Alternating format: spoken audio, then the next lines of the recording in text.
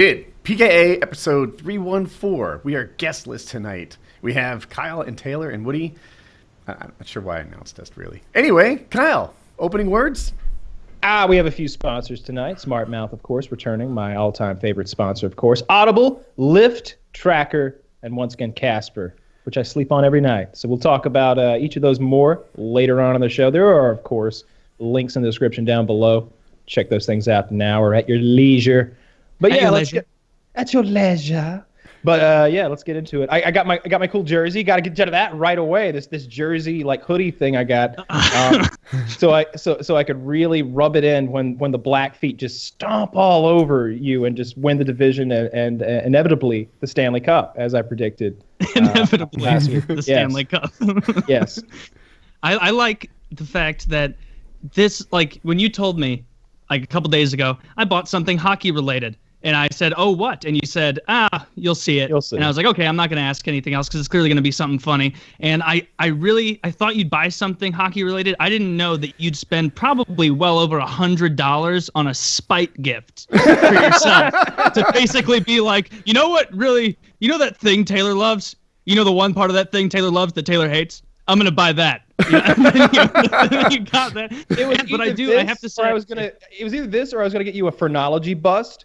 But I thought that this was funnier, so I got this instead. A phrenology bust. Yeah, where it would show that I'm some mongoloid with a giant head in the back, like that science of phrenology, where people in like the 1800s would be like, "Oh, your humors are far too large in the back. You no way this woman can do maths." It's this porcelain bust, it's like 1/2 normal human size. And on the head are inscribed all the lines. And then you've got a little thing so you can look and see where it's the science of phrenology. It's all right there for you. I thought that was a cool gift. The science of phrenology. Well, science of phrenology. Yeah. It's just proven, of course. It's about as real as alchemy, But there was a time when it was a respected field. Alchemy's when you make gold. There's no such thing as alchemy. You can't make gold. Is that what alchemy is? Yeah. Alchemy was just a fevered dream of a bunch of people trying to make gold in the Middle Ages, and even longer ago than that. Like long time, people some were of our more Shit, I'm such minds. an idiot. I thought alchemy was just like a synonym for, like an old-timey word for chemistry. No, if you ever meet an alchemist, self-described, back away. Because he's about to cast a spell on you or throw some horse tail. That'll turn this bismuth into gold for sure. Some Eye of Newt. I want to say that like Isaac Newton, or one of the great minds of history, was a big like alchemist believer and struggled with it. Like he's like, yeah, I figured out calculus and I've been working hard on alchemy. So you're just like, I don't know what to take from that. But yeah, we'll figure alchemy out eventually. It was him. He invented calculus. So in his head, he's like, I could go invent some other thing too. Like all these idiots have failed. Yeah. Which one of these people invented calculus before? None of them. Oh, man, the story of Isaac Newton and calculus is you would think that that's the most boring topic of all time, but quickly what happened was he had been embarrassed publicly by this other scientist. And Isaac Newton had come up with this piece of work. He published it. This other scientist comes in, and I don't remember in what way, but he discredits Isaac Newton unjustly, and the scientific community kind of goes along with that. So Isaac's mad at the whole global scientific community, such that it was at the turn of the century. So in his private study, he creates calculus, which is of course required if you're going to figure out rotations of planets around many axes and do the math that NASA needed to be NASA. And so a scientist comes to Isaac one day and he's trying to figure out a planetary orbital issue that he has, and he says, Isaac, I don't know how to figure this out. How do you even do this kind of math? I can't figure out how to calculate this. And Isaac's like, well, over there on the shelf, that green one, I figured all that out a few years ago. Go check that out. And he pulls the green book out, and it's calculus. It's calculus for the first time ever. So like in his private study, Isaac Newton created. He just kept it in a book on his shelf. Yeah. And didn't he made it and wasn't smart enough to be like, I should publish this. It was what had happened to him before. He didn't want to go forward with publishing this and announcing to the world that I've created calculus because of the way he was disgraced improperly the first time. But was he able to do like a proper victory dance and like rub it in everybody's face? I don't know. That's the best part of being right about something. Well, we're talking about him right now, so I guess so, right? In the He just end, face everybody washes him with his just open calculus book. Oh, how you like those ellipses, idiot. Oh, I can't figure it out. Everything probably revolves around me. Oh, I couldn't figure out calculus. I couldn't invent calculus.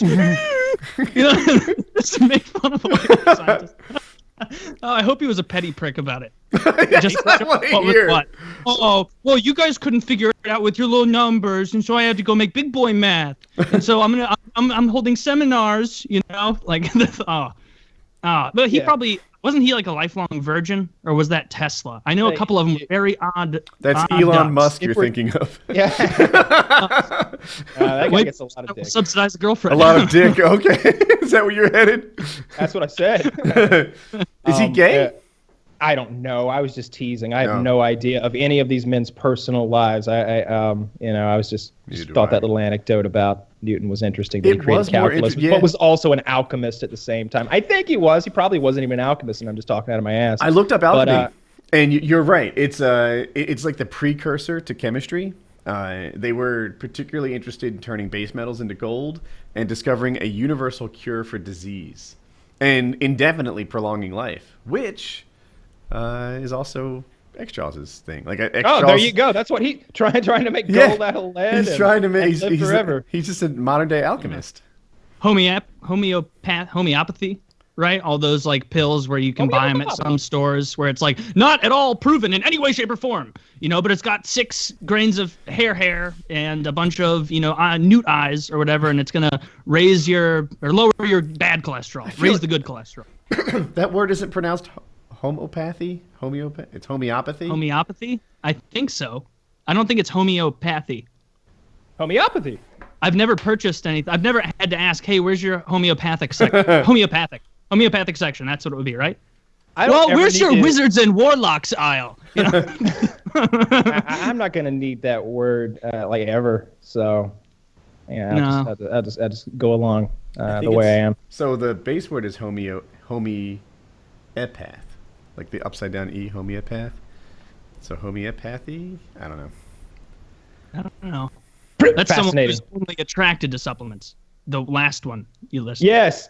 No, yes. Well, they're only homeosexual. Sorry, early to throw that bad out.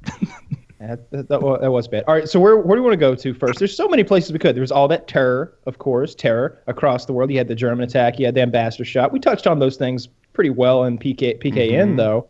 Since then, I saw you had the 9-year-old trans girl on the cover of that magazine. That was a bit of a conversation.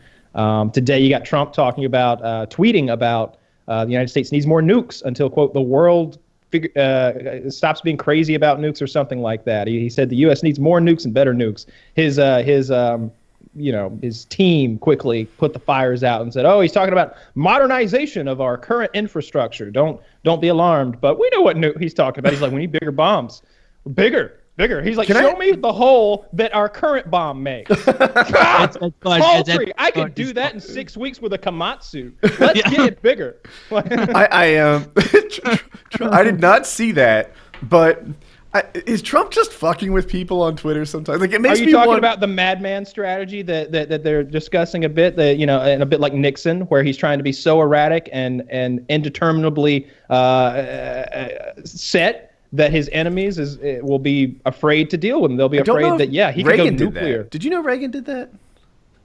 Well, the Cold War, yeah. Well, for people that don't know, Reagan would fly off the cuff like that. The Star Wars thing was meant to be just a head fake. He didn't really think he could do that. When Reagan asked for his disarmament deal, his critics said that he wasn't serious because his deal was so aggressive. It had so much disarmament that they were like, Reagan's not serious about doing this because he's proposed a plan that's so extreme that people won't do it. And he got what he wanted. It turned out to be a really big win for Reagan. I'm not a Reagan fan, but that's just how it went. That was with Russia, because he worked with Gorbachev there on. Yeah, I think quite that's a bit. right. Yeah. And I don't know. Maybe Trump is working a madman strategy. Maybe he's a madman. It's hard to tell. Sometimes I feel like Like he just doesn't have a filter, you know, and like the shit that he does, like, oh yeah, so you hired the guy from Exxon, you put a climate denier in charge of the EPA, you put a guy who retweets fake news in charge of secrecy. We could take 4 years of pollution, right? Like I think that 4 years of pollution might be better than $1 trillion stimulus, right? Like, and what damage could we really do? I heard the pandas are on the rise again. They're no longer endangered. What are we worried about?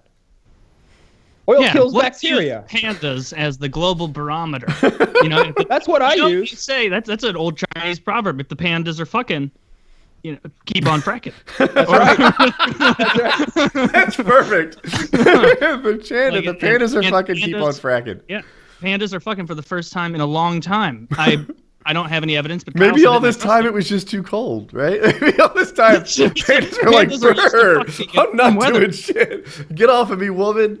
And all the male pandas are very sensitive. Well, you know, let's just wait for the climate to change a little bit more, you know, before we bust this thing out. You know. Some of those picks are definitely a bit troubling, especially the EPA one in particular. That, you know, but when I see the Treasury guy, that didn't bother me at all. Like, yeah, put a billionaire banker in charge of the Treasury, regardless of his morals. Now he's our immoral fucking billionaire banker, right? Like, isn't that the guy you want in there? And you know what I don't like? You can't blame Trump for this. He's not the president yet. But China just took our drone. Like, we had an underwater drone, right? So I think of drones as aerial, but this one was like a submarine drone. Yeah, imagine a long tube with they look like wings, but they're fins because it's in the water. Yeah, and China just caught it and stole it. And they're like, oh, by the way, it was in international waters. It was very clearly in international waters. China makes South China Sea. Well, China makes this claim to like an unusually large, like all of this shit is ours, and it's way more than they're actually entitled to under international law, and it was outside of that claim, right? So this thing was like undeniably in open water, and China just fucking scooped it up and I guarantee this thing that was studying the oceans was studying the Chinese fleet. like that's what it was doing. Yeah, they're being very aggressive in the South China Sea. I'm sure you probably know, but for the audience's sake, they've been building artificial islands out there and arming them. They have an island that they built in the fucking middle of the ocean that's now a runway. They can launch every single aircraft in their entire arsenal from it. It is an unsinkable aircraft carrier. Though I got to imagine, we got a bomb big enough, right? Like we'll sink an island. That's not my strategy. No, mine is like, oh, okay. Fire? No. Like, one of our first priorities, make that our island.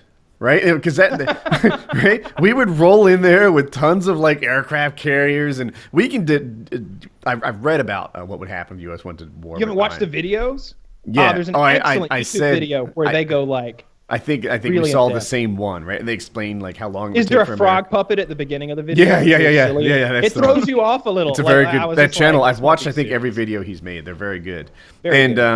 The bottom line is like, so now that we know we've seen the same video, don't you think the U.S. comes in there and uses that as our base to launch attacks from? I think we do whatever the fuck we want with that island. We could turn that thing into glass. We could make it ours. We could build another island next to it while we fought them off, probably. Like, yeah, we should build our own better island. With hookers and beer. We need to be the Joneses. We're going to build a bigger, better island just close enough that if you're standing on the Chinese island, they can see our island. And we have a false front with like a Baskin Robbins and a Red Robin. We should get our sand from their island. Like, and then they'll be jealous. When I was a kid, they rebuilt Ocean City's beaches, right? So they have this giant barge with a big pump, and it sucks up sandy water, pushes the sandy water on the beach, and the water drains away and the sand stays. We should totally do that. Just like suck their beach with a giant hose and make an island next to it that's ours. Like, what? You know what? It's like they took it from us, but you also have to wonder, like, if there was a Chinese sea drone slithering around and there was a U.S. ship out there, just like the Chinese one. Get it! They would be like, no, they're just looking. That's what it would be. That's the Chinese barnacle research vessel. They're just looking at, the way mollusks develop in the central seas. Like, no, I bet we'd kind of take a peek. You know, I don't know. I don't know. Scoop that fucker right up. I'd scoop it up if I was out there fishing. Like, well, if it was us, yeah, well, we're idiots though. Like, the SS YouTube money. We'd be posing with it on the internet. Like, you Janet, got your drone. We'd all be pissing on it and shit. But so like Trump has been poking at China, right? So now China's poked back. They just scooped the drone out of the water. Well, they gave it back. They give it back already? Oh, I'm out of date then. Gave it back, or they're giving it back according to the State Department. Like, you know what I mean? Obama like tell them to give it back or address it or. I hope there's nothing good about it. I hope it's just like a remote control car with a couple GoPros in it. I don't and that think they don't like have some great U.S. tech or anything. No, I don't think that was like. It would have gotten caught if it was that great, right? Like if they caught it, then it's all right if they caught it. Yeah, this is a bullshit drone. If we caught this is a decoy drone. It looked with like false it's like a big metal pipe anyway. If they caught a drone that looked like a fucking shark and it was all mechanized and shit with blinking eyes and flopping around and like trying to bite the Chinese with like glowing red eyes, they'd be like, shit, they caught our shark bot. Oh God, they're gonna be swarming Florida any time now. They'll make their own shark bots. I wish the U.S. got caught for more shit because I feel like we're not doing anything, right? Like, so the Russians fucked with our election, right? They literally hacked the DNC and the RNC computers, according to our intelligence, and they only released the DNC shit, and Hillary lost, right? So that's 17 intelligence agencies that agree on this at this point.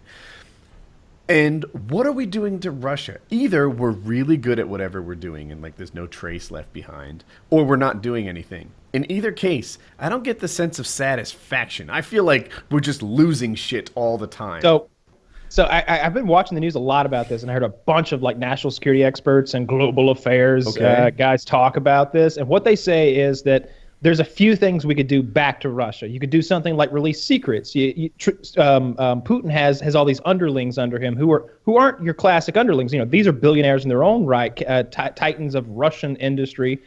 They hide their money overseas outside of Russia, though, because Putin is wanting to just grab your money and take it if you rub him afoul.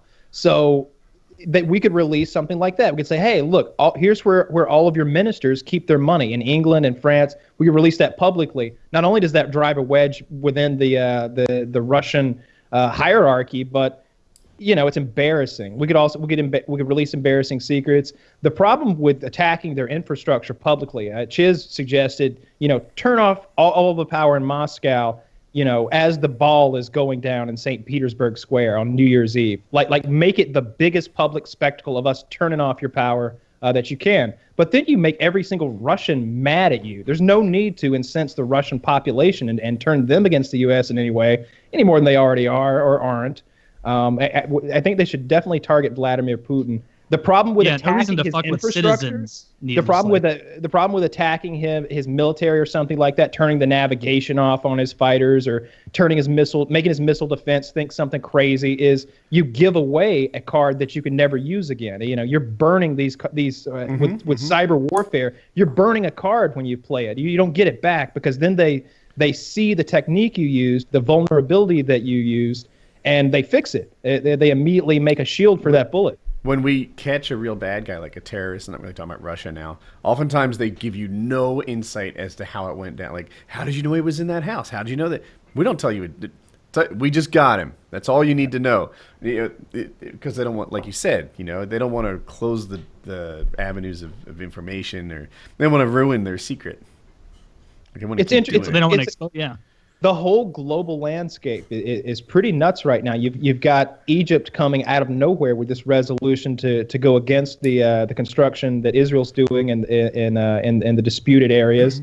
That coming out of Cairo out of nowhere, and then it seemed that the United States was not going to veto this thing, was going to let it happen, which is unheard of because Obama's not very tight with the Israelis. And then you got Trump tweeting, don't fucking do that. I don't like it. And Egypt says, let's put a hold on these proceedings because it's ridiculous that this president-elect has the UN fucking like rethinking their strategy. So on Twitter, I don't think it is ridiculous. The equivalent of like a rug, and then they had to be like, well, I mean, it is shit. Interesting he is to me. Going to be the president. I don't know another president that sort of started his term before his term.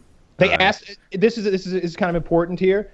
They asked Obama about a substantive issue when he was president-elect, and George Bush was still the president, and he said this country has one commander-in-chief at a time, which might be a good mindset. However, Trump is so opposed. Trump is so opposed to it. Might be Trump is so opposed to Obama in so many ways that you almost, if you're a world power, you can't take us seriously right now.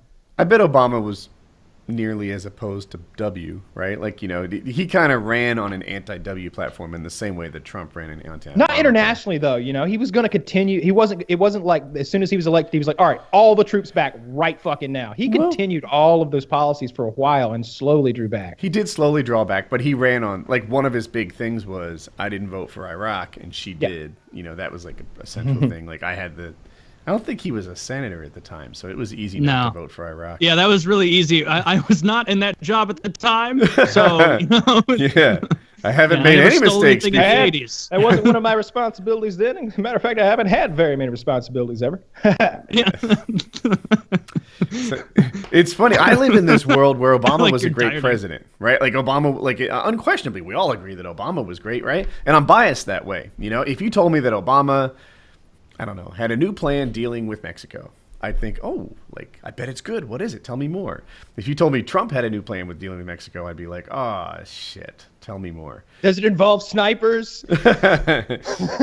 So, you know, but my opinion will change over time. We'll see how Trump leads. So, but is it a giant Trojan horse shaped like a burrito? It really bothers me that we always seem to be losing our interactions with China. And Trump is at least willing to fight back. So I'm interested in seeing how this goes. He's talking 10% tariff right off the bat when he's president on all international goods. I'll tell you what, man. That's not a good idea at all. The stock market thinks he's full of shit, right? Here, let me lay this out there. There is no way that our market rallied like it did after he won if they thought his plan was actually to tariff all the goods from outside, all the cheap stuff, and to force companies to hire expensive American employees and like insource their jobs again, if that's even a word. There's no way that Wall Street is hitting, the Dow is hitting 20,000 because they thought they were going to make Apple start building shit inside the U.S. instead of taking advantage of their cheap, profitable system that they have now.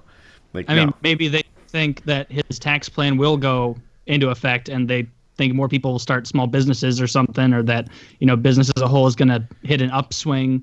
I don't know, because you're right. His deregulation of small banks is definitely going to help a lot of small banks. It just is, you know, like they're going to make a lot of money. So there's definitely sectors. There are Trump sectors now and Trump stocks that are. I heard that, I can't remember the term that they used, but basically what they meant was these stocks are rising to the levels that they expect to be under a Trump presidency. So the point the guy was making as far as investment opportunities was they're already anticipating where they're going to be, and that's what it is. It's not like we're going to start here and then when he gets in, go boom because of the policies. We're already there, and they're sort of this is an anticipatory rally is the way they explained it. But there's one thing I'm excited about with Trump, and I mentioned this before, but you know, like they can't do it anymore. But senators used to be able to silently hold up bills, right? The Democrats got rid of it. It was called the nuclear option. But anyway, they used to be able to do like a silent, not veto, filibuster that no one knew they did, and no one called them out on it. Like, you know, people would know who it was, but you never saw Obama use the bully pulpit and be like, you know what? Jim Webb over here is the reason that this isn't going through. The whole nation is behind this idea. And, you know, if you wonder why, whatever, you could get 20 years to life for smoking a joint in your own living room, it's this dude. Like, I've never heard a politician do that ever. But I think Trump will. I think if Trump is pissed off, he'll hit Twitter and be like, hey, you know who we're hating today? It's Jim Burr over his here. Beautiful Twitter on you. Mm-hmm. That's what he Nancy told Megyn Pelosi Kelly. or whoever it is. Yeah, God, I hope Nancy Pelosi is who it is. I hope the Democrats keep putting if before this election, it seemed to me that the Democrats were on the verge of taking the fuck over, and the Republican Party might literally die and wither and go away. And I was worried because we don't need to be a one-party system. The only thing worse than a two-party system is a one-party system. All right, and we don't fucking want that. That's what we have here in North Carolina. You guys were in the news today too. Yeah, we further fucked up. Embarrassments. You guys are the worst. Oh, we're terrible. Such idiots. Oh man, I watched that shit live. The only thing worse than a two-party system is a one-party system, and I was like, shit. The Democrats are going to have so much power when Clinton comes in, and somehow Hillary, she's like that football player who's almost in the end zone and starts fucking doing a silly dance.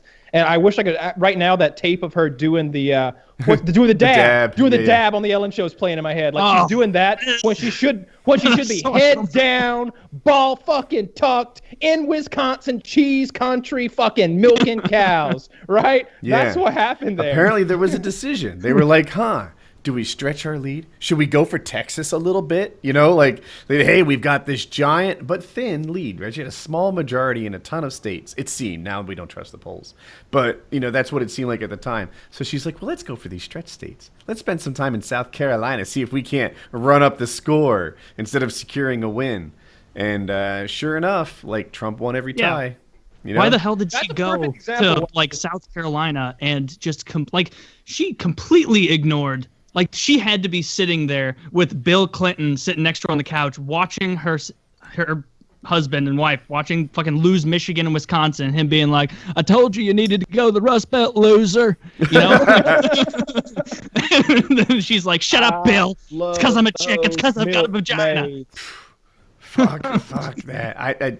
I was watching some Pussy Pass Denied videos recently, and a typical Pussy Pass Denied, if you guys know that subreddit, there's a guy and there's a girl. She comes up to him, and I guess he texted her something really rude, like he called her a bitch or something like that.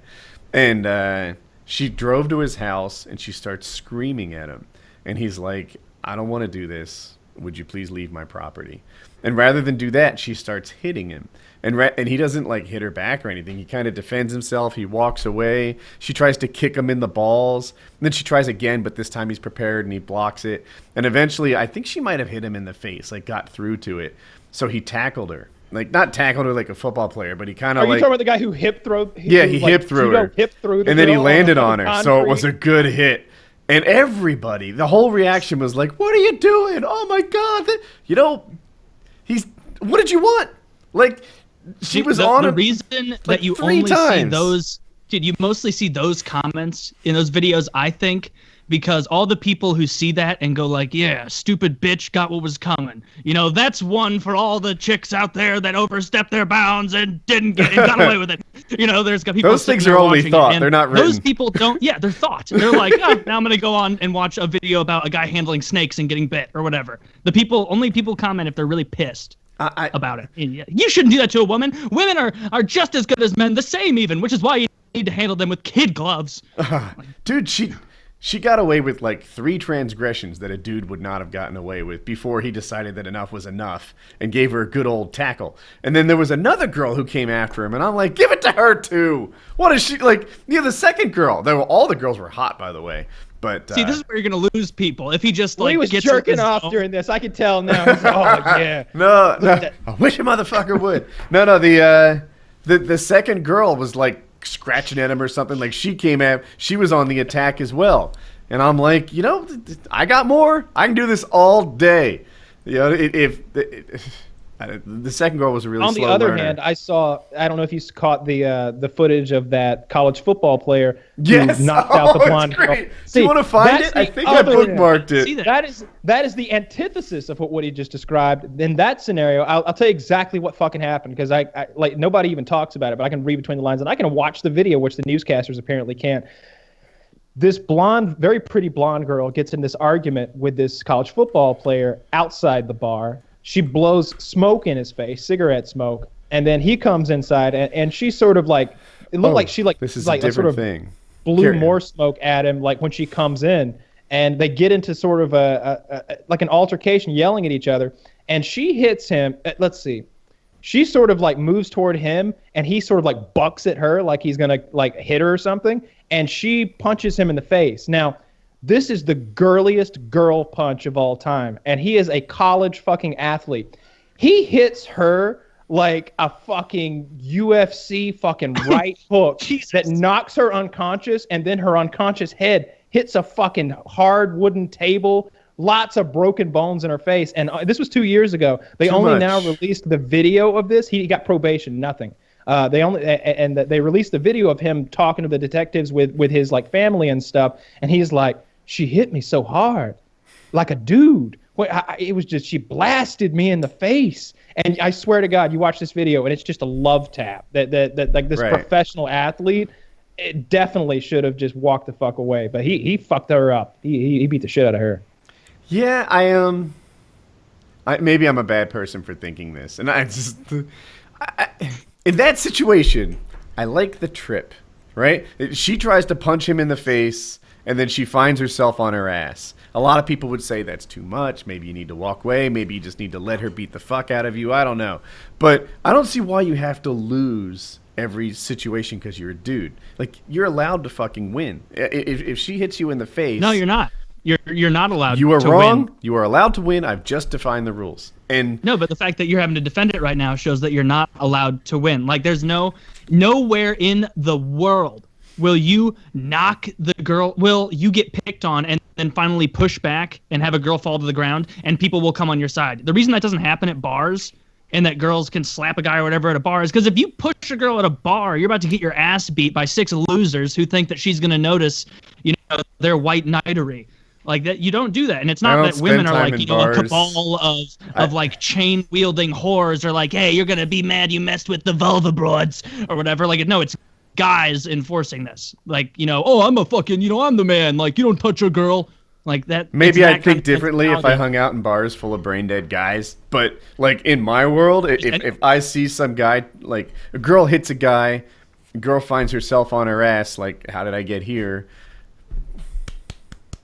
Clap, clap. That I'm fine with that. I'm completely fine with that. Don't like hit people. Don't hit people and think that you'll get a pass. Those are not the rules. Did you see the link I gave you?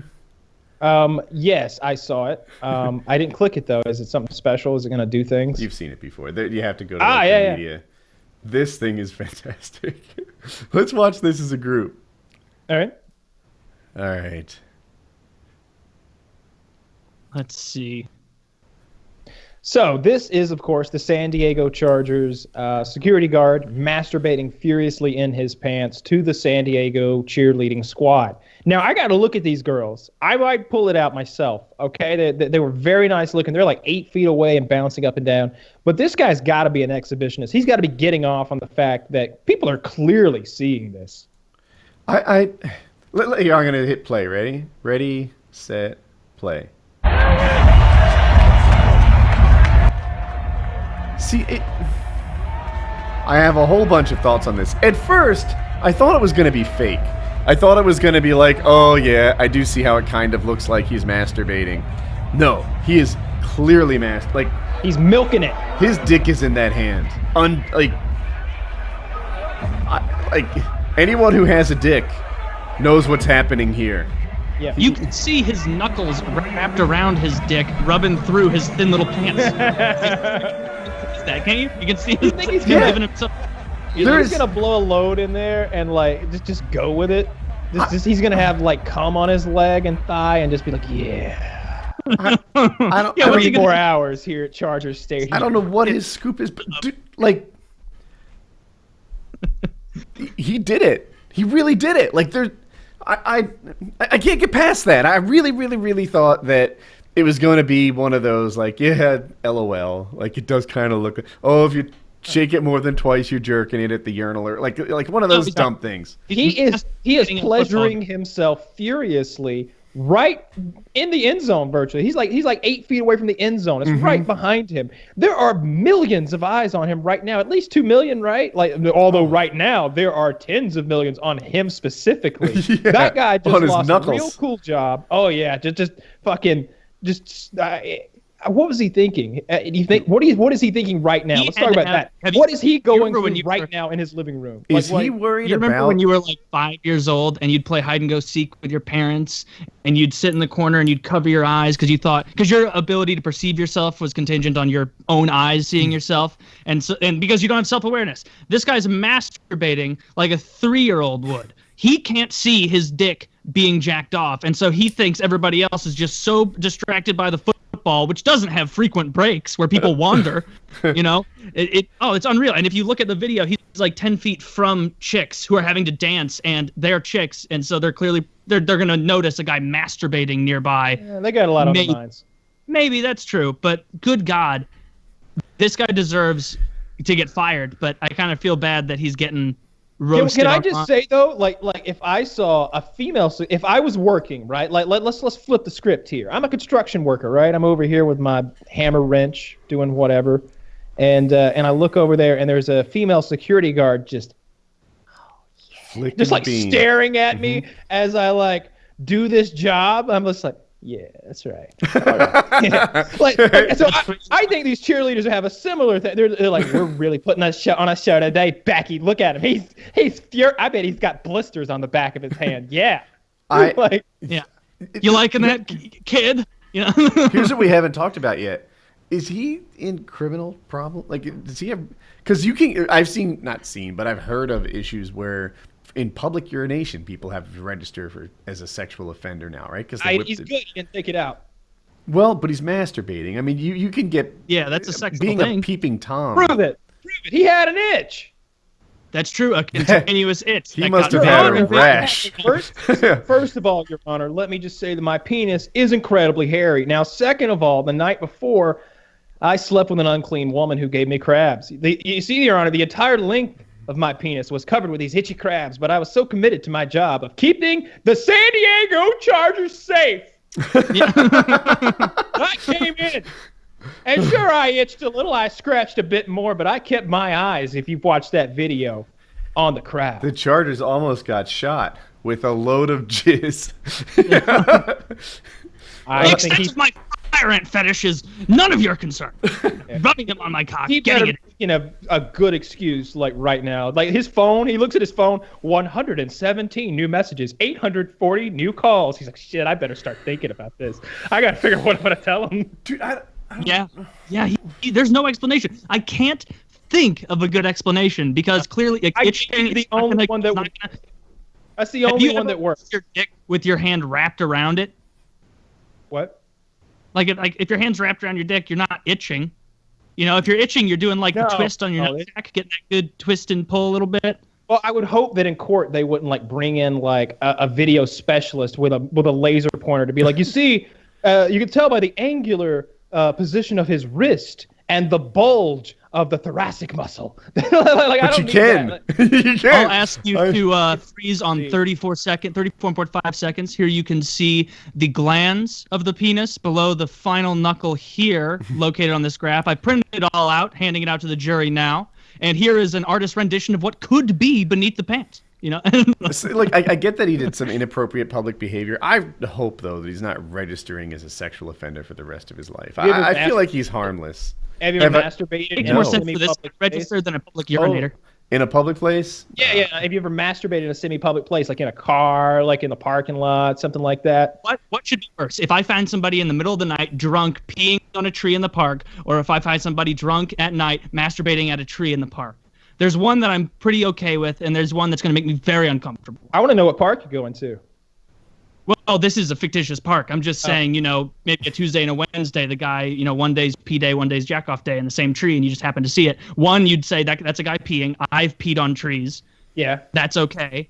That shouldn't be a sex crime. If I see a guy jerking off and there's no stimuli that's appropriate, then I've got a real issue with that. Because I didn't go looking for him. If I just stumble upon him like this guy, or like you're at Subway just watching the chick make cold cuts, wanking in the fucking booth, that's just inappropriate. But yeah, if you go to the park and somebody's peeing, that's no big deal. I got no problem with public urination. I think it should be. Well, I guess you can't make it legal because then you have the hobos just peeing everywhere, huh? I don't know what to do. Yeah, it's something that should be like a shake of the head and a frown.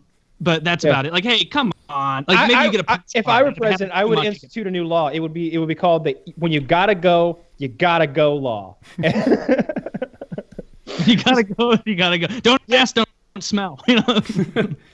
I can't define why I want this guy to get off, right? If I saw some guy jerking off like in the privacy of his car, I wouldn't care. You know, if I saw some guy jerking off to children at the school, I would. You know, if I saw some guy jerking off at a restaurant where there were like a mixed company and stuff, then I don't really like that. Like, that seems like too far. But like, if you stumble upon him in a place where he might have thought he could get away with it, strip club. Okay, I almost want to give him a pass. You know, like, let that go. This guy, real public, I get that, but somehow I don't want him the rest of his life ruined. You know why I have a similar thought to this? It's because, like, there's two things. There's only, like, I guess there's three scenarios. One is he's completely deranged, right? And this is, like, habitual, like, uncontrollable masturbation. That's one thing. That's very unlikely. The other thing is maybe this guy is an exhibitionist, and this is the ultimate fucking jerk-off session for him.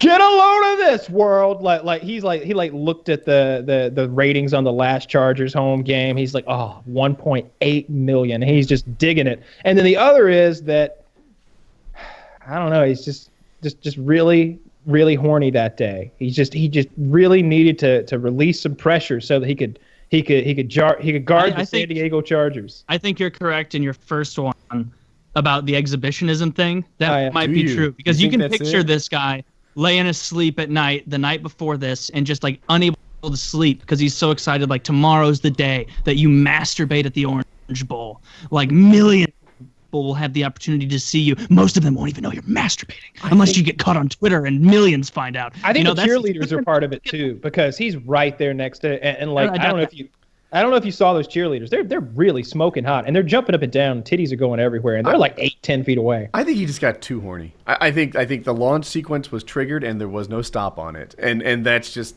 he's like, I don't know. I know I shouldn't be doing this, but oh my God, I can't not do this. That to me is the headspace that he's I wish the video kept going until he finished, and then you got to see the look of shame come on his face. And then in the dark spot as that fucking clam crawled down his leg. Yeah, all cold and sticky. That oyster, whatever you would call it. Yeah, I don't like that. Yeah, well, I mean, there's really no, like, if he were wearing some Carhartts, he'd be able to beat off in there and no one would be the wiser. But, I mean, they're going to notice in these Adidas track pants pants. You know, people are going to be hearing that boop, boop, boop, boop, boop, except it'll be a little sloshier, a little stickier. I bet it rubbed his knuckles raw, like on the back, from just going back and forth on that material like that for God knows how long. I bet he pulls out and it's just like, I need some Neosporin on there. Yeah. Or maybe he's got like grip tape. This is only the first quarter. You know? I figured I could get in a quick 3. Hope I can save some of this for the fourth quarter. Give it up, girls. Yeah, what a fucked up guy. And he's got to be so embarrassed right now. This has got to be so embarrassing. He's the butt of every joke. He's the punchline of everyone who like watches internet videos right now. Yeah, I mean, the good thing about the internet is they'll find the new person to hate but the new person to mock pretty soon. Sure. But yeah, there's always somebody. This is the thing you want on your, like. Yeah, that's a damn shame. He should have thought that through. I've got some updates. So he was fired. He masturbated more than once. I guess you can call it that. Masturbated more than once without finishing. Masturbated more than once? Yeah, he did it, I guess, early in the game and then again after halftime or during halftime. His shoes sound like Velcro when he takes that first step back towards the locker room. The woman who videotaped it didn't notice until other people started yelling at him to get his hands out. Like, get your hands out of your pockets. So that made her notice. Now, I don't know if he could hear him yelling at him or what, but that happened. Don't you wish they got him on the Jumbotron? Yeah. The police are investigating it, but it doesn't look that bad. The man could face charges of committing a lewd act in public, a misdemeanor punishable by up to 6 months in jail and a $1,000 fine. So one would guess what there is to be investigated by the police. Like, probation, and the police are still looking at it. I think there's plenty of evidence. It's all over Twitter. So he masturbated multiple times, but you think that just means he kind of got himself up to like up to speed a couple times. And then He was like, edging it. He was Yeah, edging. He was He was edging it. Yeah, the thanks, whole Kyle. game. He was waiting on the Chargers to score a fucking touchdown. He was going to blow his load right there in the end zone. He was timing. He was going to blow it like right in the darkest part of the tunnel when running off the field, so no one would know. And he'd get off on walking out the other side of the tunnel, be like, nobody knows, it just came on the floor. That's probably what he was thinking. I bet. Maybe he comes on his hand and like high fives every player as they go past. That like, should be there.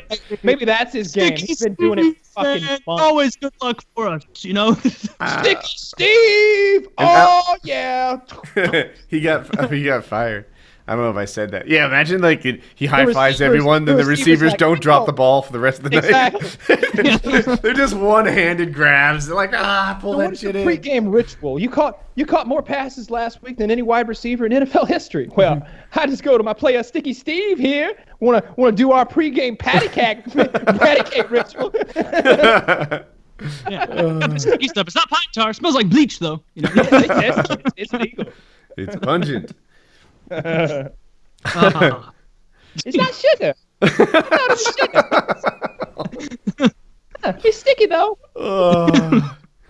Yeah, I hope he doesn't get in too much trouble. I don't know why I've got such a soft spot for him. If he pulled it out, I would be a little bit harder. Yeah, right. Yeah. If he actually just like blew angry ropes right there on the side of the field, I'd be a little more concerned. Sometimes the launch sequence gets initiated. And That's never happened to me. Look, I definitely have never been so fucking horny that it's like, all right, right here, right now, it's got to happen. There's always been a way to like, all right, you got to focus on some other stuff right now. You know what I mean? Like you're just not always in a place to fucking jerk off. So that guy should have taken note of that.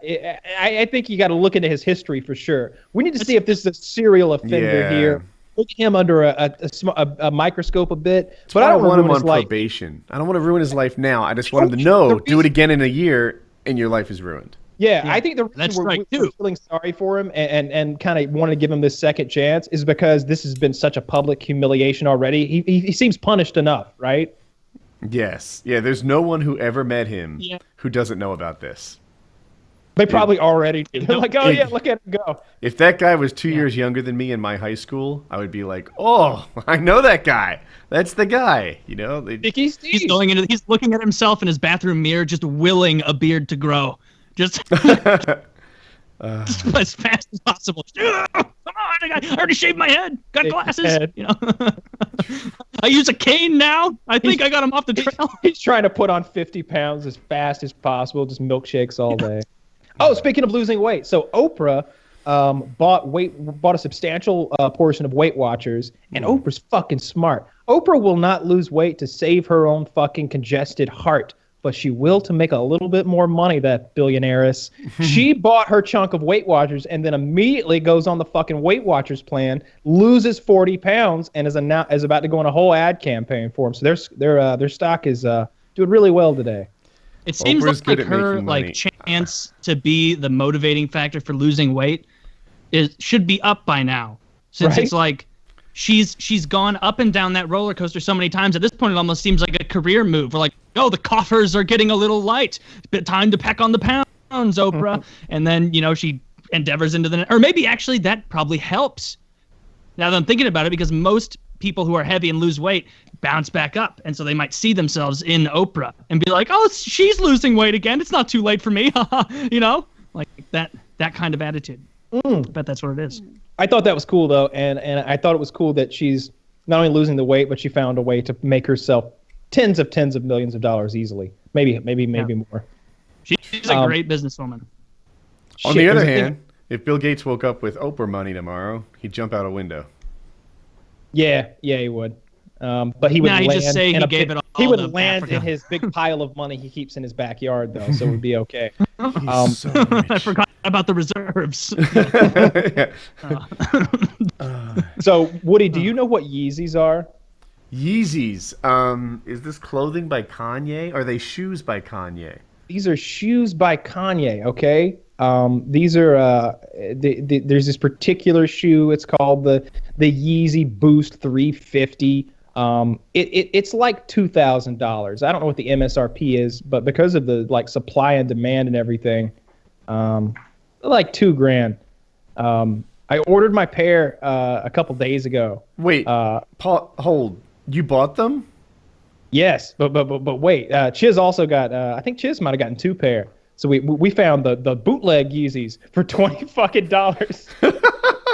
Jim Norton was on his radio show, and he's about to film a big comedy special. So he's like, yeah, I just bought 4 pairs of these Yeezys. I don't know why everybody's paying $2,000 a pop. I have $20 a piece. Look at these. And he's like pulls them out, and they look pretty close. You know, they're not up to they're not exactly like those, but yeah, I totally ordered myself a Chinese pair of Yeezys for like $20 shipped from China, including shipping. Can't get a better deal than that. So you haven't gotten them yet, though? No, any day now. I expect them any day now, but it's Chinese shipping, so there's like a 2-week window. Yeah. Well, I'm sure that poor little Bangladeshi child is getting an extra whipping to get that order done in time for the holidays. I hope so. These Americans need their shoes, you know. It's not like they celebrate Christmas. Let's get it going. They might. You know, or probably they're not allowed. They probably are forbidden, verboten from celebrating Christmas. Those people have fucking suicide nets outside their factories, so you can't jump off. How crazy is that?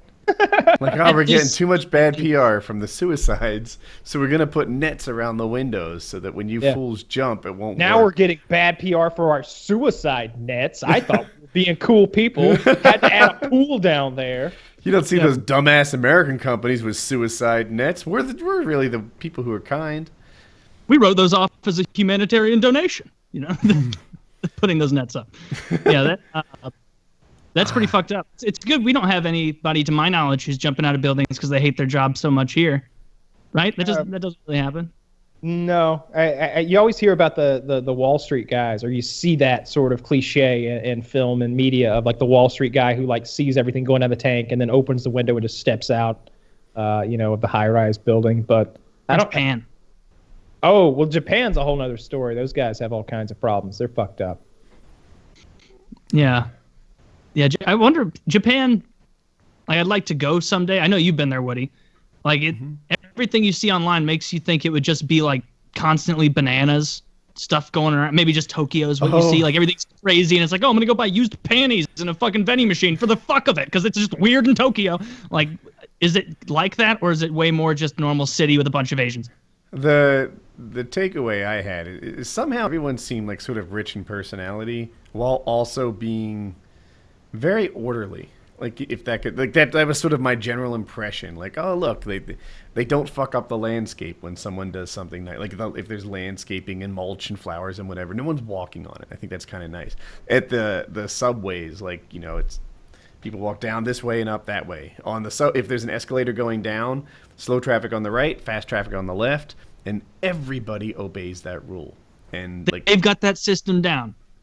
Because our airports, nobody can fucking figure it out. No. I hate people who fucking text on the rolling fucking thing. I lose with my like shit. Their legs at like a third of the way, 2/3 of the way through, so they're just blocking the whole thing. They're so fat they take up the whole walkway. You can't squeeze around them. They're so fucking. You're wider than the fucking walkway. If you want to stand on the walkway or even text, I don't care. Just you got to stay to the right half. Like I think that's cool. In Japan, you can smell burning rubber from the mechanism because you're standing behind it. You can hear the screeching. On the other, so I took a lot of pictures in Japan. Like, I guess I were kind of role reversed there, but I must have taken like 2,000 pictures or something like that. And there were a lot of people like posing, getting in my pictures, like doing silly things, picking their nose, and I don't know. I thought it was funny. I was like, look at this. These guys are like mugging it up for me. They were really nice whenever we needed directions or like help operating the ticket machines, because we took a subway pretty much everywhere, a train, and there are people there to like help you do it. And I don't know. Everyone was just, it was a really it felt like a safe, orderly country. Yet somehow they weren't robots. We were talking about Japan the other day as a cool destination, or maybe I was more than anyone. I just see, that seems like a place where like nobody's gonna carry you off and cut your fingers off for ransom or anything, and there's no diseases to worry about. But there's also like all kinds of cultural stuff and all sort of historical stuff with the World War II sort of thing, and it's a beautiful fucking place too. You can walk to the top of Mount Fuji. I thought that would be fucking cool, but I like going places that are different. And Japan qualifies, but like Australia, I'm sure Australia's a beautiful place with neat things and good times to be had, but it strikes me as like America South. It's roughly a very similar culture to our own. I'd say that about Canada, right? That's just America North, UK, it's America East. It's just these are all places. Everything is just a subset of America. Yeah, right. In Woody's mind. But if I go to India, if I go to Dominican Republic, if I go to Brazil, if I go to Chile, these are not just like versions of America. You know what it is? It's cultures. the United States is winning the culture victory so fucking hard right now that you got to get pretty fucking far away from us before it doesn't seem like home. You got to stretch your legs a little bit. I watched this clip about how our culture war is winning. It was this clip. Maybe you linked. I don't think you linked it to me, Kyle. It was this tribe in Africa. It wasn't the pygmy thing you linked me. That was interesting. It was this tribe. Like the special was like the British Broadcasting Channel, like the most secluded peoples on Earth. And they went and talked to these people, and all the elders of the tribe knew nothing at all about the outside world. And the guy was asking questions, and he said to all the males in the tribe, including the younger ones, do you know who Michael Jackson is? And all of the young kids in the tribe knew exactly who Michael Jackson was. And we're like humming some of his songs. It's like, this person hasn't ever had running water and hunts to survive every day. And they know Thriller. Like, that's unreal. It's crazy how shit like that travels. That's so interesting. Like, where did they see it? Some other white person showed up with an iPhone? They said they would go into town. They would go into town. I think they were in South America. They would go into town and they would see it there on a communal TV that like you could gather round. When I was a kid, Africa was the place with the untouched indigenous people. Like that's what we thought of. Now it seems like Africa doesn't exist anymore, right? All of Africa has somehow been, exposed to the West. Now Brazil and South America somewhere is like the last remaining refuge of. And some islands, of course. There's that one indigenous people on that island where like every time you try to go, they just kill you. They don't want any white people there. There's a whole YouTube video about it. It'd take too long, but all I know about the British should go there. Like that's kind of their thing. It always has been, just like going random places and turning it into British. We should show up with like a little group of guys and then Saving Private Ryan, quickly conquer it, and then give it back and be like, we just wanted to let you know, anytime we want, anytime. We've left this DVD with you. And the TV and this battery. You get 2 viewings. Don't waste it. And then you put it in. This is what happens when you. I think you just give them a copy of Predator and tell them that Schwarzenegger is the president of the United States, and you leave. And from then on out, we're good. There's been reports of this creature having moved into your forest. Have you seen it? Sometimes you don't see it until it's too late. Oh Jesus, no, Well, we can protect you from that. We just need all those green stones that are in your rivers. Just bring all those in baskets. Clear ones in the caves. Because we use those to fight the bad men. Those weird yellow rocks that you poop on. We need those. I love the idea of bilking those indigenous peoples out of their natural resources. It just they're not doing anything with them. Like what? They're not doing anything with them. Why do they need all that gold and all those diamonds for? We should go in there and scoop that up and then make their lives better, right? I think to turn it into a win-win, that would be a better scenario, right? Like, hey, you know what? We'll split the profits. You give us the rocks. What are they going to do with $80 billion worth of diamond money? They live in huts. Well, what they're going to do is immediately spend it on American goods because it's the only currency they're aware of. So you go, here's $1 billion. What do you want? All those houses and water that you have is great. Oh, we got a lot of American contractors going to hook you right up. You want a hot tub? Have 2. More seriously, though, I feel bad for those people because they talk about their culture and fearing that they'll lose their culture and what makes them to the outside world and all the illegal logging that happens down there and overlogging is ruining their lives, and they can't do the things they used to be able to do. It was interesting when they showed them the video of the moon landing, and the elder was like, "This is very bad. God put the moon far away so we could not touch it." we think you may have messed something up when you went there because the cool breeze doesn't come like it used to, and the summers are much hotter now. You may have messed something up very bad when you did this. No. And we sent up another envoy and he's fine. You know? Yeah. That's the way you explain that. Yeah, I mean, it is sad because it's kind of like watching like the extinction of a part of humanity that can't ever really be recovered. Mm-hmm. Like there's people who can practice it, like the prehistoric YouTube channel where that guy just makes shit that's super neat, where you can relearn those trades, but there's nobody who actually uses that to survive anymore after these people are gone. About Africa, like Africa's just lost that. Like the idea that there's a place in Africa that's untouched, indigenous, etc. I think I'm sure there is. Yeah, I think in like what is the Virunga jungle in Congo or in places like that, like up in the mountains where they poach the gorillas and such. Like, that's where. Remember back that movie? What is it? Congo? Is that the movie? Yeah, where they go in looking for the city of Zinj, the lost diamond mines, and all that stuff. So yeah, there's. I could be wrong, but every time I feel like we go to these untouched places in Africa, they're wearing those reject shirts, like Buffalo Bills Super Bowl champions, right? When they don't win. Hillary. Yeah, right. Buffalo Bill 4 years in a row, you know. Yeah, Hillary 2016 T-shirts, like our next president, congratulations Hillary shirts, and that's where they go. Is really who's the guy, the Democratic guy? Maybe he's the governor of New York. Cuomo. Cuomo bought 200 fucking rooms for the inauguration months and months ago at like a steal of a price, and he had to contact the fucking Republicans to buy them off of him.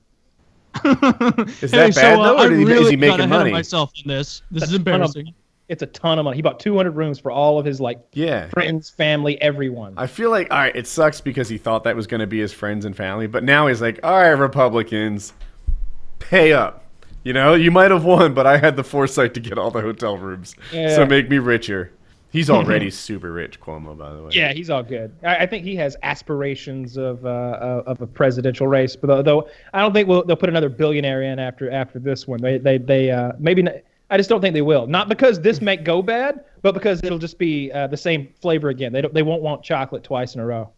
No, they have to hit a new. So it'll still be a woman next time. Not Hillary though, I think. You know what's really interesting about Trump winning the presidency? I think that his election is more historical than Obama's, and in a way will overshine. First openly asshole president. No, just like not even hide it. Just hey, fuck y'all, you guys. Go ahead. Well, I'm sorry. I'm just an outsider, a populist, a corporation owning, non-general, non-politician to be not elected a like government guy. A former reality show host. You could classify him that way. There are everything that is him. It's the first time that one of those things has become the president. So I think it's more historical than Obama getting in there because he's only half black. It's not a full win for them. They got to get another half black guy in before there's been a black president. Hey, you want to be funny? Is if because Obama is a younger guy, and so he's going to be around for a long time as the last president. Uh-huh. So when they finally do nominate like a Wesley Snipes, like 100% black guy, he's going to be like, well, I think we've already stormed this beach. And that he wouldn't really be the first black president. I think that I already have that honor. And thank you, Wesley, for continuing this. But it's always going to be me with that in my Wikipedia. Or whatever he would say. God damn it. I'm kidding you. You think he's blacker than me? Yeah. Guy's American. Oh, so funny. My daddy had a spear. My dad. That's true. And he shows the picture of it, He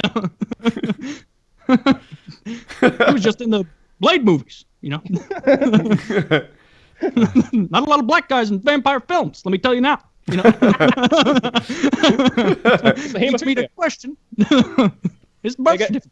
It's because the sickle cell. Is it? Oh. No, I was thinking about that with sickle cell vampires, That does seem like a silly little stupid thing they would put in a dumb horror movie. Like, why hasn't it taken a bite out of Tyrone? Well, he has sickle cell, and it can't. Yeah, he saw his friend, Count Orlok try that once, and very quickly. In school?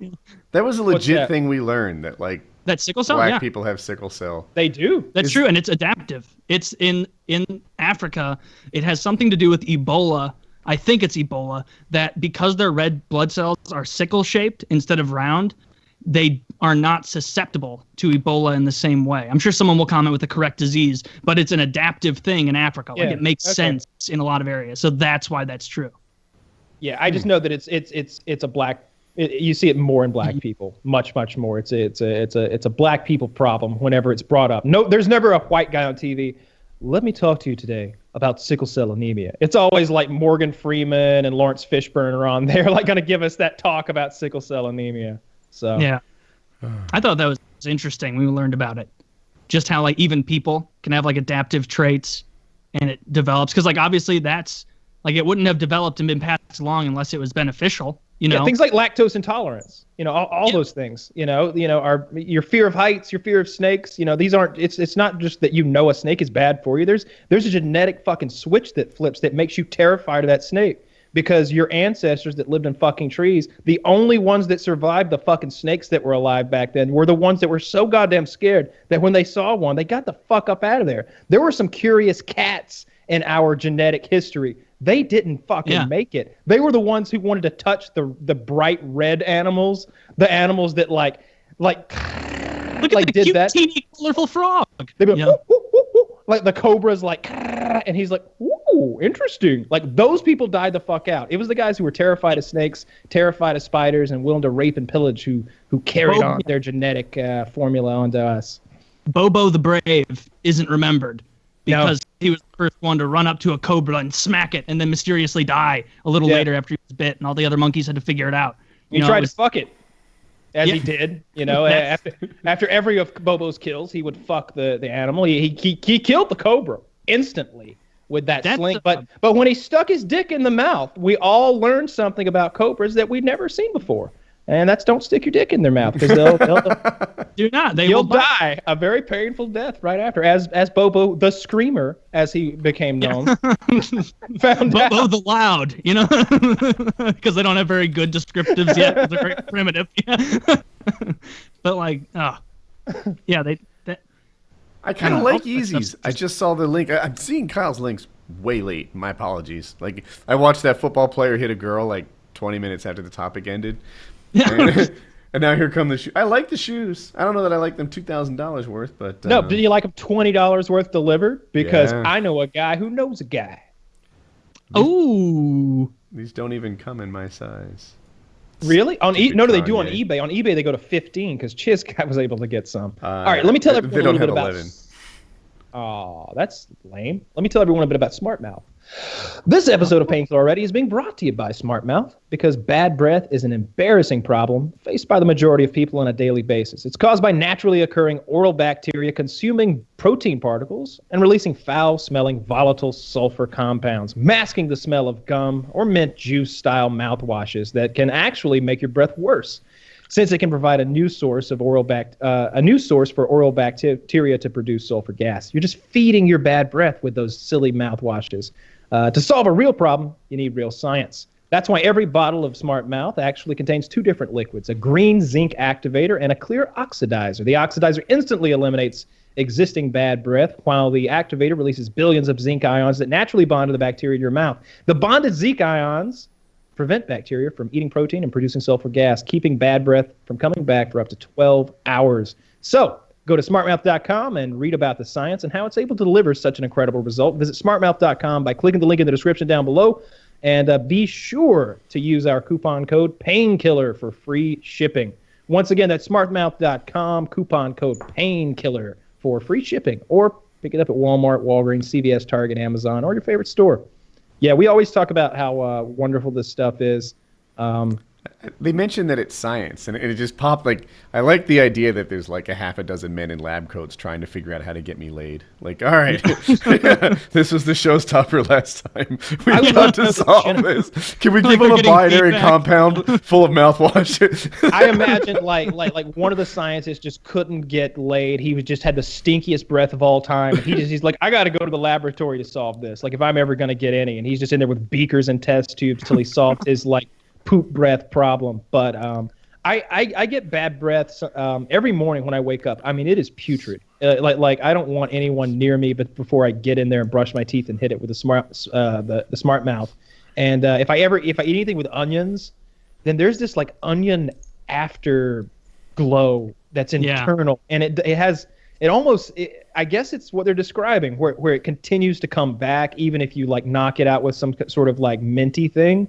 Because it's just continuing to produce that gas, I guess. But SmartMouth gets rid of that onion, gross taste and feel in the back of your tongue. It's great stuff. Yeah, it's something like you'll be surprised when you use it because you're not used to products like this actually doing everything it says it's going to do. And it doesn't burn. It is actually real. Yeah, it doesn't burn, and there's not a gross taste or anything like that. And that means that you can actually put it in your mouth and like swish it around and rinse it for like a full minute or something. I think you're supposed to do like Listerine for 60 seconds. My tongue is numb after that from that putrid stuff. But with this stuff, I'm able to swish it around in there and gargle and like get all the nooks and crannies and crevices of my dirty mouth. Alcohol is the worst possible thing to be rinsing your mouth with, and this is alcohol free. Leads to all sort of gum diseases.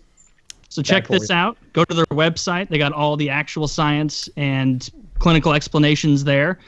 I know you'll like it, and it will get you laid more. I promise you. You're walking around with breath that you think is okay, but that's because your nose blind to it. Lick a spoon or your hand, let it dry, and then smell it. And when you go, oh no, that's not me, that's you. When that cute girl walked up to ask if she could borrow a pencil for the quiz or whatever, when you talk to her right then, that's what she smelled. Well, I feel like we're reliving Taylor's childhood. We're reliving lots of things, Woody. We need more scientists on the task of getting us laid. Like, I need a smart hair gel. I need like some sort of smart clothing picker in my closet. I need all of that is on the way. Right. They solved the breath thing, right? Check. Let's take the profits from that and reinvest it into some sort of, deodorant or hair gel or whatever. We've got to get this guy laid. This is only half the battle. Yeah. So all right. While I'm at it, let me tell you about Casper. I Speaking of Casper getting laid, every night. Yeah, I sleep on a Casper mattress every single night because Casper mattresses are obsessively engineered American-made mattresses at a shockingly fair price. And now you can get $50 toward any mattress purchase by going to Casper.com/PKA and using code PKA. Listen, you spend about 1/3 of your life sleeping. Let's make sure you're doing it on a good mattress. Casper brings together two comfy technologies, latex foam and memory foam. So they've got just the right sync, just the right balance, no matter how you sleep. They've got a risk-free trial and return policy. They'll deliver it straight to your door. You can try for 100 days, and if you're not happy, they'll pick it right back up. At the store, maybe you'll get a minute to try. I don't know. At the store, you'll get a minute to try their mattress. With Casper, you'll actually get to sleep on it. It's $500 for a twin-size mattress, $950 for a king-size mattress. That's what I've got. And comparing that to industry averages, that is an outstanding price point. So to get $50 toward any mattress purchase, go to Casper.com/PKA and use code PKA. Check them out. Mattress. Check them out. Richard Ryan bought one too. Yeah, they're nice mattresses. Oh, I got a link from Richard Ryan's account today. I was just about to tell you that because I clicked it. Am I in trouble now? I don't know. I didn't click it. I didn't click it, but I got a message from because it was clearly a spam thing because every once in a while someone on your Skype chats it'll pop up and say you gotta see this hot chick or like you gotta see this and it's some dubious looking link. It's like hey girls, check out 20 minutes this. Later, Richard is such a nice guy that he actually wrote and said, "Don't click the link. I'm so sorry. I changed something and I don't know why it sent you this." Get that. I blocked him. That's why I didn't get it. Because I'll tell you what the link is. I click that fucking link and it immediately goes to a porn site and it's like, which do you like, girl on the left or girl on the right? And both of them are like gifs of girls sucking cock in like different ways or something like that. Maybe one's getting fucked in the butt, the other one's like getting like gagging on dick. And I was immediately like, no, and like killed the link. And I was just like, now I gotta like. Which one did you like? Inquiring minds want to know. I didn't click anything because I was afraid.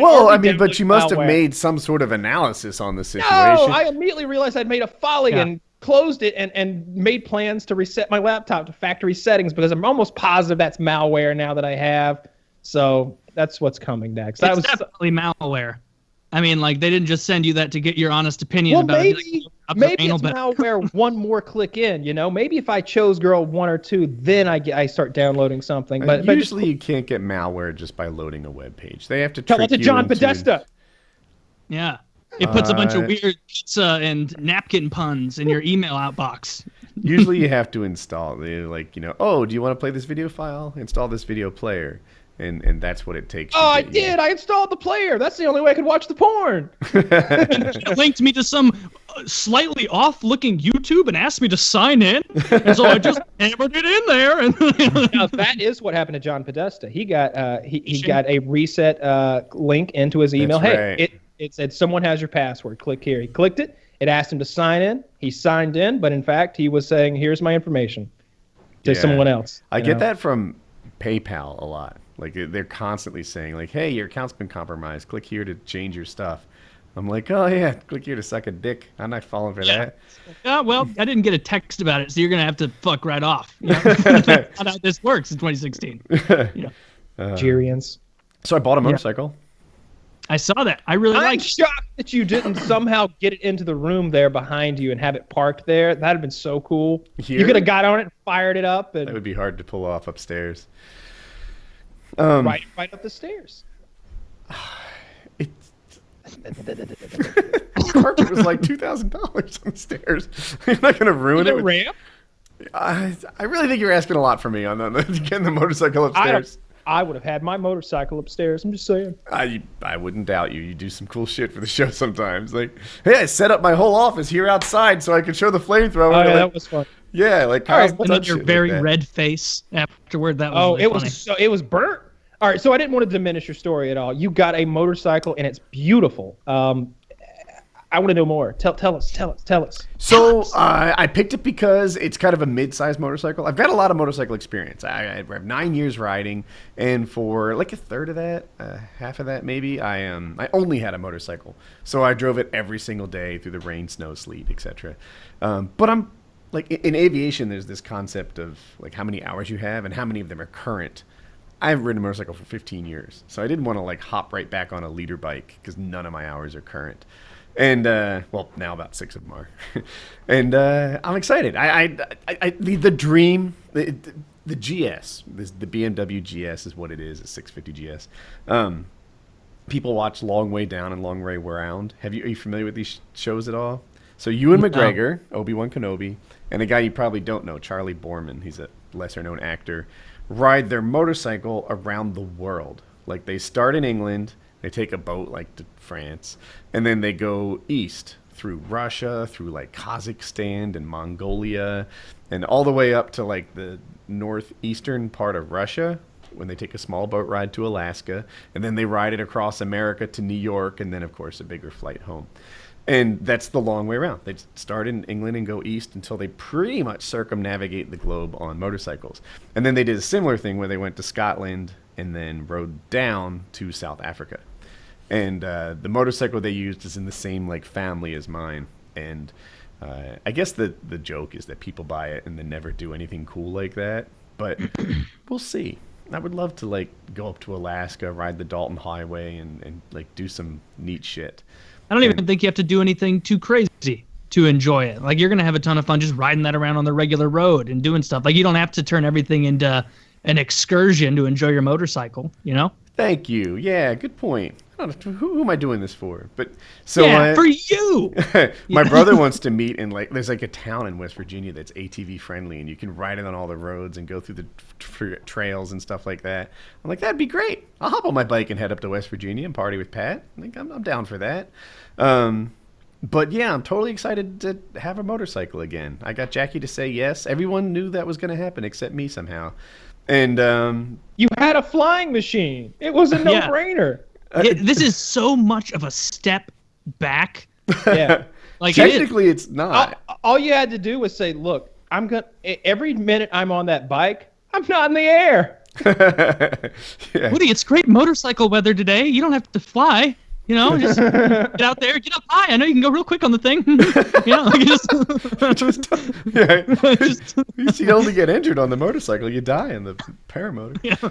No, you're out of paramotor fuel. It's no, Jackie. It's in the dryer. Oh, I don't know how'd that happen. But I am really, really, really excited about the motorcycle. I'm pretty much constantly wishing I was riding it. Today I was playing with model airplanes. By the way, remember that cool model airplane or RC airplane?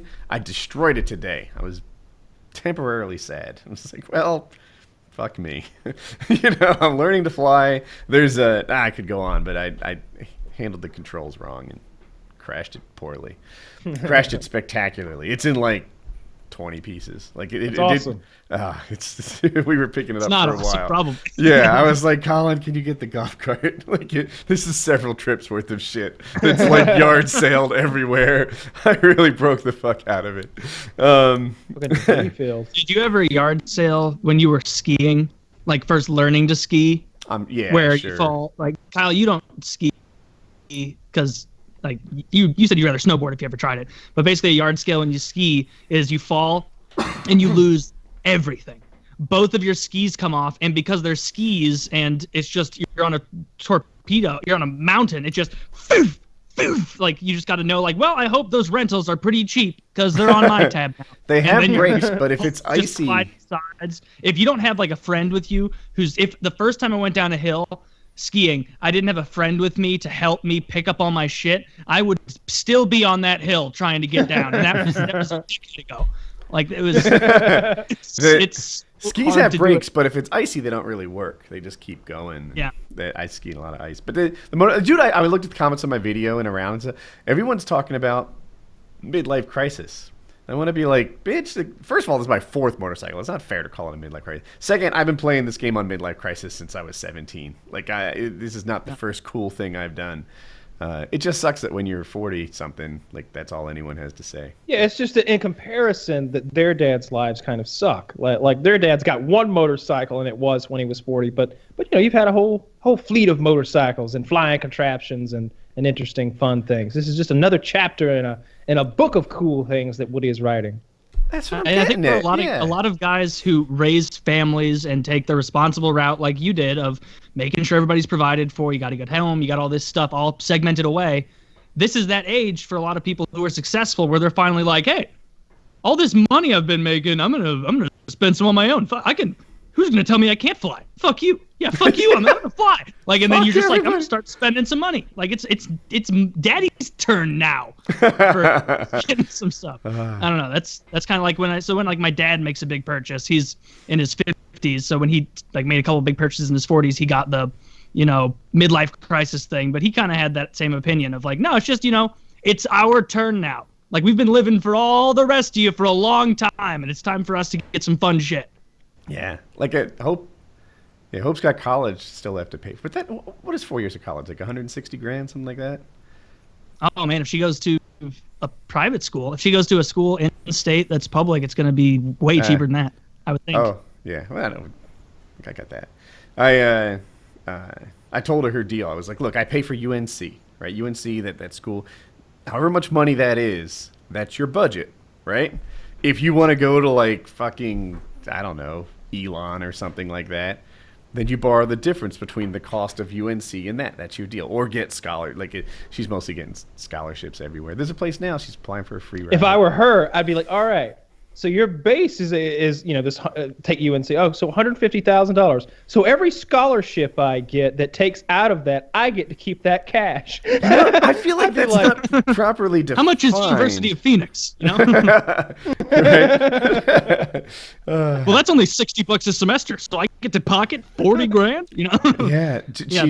She's been accepted to every school she's applied for so far. Now, some of the like stretch schools and stuff, they haven't replied back yet. But so far she's gotten into all of them.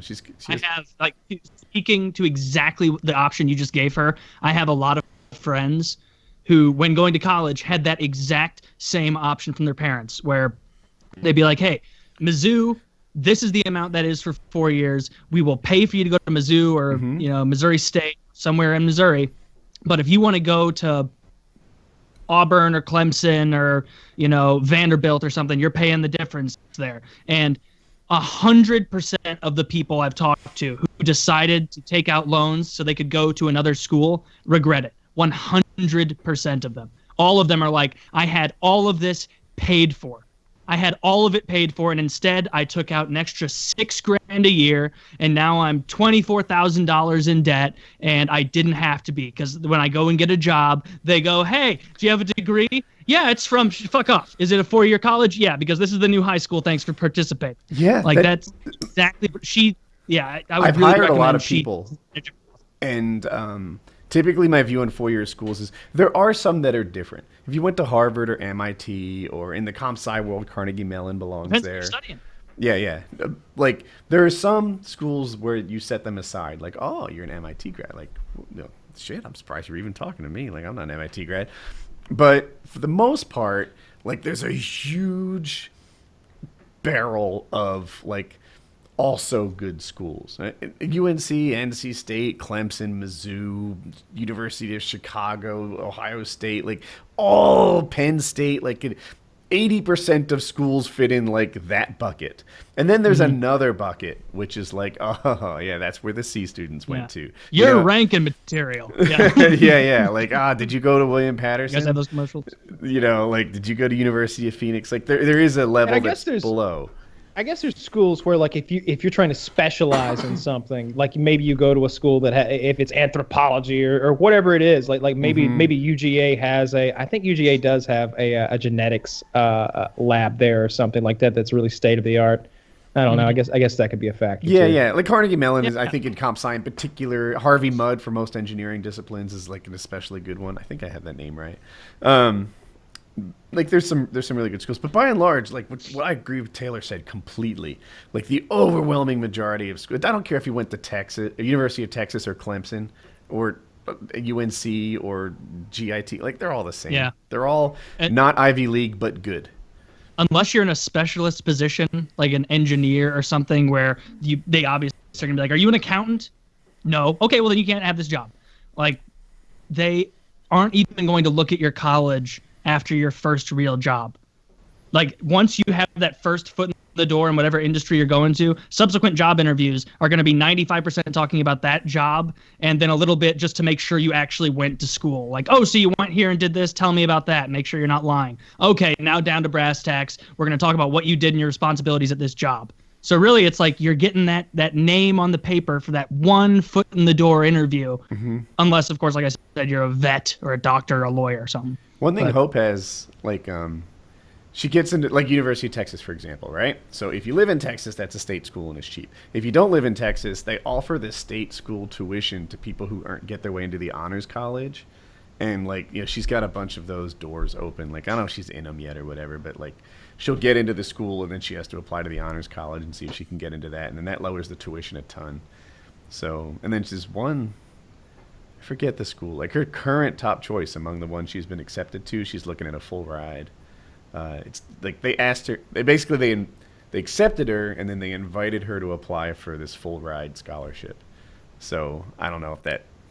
Maybe they invite everyone, or maybe they invite some people. I don't know. But that's. What I had a friend who got quite a few scholarships to MIT, but got a full ride to Rolla, which is the Technical Institute here in Missouri. It's in ROLLA, Rolla, here.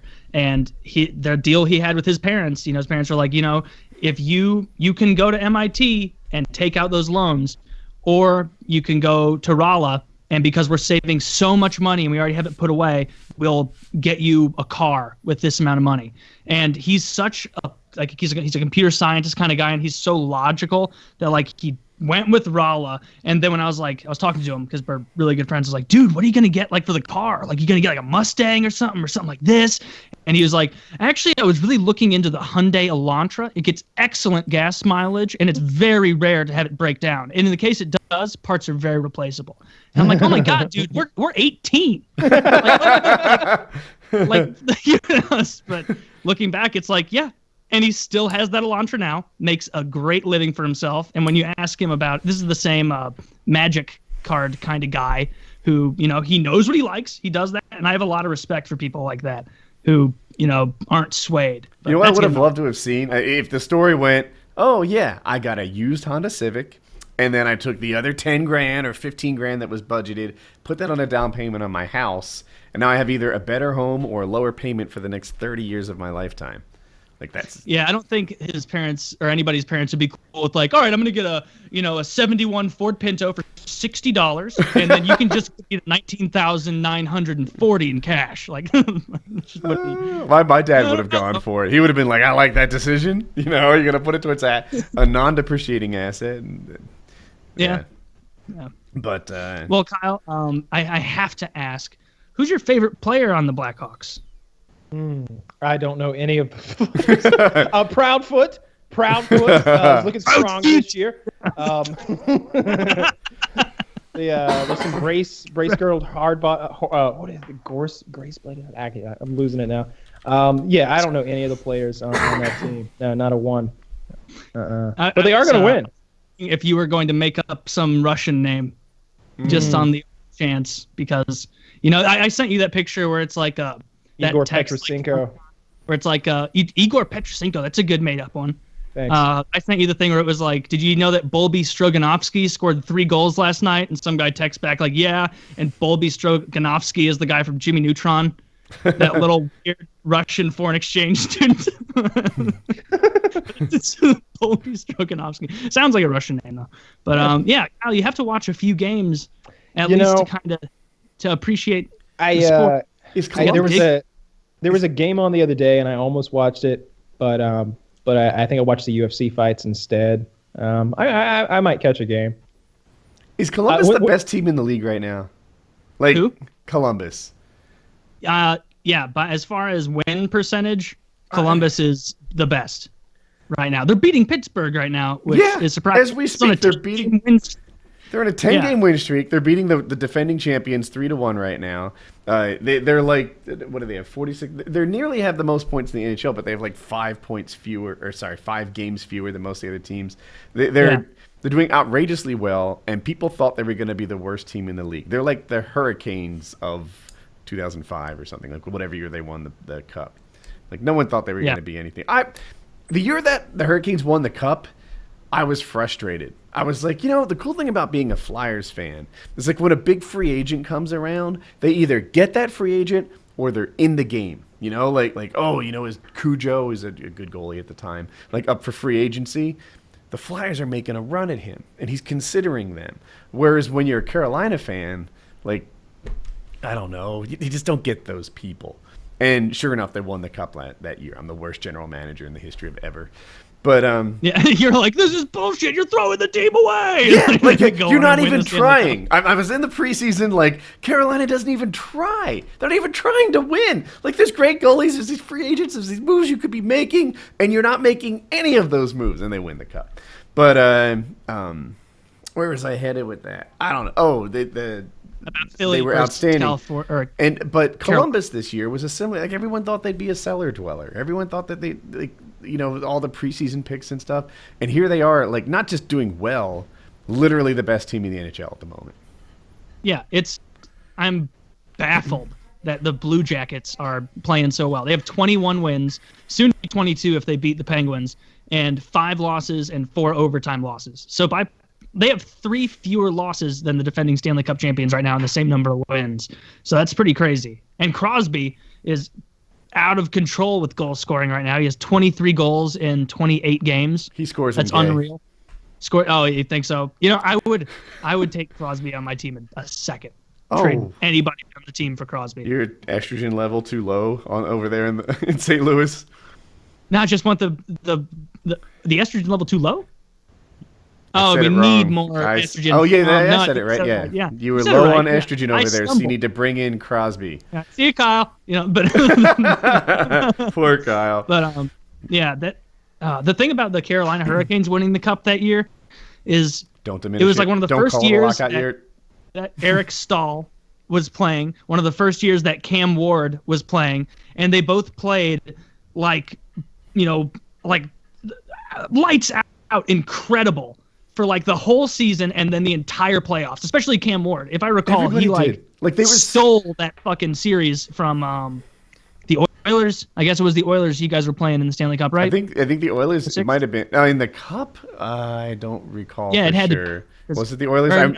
I remember the other team, their goalie like sprained his ACL and was out for the rest of the series after game one. Yeah. I'm like, oh, is your goalie broken? Well, that's one of the things nice about our goalie. He's not broken. Is currently unbroken. But Yeah, then, he's right after that Stanley Cup season, it was like Eric Stahl and Cam Ward were like, I feel like we've already proven everything we came to prove. We won the Stanley Cup with the fucking Carolina Hurricanes. Like, you win it with the Blackhawks, Detroit. Like, yeah, they've won a lot. You won it with the Hurricanes? How in God's name did you pull that off? Like, that's ridiculous. Dude. Like, and so then they just kind of coasted for One a of long the players, time. I forget who it was. I'm not going to remember, but he called into this radio talk show. And at the time, like, people still listen to radio. It's like 2005.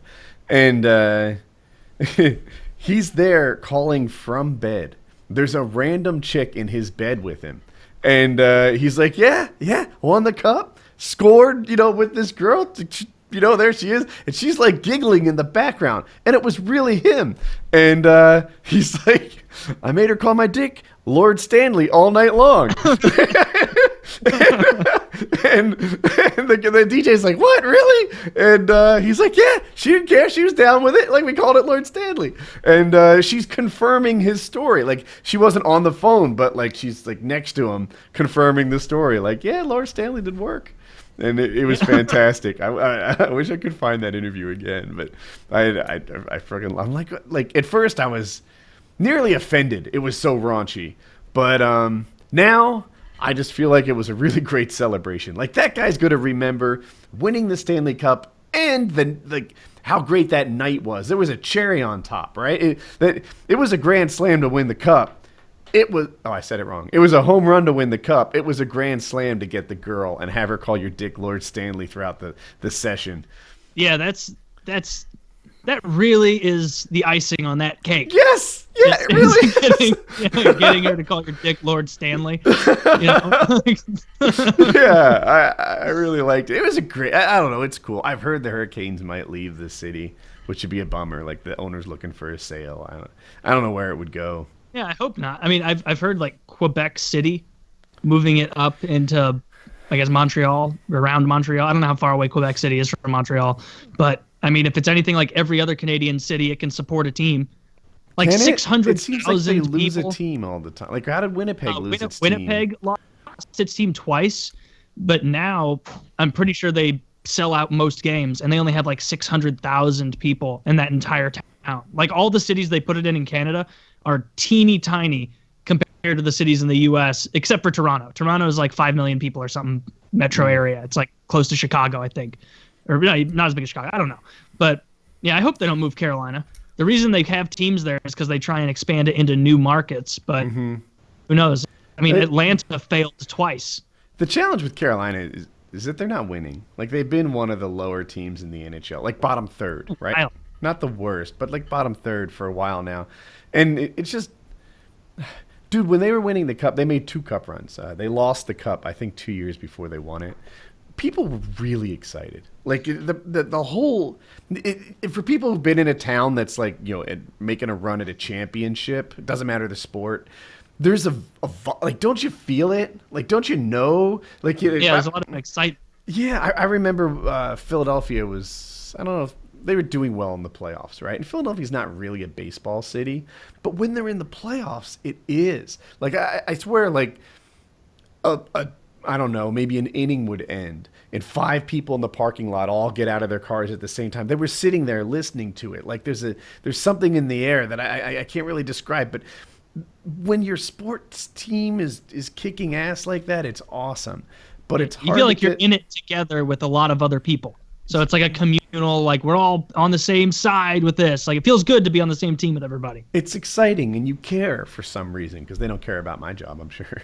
But I care about theirs, and we all care about theirs, and that's a thing. And I mean, I've told this before, but I met Ron Francis after he won the cup. Ron Francis was the captain of the team at the time, and the Hall of Famer, won a couple of cups. He's a very good player, and I was buying like hockey gear or something, and he was buying gear for his kids, and like, I had a cold, and I just couldn't. I was like I was starstruck by Ron Francis. His wife saw me. She was giggling at me.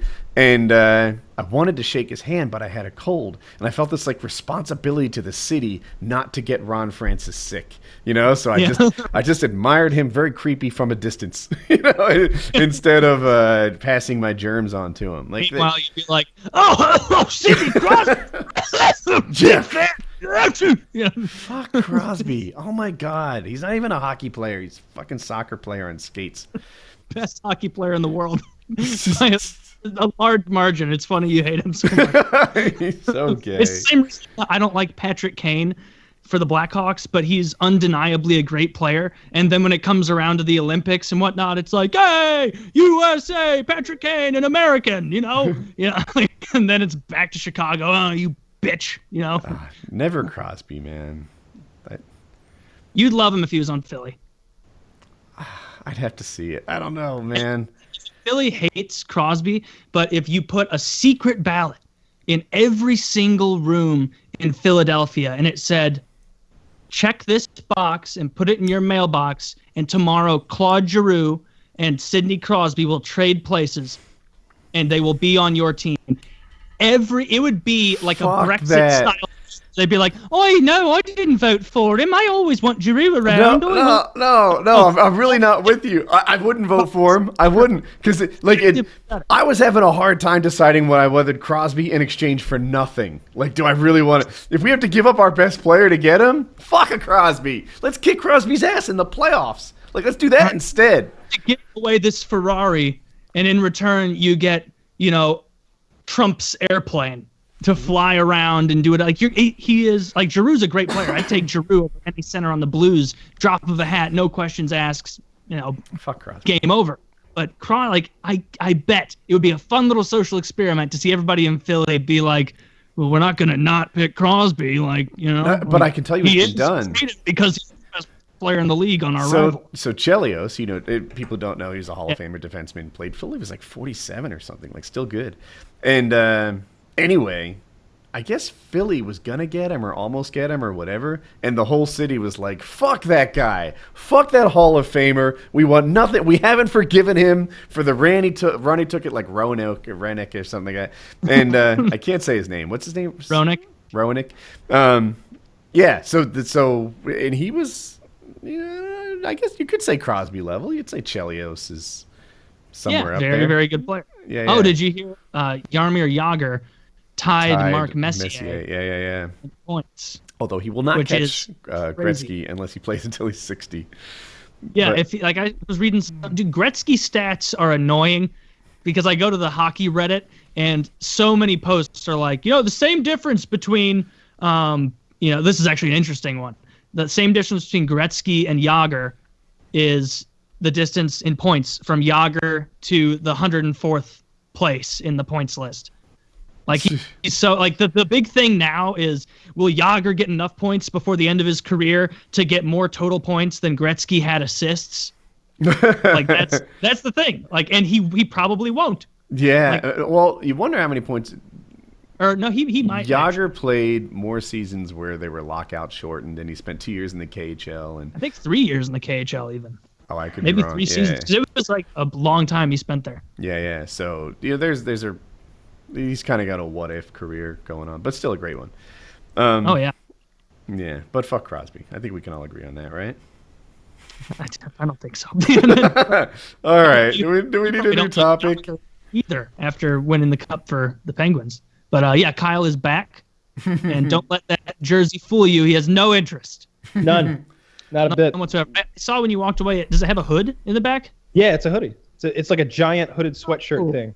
It's not like an official jersey or anything. It's like their it's like a giant giant hooded sweatshirt. And that's like their classic looking, like their old style logo, because that's back when they wrote BlackHawks instead of BlackHawks. Yeah, it's that, and I think this might be their alternate cut. This is either their alternate or away jersey, because like I was gonna pick one or the other, and I think the alternate jersey just looked like a hate crime. Like the Indian on it. The Indian on it was not respectful at all, and I mean this one's not that great. So I thought this one was the nicer of the ones, the one that I might actually wear again after tonight, so I got this one. Oh, you'll wear I have that a new again. It topic looks for comfy. Kyle. I'm sorry. I got excited. Kyle, No, go. Cris Cyborg, you know Cyborg, the women 145-pounder, busted for steroids again? Shocking. I don't know. Like, I thought she was clean now. What? I must. What does she look like? I no Can we get a longer picture think of this? that. I literally talked to her. I was talking to my dad yesterday about UFC, and I was like, "There's this one man that they got fighting named Cris Cyborg, Man, that's great. and he's somehow found a loophole because he doesn't have an actual penis to fight in the women's league, and they actually made a 145-pound weight class for this man, but he can't make it because he's on so much steroids." Yeah. Fucking Wanderlei Silva in a dress. Wait. Well, let's take a look. No, it's Is a this- woman with a real vagina that she was born with. She just takes a lot of steroids. She's unfortunate looking, which I won't mock, but No. she's definitely a cheater. I think that she's got the face- same head thing going as Joe Rogan almost. You I know? think that face is somewhat steroid driven. I'm outside my expertise a little bit, but this look. I'm looking at a picture of her now. If you can see, she has a spray painted car in the background. If you follow that link, it's let me see, 1, 2, 3, 4. It's the 5th row down. She's got long red hair and a white car in the background. Mm-hmm. That face reeks of human growth hormone to me. Like, it does a particular thing to that elongated jaw, the big, like, that is what a woman on HGH looks like. And I don't know. How long does it take? I just don't know enough about the science. I think this is all. I don't think this was a pretty dainty girl 8 years ago. Am I wrong? Like, I wish I could find some old pictures of her. Was Yeah, was she busted for this before, or is this the first time this has happened for her? This is the second time she's been busted for steroids. Look at this guy. This guy is another he has a he did get busted for steroids, but in addition to steroids, he has like a birth defect of some sort that gives him, Gigantism. yeah, it gives, his name is He's Bigfoot. got Tyler Perry chin. This, like, the way that his face is kind of not normal human face, Yeah. is Like a related caveman. to too much HGH. That's like kind of a thing he's got going on. And when I flip over to her, I feel like she has a similar, like a girl's version of it. Undeniably, this woman's been on steroids. She's done a lot of roids. Yeah. I don't know if her face is a product of that or if she was just unfortunate looking always, but her body is a clear enough indicator that she's cheating. I like that Ronda Rousey interview where they're like, "So when are you going to fight Cris Cyborg?" And she's literally like, whenever she stops fucking taking steroids. And they're like, Yeah. "You think she's on steroids?" And she's like, "Look at her." Like look at, because I know what Ronda's thinking. I assume that Ronda's clean. I would imagine she's thinking, and this is when she was at the top of her career. Yeah. I'm working so goddamn hard with the best people in the world. I'm working so goddamn hard, and I don't look nothing like that man they've got over there that they want me to step up and fight at 145 pounds. Like, I wouldn't want to fight her ass either. There's a Ronda pic Yeah. I saw here.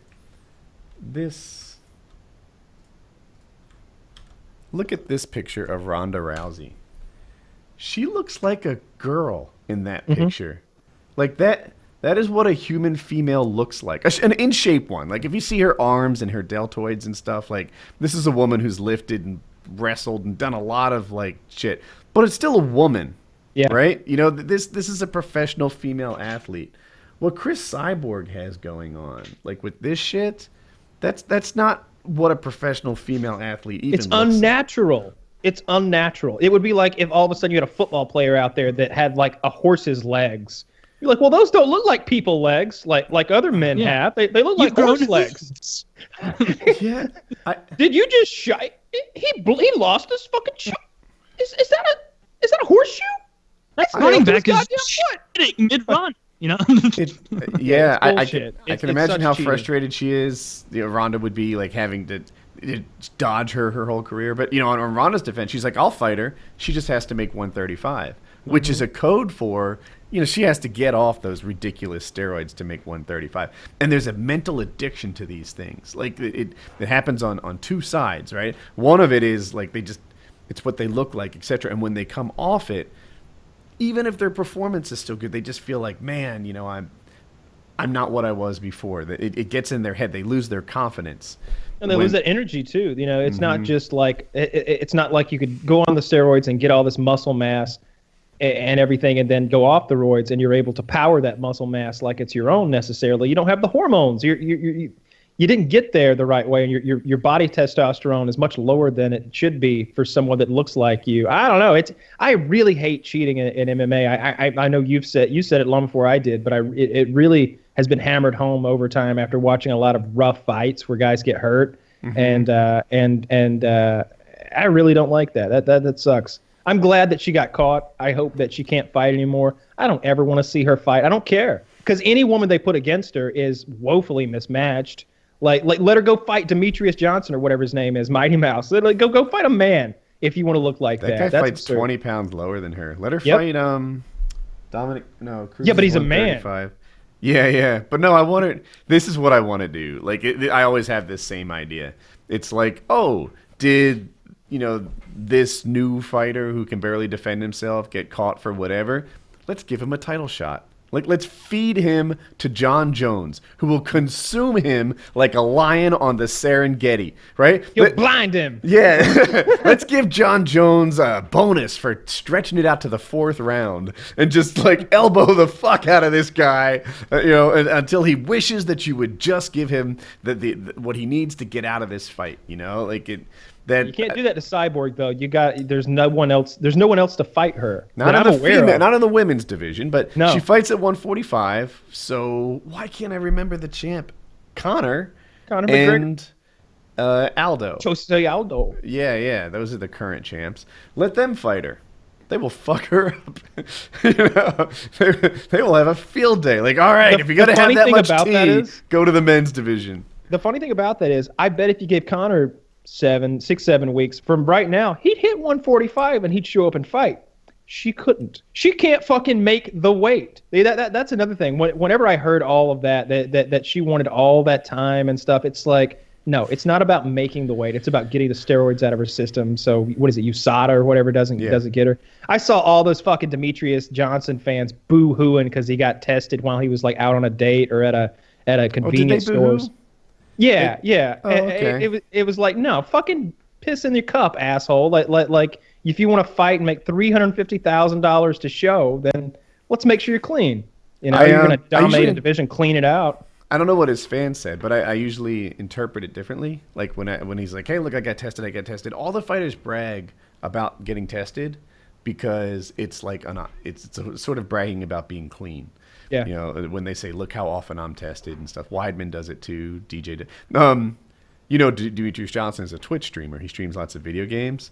And he's been tested. Like, he's had USADA knock on the door during live streams and test him right on the spot. So. Yeah, I think in this case he was like out on a date and they called him and he was like, well, I'm at like a gas station. You can come meet me here and we'll do it. And I think that may have been what happened. He may have like uploaded some of the footage of it all going down or whatever. But I didn't dig too deep, but I just saw that his fans were like, that's bullshit, hassling you while you're on your date. And I'm like, no, it's a perfect time. Yeah, What they ought to do now is like test him the next day right after in case he's like if I'm him, I'm walking around with some piss all the time. I've got a root. I'm like that guy in Gattaca, right? I'm trying to live this lie. I think he's clean. Most people feel like Demetrius Johnson is clean. I don't believe that anybody's clean until they test him again, and then we wait 5 years and we test him some more. Like there's always a shadow of a doubt. I think when especially if they're that top tier, it's like, okay, so this guy is the best in the world at what he does. He probably has the best performance-enhancing drugs in the world for what he does. He's probably not taking that same Dianabol cocktail that I can order off the internet. He's not taking the same shit Schwarzenegger was. He's got some designer cocktail that came out of somewhere like Balco that you'll have to have some grand jury testimony in 15 years before you even know about it. Balco were the people who were like making the drugs for Barry Bonds. I'm hunting for shit. It's hard. It's not organized like I want it to be. There are people who've been tested a lot. Josh Barnett's been tested 13 times this year. Demetrius Johnson, let's look up him. See how many Johnsons there are. He's been tested 8 times in 2016.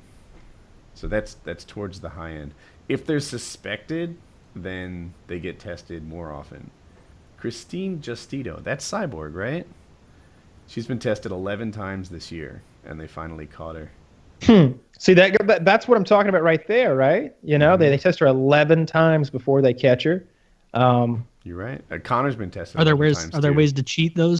Yes, tests? absolutely. Yeah, that they found people cheating them.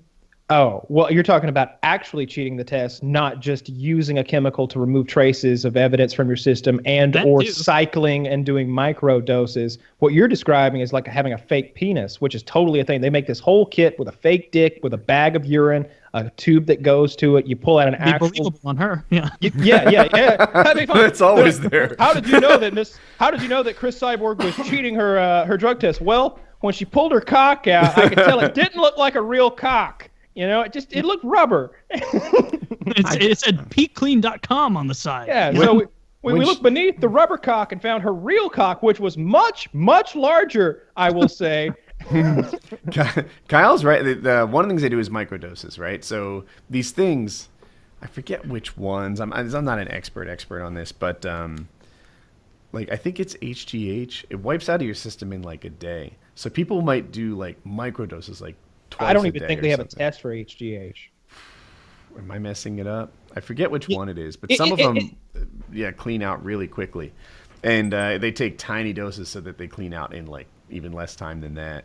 But they get the benefit of like a improved healing cycle after their workout or something like that. Yeah, I mean, that's a huge thing because like I worked out the other day and afterwards I was crippled. I was just crippled. I was like, oh my God, my entire chest is like if I were to get into a tussle right now, someone half my size would just kick my ass. I feel like my everything is just not working right. And I know when leg day comes, it's going to be crippled on that end. and it lasts for like 4 or 5 days. And I use that. And you're only that 30. Muscle roller. Yeah. Yeah. I use that muscle roller to like get all the lactic acid out. It's excruciating. And even then, you know, there's this recovery period. If that was like just not a thing, if you could work out hard and the next day your muscles have fully recovered and like made that new muscle fiber, made those new connections, that protein has done its thing, the lactic acid is gone. Man, that's a massive, massive deal. You know, it's.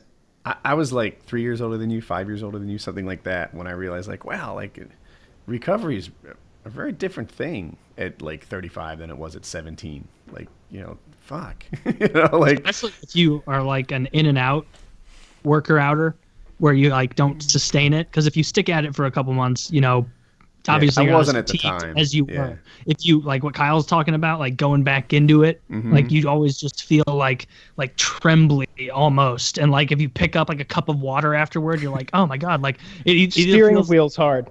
You know? Like 2 minutes after you work out, like it's weird because you pick it up and it's so light, and then like 2 hours afterward you pick it up and it's like, this is a lot of water. Like I don't know if I'm that thirsty. I'm so glad Cyborg got busted. Like Kyle said, man, I think that when she turned down a title shot because it was only 8 weeks notice, I'm like, she's just trying to avoid USADA attention because they would, you know, really ramp up the testing. But I guess they busted her, man. Good. I have no interest in watching that fucking machine fight. You know, Cyborg's a good name for her. I don't want to watch it. I want to watch her fight a woman as much as I want to watch an actual cyborg fight a woman. It's just as fair. It's the same playing field. I don't want to see it. She is not a natural human being. She shouldn't be in the sport with the other natural human beings who rise to the top because of like unnaturally skill, who work hard at being accurate punchers, who working on their footwork and their head movement. Like those are the people I want to rise to the top. That's why Ronda Rousey's going to get her ass kicked, because Amanda Nunes that is going to fucking knock her out and choke her out. It's going to be great. I can't wait. It really is make a bet shitty. Yet? I haven't. I meant to do that last night. I was just talking to my dad about it yesterday, and I was thinking about putting more on her, because the more I described the situation to my dad, the more I convinced myself that it was a good bet. I just don't think. I think Ronda's scared. I don't think her mind is right, and I think that's really important going into that cage, because I just put myself into those fighters' shoes sometimes and just try to imagine what my body language would even be like. If I just feel like in my head would be like, what position are my shoulders in right now? Not when I'm fighting. When we're standing in the ring before the fight, I'd be like, my hands feel weird. What do I do with my hands? I just feel like I'd be so nervous and out of place and scared. It'd just be like, you'd have to master that before you can even think about being a top level fighter. And I feel like Ronda's coming in there just shaken and broken mentally. And Amanda Nunes is just a tougher, more accurate striker with great jiu-jitsu. She's a black belt in jiu-jitsu, right? Black or brown? I think she might be a black belt. She's a Brazilian black belt, a Brazilian jiu-jitsu black belt. You know what I mean? Or she's Portuguese, maybe. She's not gonna fuck around here. I think she's gonna. If it goes to the ground, she submits Ronda. If it stays up the whole time, she's the more accurate, harder hitting striker. Belt. How much do you think you're gonna bet? Like just a for fun kind of bet, or I would never bet 500 or more than 500. But I'm definitely betting over 100. I don't know, probably. So you're invested, 250, split it. Yeah, I might do that. I think I really do think she's gonna win. We'll see. It'll be a fun fight to watch. I don't know. All my betting confidence is gone. 30th. After I proudly predicted Hillary Clinton and Eddie Alvarez wins, I don't know shit anymore. Maybe you just call it quits until the new year begins. New year, new you. Yeah, I like the way you're thinking. I want to see a tag team fight. That's what the UFC needs. They need a tag team fight where they get Ronda and Conor to fight together against another male-female thing, and they alternate rounds or something like that. And like Ronda's like corner man. He's he's giving her the pep talks and everything. Have you ever seen the Spartacus? Have you ever seen the Spartacus TV show? Yes. Yeah, I've watched it on HBO. Ended poorly.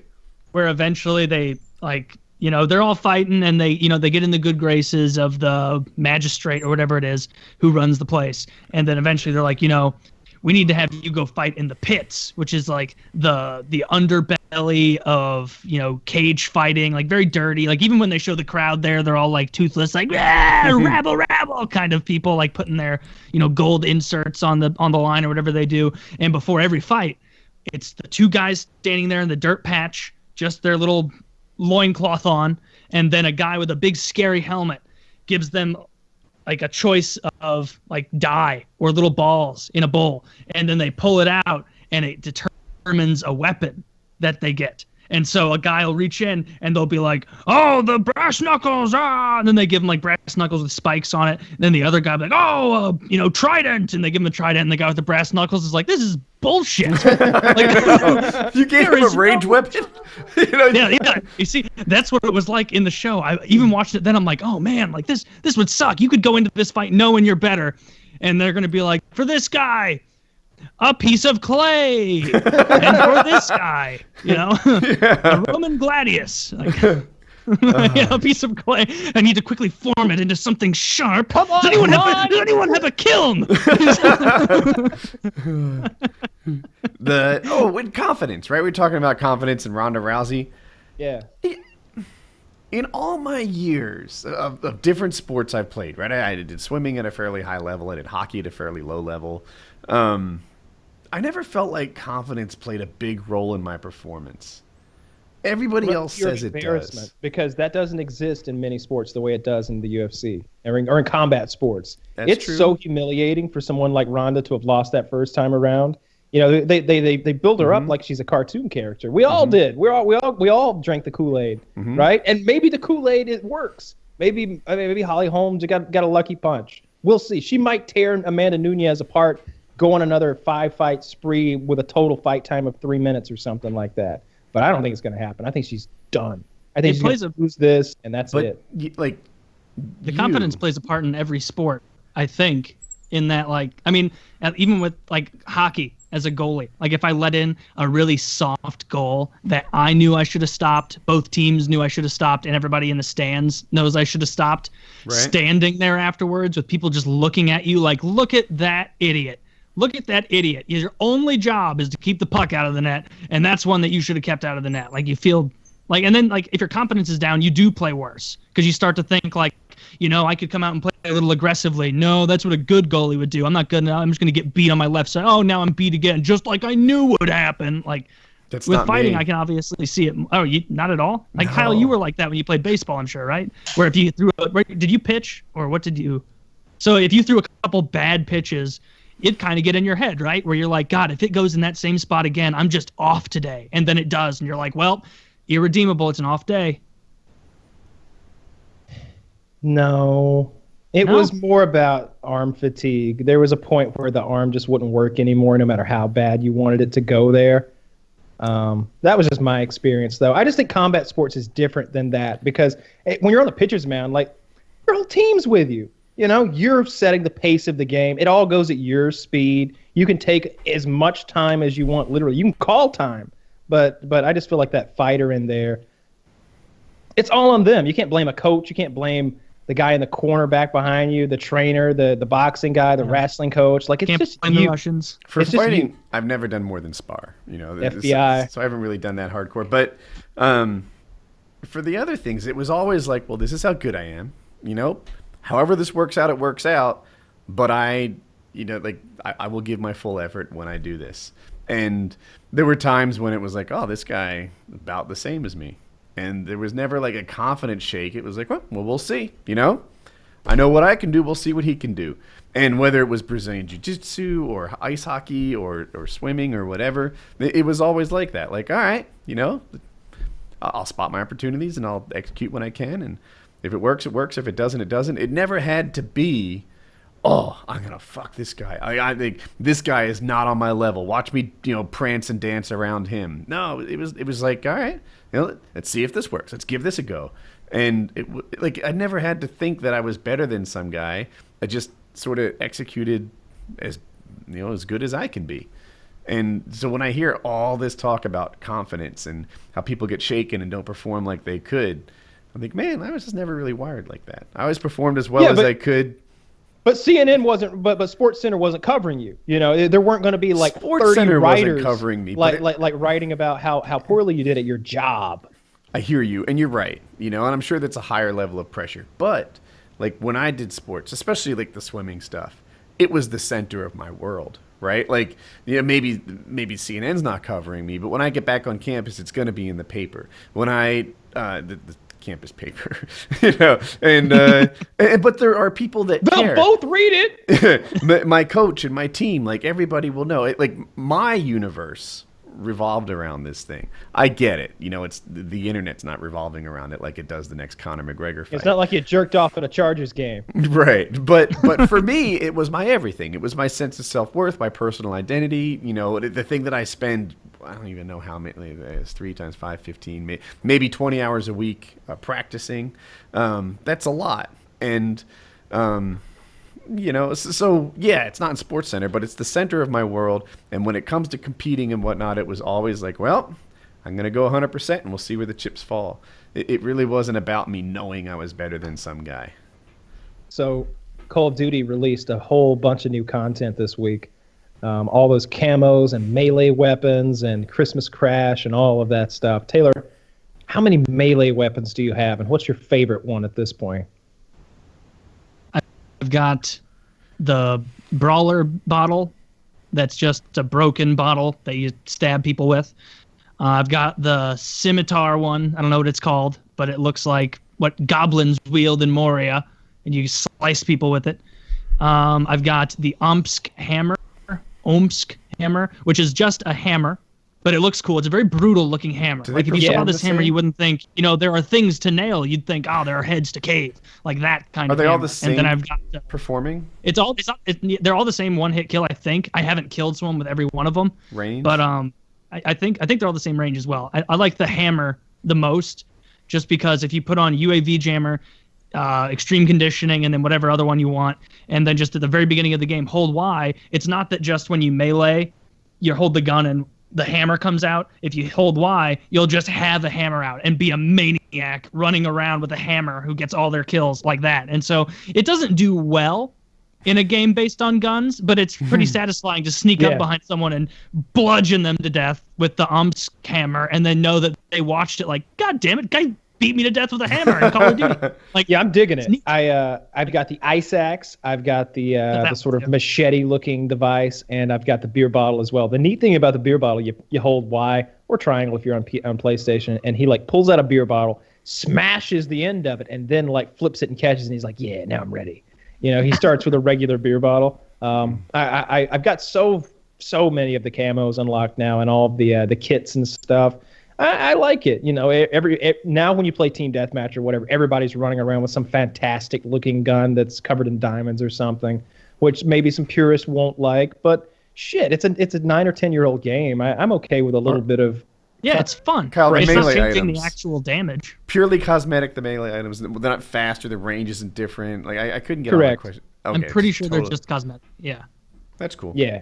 It's everything they did is cosmetic, and everything they did, there's a way to do without spending real world money.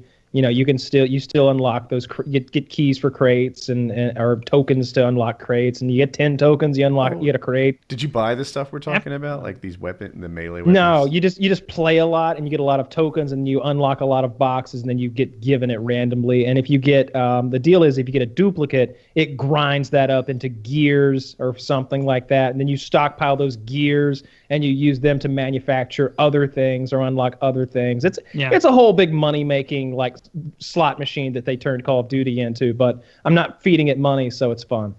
Once you've got all the stuff that you want, you kind of just get a ton of duplicates every time you roll it. And so it just becomes a game of, all right, just keep rolling until my gears tick up to the right amount, and then I'll just outright buy whatever emblem I want. But yeah, I like it. All the emblems are infinitely cooler than any of the stock ones that came with the game, which was obviously on purpose to get you to buy COD points. CP, not a great abbreviation. Someone should have thought that through. Buying. What does it stand for in game? COD points. I was gonna tweet like, I'm gonna buy $20 of CP, and I was like, yeah, probably not. That doesn't get you very far. Yeah. What? That doesn't get you very far. That's some high dollar stuff. I'm sure some CP. None of it takes that long to work up to with the gear. No, I get it. So I'm you just get saying your with the CP faster than that? Oh, sure. Yeah. Okay. But yeah, I like all of it. I think it's awesome. I like how every gun can be gold now. Kyle, do you have the assassin kit for snipers yet? No, I don't have any sniper kits. I got some cool like camo that's white papyrus with like like etchings all over it. I don't know. I think I got a couple of kits, maybe for the submachine guns. I've got like a whiteout kit or something like that. That one looks really neat on the mini Uzi, especially because it's just whited out. Yeah, I'm digging it. I like what they've done so far. We'll see if they keep making changes. Gun game is great. Yeah, I'm glad you mentioned that. Yeah, gun game is really fun. Although, of course, it doesn't take into account stopping power on the M40. That gets annoying to me. I get stuck there often. If I can't quickly get a headshot, if I'm trying to quick scope people at close range on Showdown or something like that, and they've got Uzis or they've got whatever they've got, anything but an M40, it's a real fucking bad day. Yeah, that's the only aggravating thing about gun game is you can tell when you're actually having like objectively bad luck in that like you'll run out in the open with your pistol, and if like 3 times in a row you just run into the sniper guy, so straight from the spawn you just get fucked. Like that's aggravating.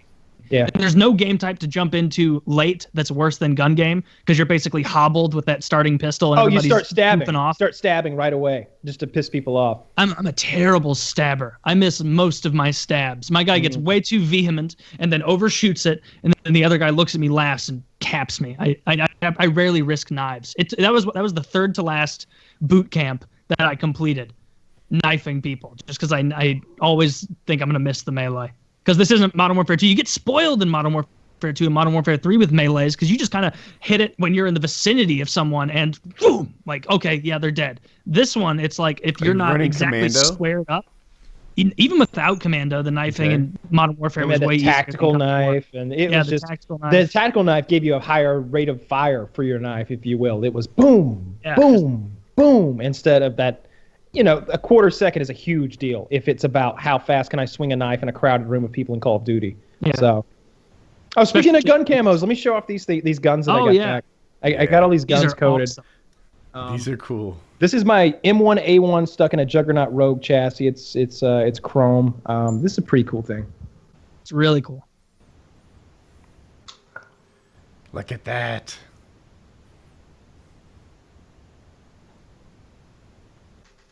I'm moving around trying to get in the reflection. It literally had my picture in it earlier, like it reflected me.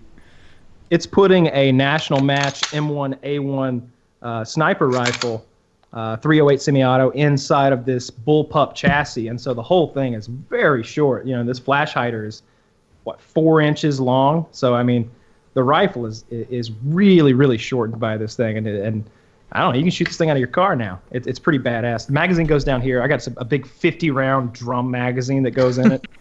Of 308s. Yeah. Drum mag. That's a lot of for when you're stopping deer power. hunting, right? Yeah. Yeah, 308. Sometimes they fight back. Yeah, in case the deer, retreat and reform an assault. and even then, you would be on the winning end of that battle. Oh yeah, we're better armed than the deer militia. If you don't have antlers, just pick up the ones left behind by your friend in front of you. To battle, This is my Russian deer ACR. are crazy. This is my ACR. I really like the camo job because it's like a standard, just sort of wilderness camo, tree leaf kind of thing. I really like this thing. I've had this thing for a long time. I like that muzzle brake too. It looks it, and it is really sharp on the end. You could really poke the fuck out of somebody with this if you wanted to. You could scratch them. Give them a wicked scratch. Yeah, Show triple 'em scratch. what's up next if they take one more step. Kyle attacks him with their ACR, and they're in a vicious hunt for aloe vera. Yeah. This next one is just in case Kyle ever has to infiltrate a Home Depot. No, this is the No, not that one. Alt one, yeah. no infiltration mode. If we go to fight Eskimos or something, I guess. This is my FNFS 2000. I like that gun. I have it too, but in black, and it's my favorite. People won't like calling it an assault rifle. It's my favorite tactical gun. I don't know, call it what you will, but I don't know why, but I seem to hit what I'm aiming at with that gun. Like if I miss a target once or twice, I break out that one, and I seem to hit it all the time. It just fits me. This is my. This is the DeWalt 12 gauge. This was my idea. I think I may have seen one on the internet like this. So they really DeWalt branded this 12 gauge up big time. Nice. That's so cool. I have a hard That, time like, picking a favorite. the I like that Bumblebee one a vibe. lot. I like the Chrome one a lot. I like the FN 2000 a lot. I like the ACR is nice. They look really cool. What kind of shotgun is that, Kyle? It's an MKA 1919 semi-automatic magazine fed. I don't think you can get these magazines on the market anywhere. I had these custom made and machined from aluminum. As you do. Yeah. You know, usually I it's these little. custom order at BK. Your Burger King. You could pick up a lot of karma on Gunit for those. Just saying. Yeah, I may do that. But yeah, that one's. I'm gonna load that one up with slugs, I think, because it's got that cool optic that's the same color and everything. Yeah, I thought they did a decent job. I had a dispute with the coding company for like 2 years, and we finally like sorted it all out. Took forever. I think they've still got some of my shit. I had to get lawyers involved. It was a whole thing. So fuck them. If those people are listening, fuck you. But did a good job and they got them back. I guess you can't say you're not. Buster Otherwise, you would Beaver was have. the company's name. But what was the core of the dispute? Can you say it or? They changed. I think part of it was that we had a miscommunication. I was dealing with the father that owned the business and the son that owned the business. Mm-hmm. And the idea was that they would code. I don't remember how many guns there were initially that I sent off, but it was like, you code all these guns, and then I make one video on my second channel of these guns. Just like, hey, look at these guns. I shoot each of them and talk about that they got coded by these guys. And that was the deal. And then they changed their mind at some point. They're like, like halfway through, they do like 4 or 5 guns, send them back. And they're like, all right, so make some videos of those guns, and then we'll move forward. And I'm like, no. There's one video. It's all the guns. Hurry up and finish my guns and get them back. And then just started a long legal dispute where like they were threatening to sell the guns to make up like their cost, and just going back and forth with thousands of dollars back and forth. And finally, I feel like I got a good deal out of it because they were quite rusty when I sent them off. They did need a lot of work. Mm-hmm. I don't like all the work they did. I like these ones in particular. These are the ones I got back today. But and I got one more. My suitcase gun. I got it done, and it's got a whole huge design on the side of like a Spartan helmet. It's pretty neat.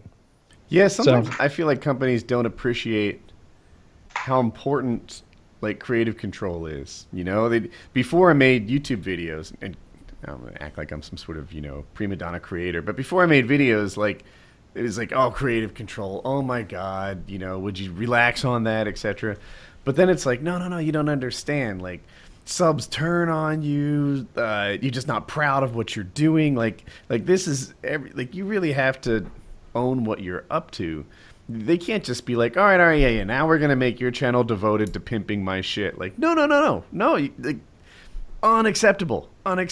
You know, I can do that one time, and if you do it 2 times, it changes from, hey, like, check out a cool thing that that I know about, to like, you know, watch me sell out for this or that. It needed to be something organic, and it makes sense. Like it's you know, if you coat 15 of my guns or whatever it is, I want to show them off, you know, and I still will show them off. I just won't in any way advertise those people, because they didn't do a good job, for one thing, on some of the guns, not just aesthetically but mechanically. Like at least I remember you got some back, and it didn't. Yeah, my Desert Eagle doesn't cycle because they coated some of the internals, and now they have this coating on them. It doesn't work now, so I'll have to have someone else, a real gunsmith and coder, like go back and fix my 50 cal Desert Polish Eagle. it or something. Yeah, I don't really know, you know. Were they supposed to be doing anything other than just designing it? Yeah, they needed some refurbishing. They had gotten rusty in a wet basement, and so they all needed like a de-rusting, decoding, and then a recoating, and that's what those people do. So it seemed like a real win-win, and it did turn out that way. Those ones look really good. Yeah, these ones in particular are excellent, I think. Wonder if they're getting better, like as a company. Like, are they getting more experience? Like, if they coated the wrong parts on the Deagle that made it not cycle, then maybe they don't have much Deagle experience. Like, now they have some more. Seems like I don't know anything about Desert Eagle, but it seems like that would just be like a handgun knowledge thing more than a specific Desert Eagle thing, right? Yeah. Kyle, is that wrong? I would think so. I'm not even exactly sure which part they coated on the end. I don't recall right now. Oh, it's the feed ramp. Yeah, I got.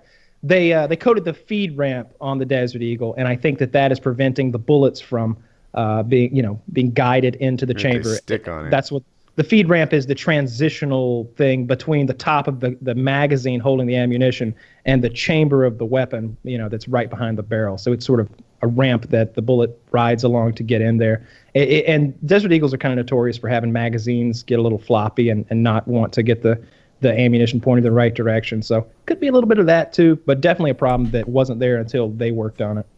Whatever, fuck them. Got my guns back. Some of them. Some of them, you know. And I think do you still have to make the video?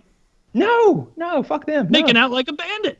No video. Oh, I paid them. I gave them money to get my shit back, and we called it square. Yeah, but I gave them far less money than would have originally cost to get the guns coated and fixed, and far less than the guns are worth by a long fucking shot. This gun right here, the rifle on the inside was shit. It might have been 2,000 for the rifle. I think. I hope I'm not getting that wrong, because it's been 5 years since I bought that rifle. It's a national match M1A1. Was it used in World War II? That kind of rifle, the M1. No, that's it. That's the Garand. That's the one that you know the clips where you push them in and carefully don't cut your thumb off, and it makes the ping when it's done. Right. This is an M14. This is sort of the box mag stick. They're analogous. It's two different companies making them. But the M1A1 here was like $2,000, I think, and then the chassis it stuck in, I think, is another $1,000. But then this is like my special edition chrome chassis, so it's like another $900 or something. So I was happy to spend what I spent and get my shit back. I mean, that ACR was $2,300, I think. The F2000 is a $2,000 gun. You know, all of that stuff. It's just the suitcase gun is $6,000. You know, it was expensive shit that I wanted back. Well, yeah, I don't blame you. It's a lot of money in firearms.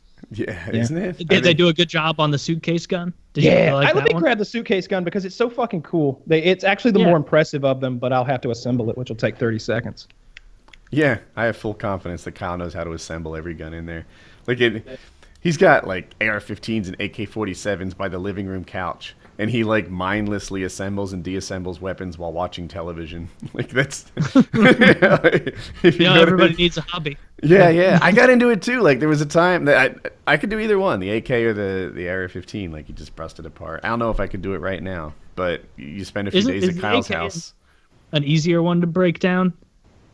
Yeah. I feel like I've watched videos of people doing it, and I was surprised at like, really, that's it. Like that's all the parts. Like it didn't seem as much as like, I don't know. I'm realizing right now I haven't watched enough taking apart gun videos to know how many parts there should be. So I want to say that I don't know that one was that much harder than the other. The thing about the AK is that it has a spring in there that's usually real oily and stuff. So it's easy to get that like particular stripe tattoo on like whatever. Like you grab a spring and you're like that happens. Greased all over. Yeah, like you get it on your jeans. Like, well, fuck that. That's where I touched myself with that stupid spring. But yeah. Anyway, so I'm sure Kyle will put this gun back together just fine. It won't be an issue. Well, that sucks. He had to deal with so much shit at first, but now that it all worked out, seems like he won that transaction. Like these are some super cool guns. They have more guns than his, maybe. Yeah. So it's in a pellet. Kyle's walked over with a Pelican case. I don't think that whole thing will turn into a gun. It will. The whole. No, it's not going to transform itself into a gun. There's a gun inside the box. Robert Downey Jr. is in there. He'll pop out.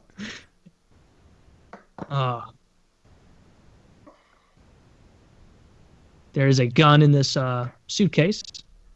Suitcase gun.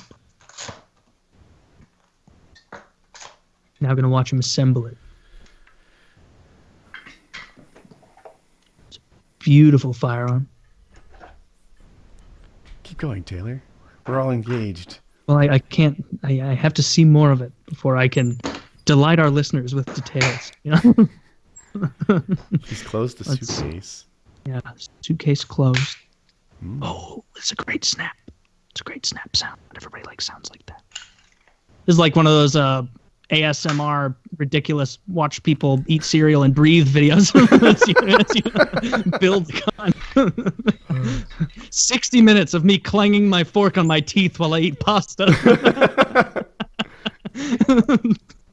4-minute loop of me clipping my fingernails.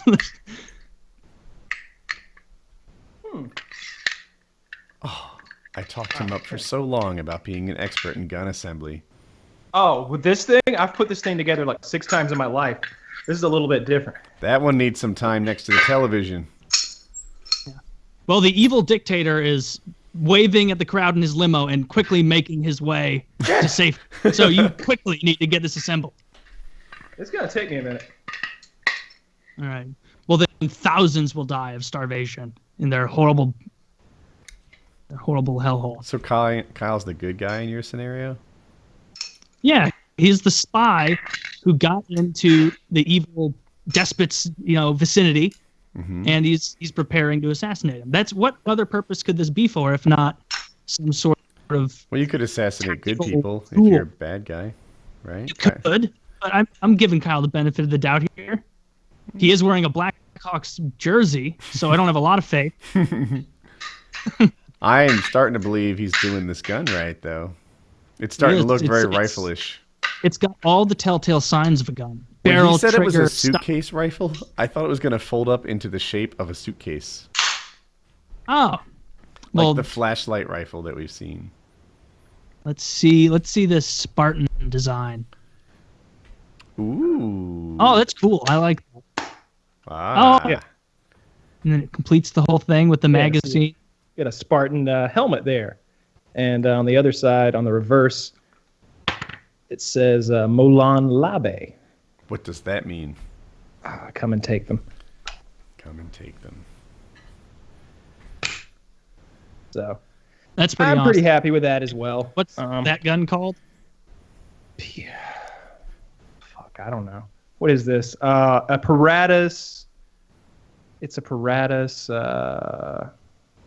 I can't recall right at the moment. I don't know. That's okay. I don't get asked a lot. Let's say it's a Paratus something or another. DRD. Yeah, real catchy. Forgot that part. Paratus DRD. That is DIRD. Yeah. Yeah, well, those are really neat. I want to get a cool designed gun like that someday. I want to get the Desert Eagle with the cool pistol kit from Modern Warfare Remastered, where it's all etched and engraved, looking like Which Venezuelan edition is that? dictator's handgun. Is that the hardened edition or the premium edition that comes with a deagle?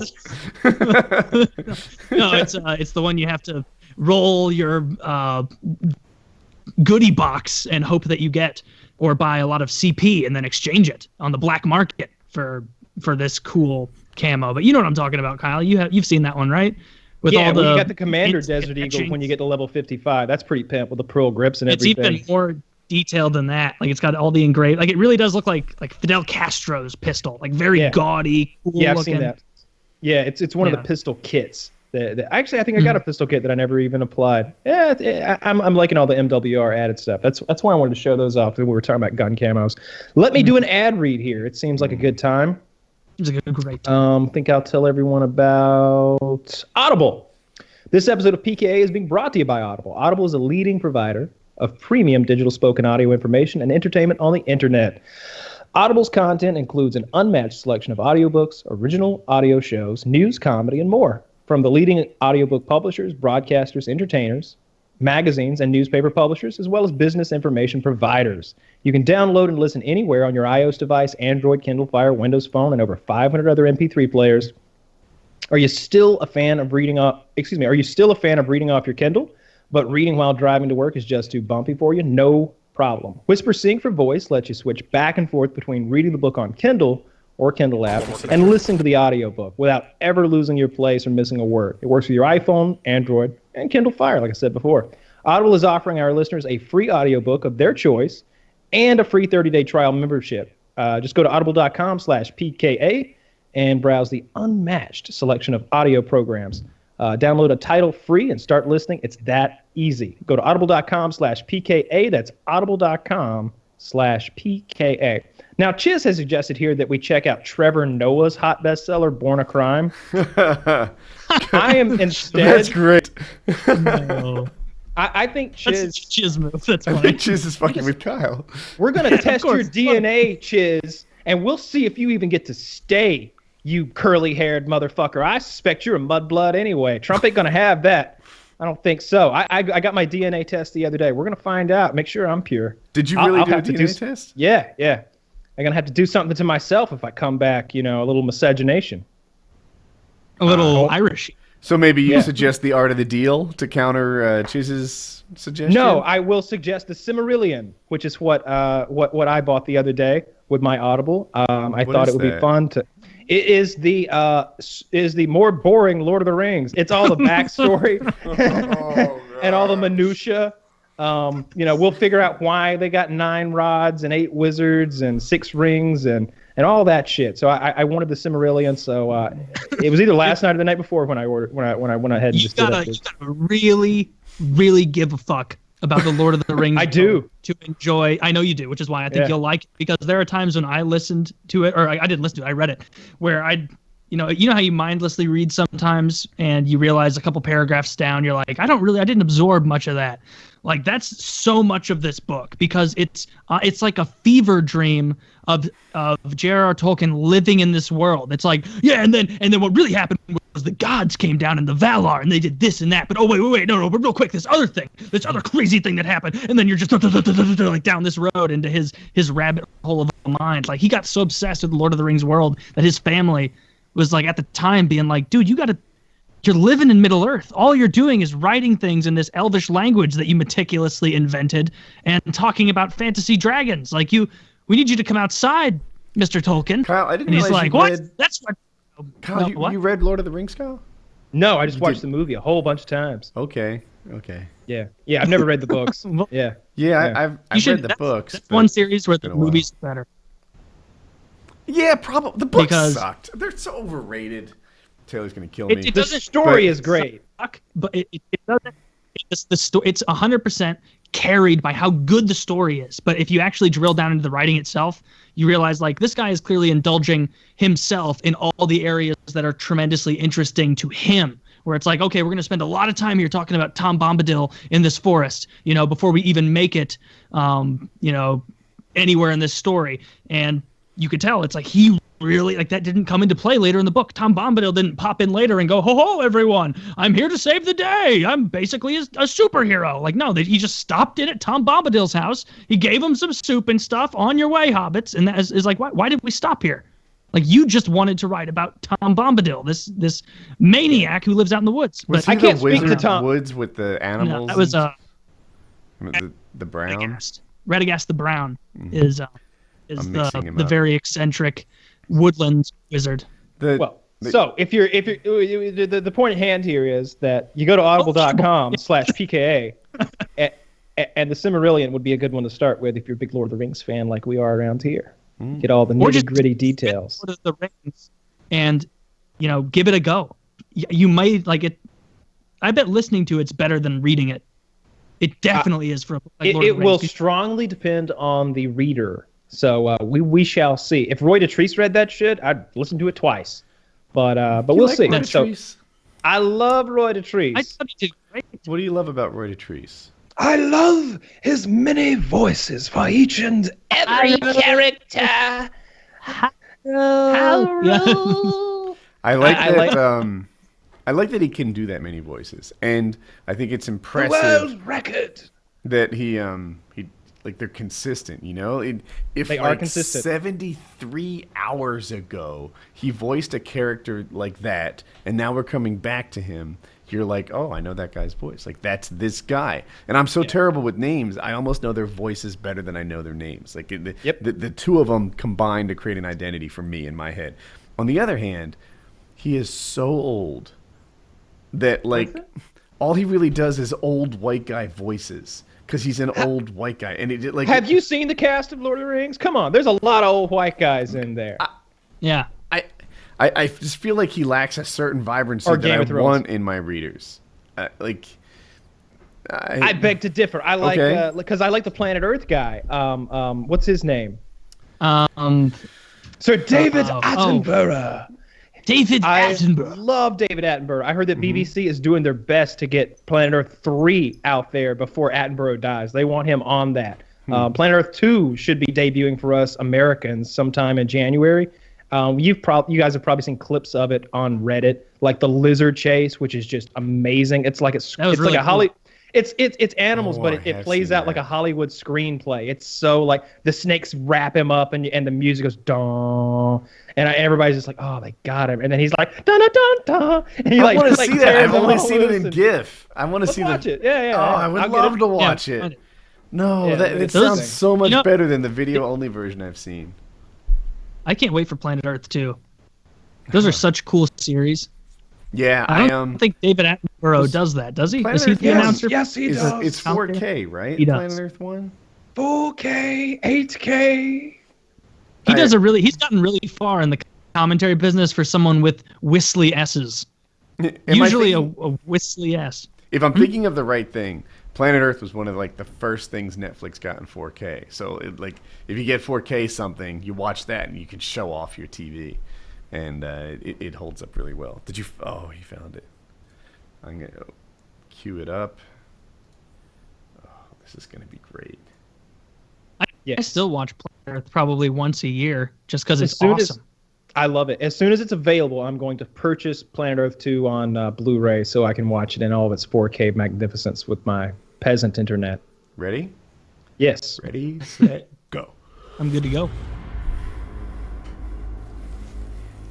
All right. So for listeners, we're going to give you the play-by-play. Go ahead.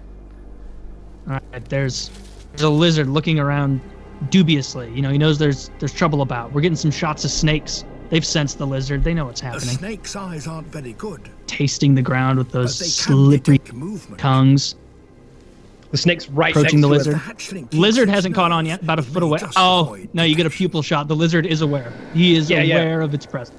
Yeah, so the deal is that the snake senses movement like the T-Rex from Jurassic Park. So as long as the lizard holds his nerve, there won't be any trouble. Yes, the lizard is doing its best to hold its nerve. The snake is slithering by in the other direction, like that blind guy in that spooky movie. Yeah. Just got to be quiet. Uh-oh, he must have must have burped or something because it's got something. There's one coming It's right got at a the lead. lizard. Oh, he's It right touched on him. top of him. Run! And was he is that running. lizard As soon as the lizard makes a starts break running, for it. it's revealed that there are dozens of these snakes everywhere in the area, and they are all running after him.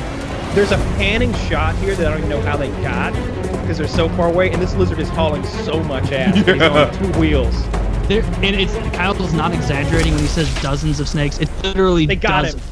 So the snakes They grab got him, him. they're There's wrapping two him of up.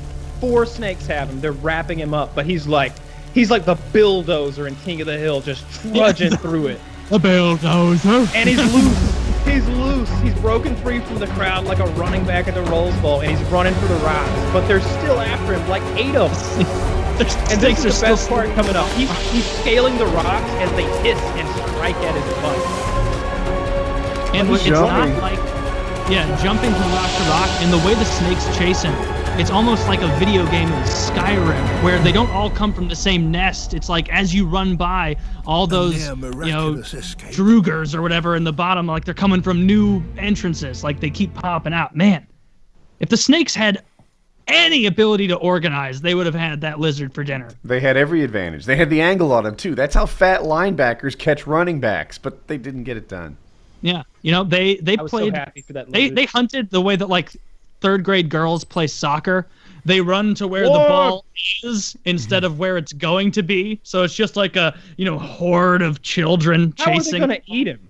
Like, because snakes don't take bites. You know what I mean? Like, I suspect that lizard was never in any real danger, and this is the BBC just putting on some good entertainment for us. They could've If you killed think him. about it, but what do they do then?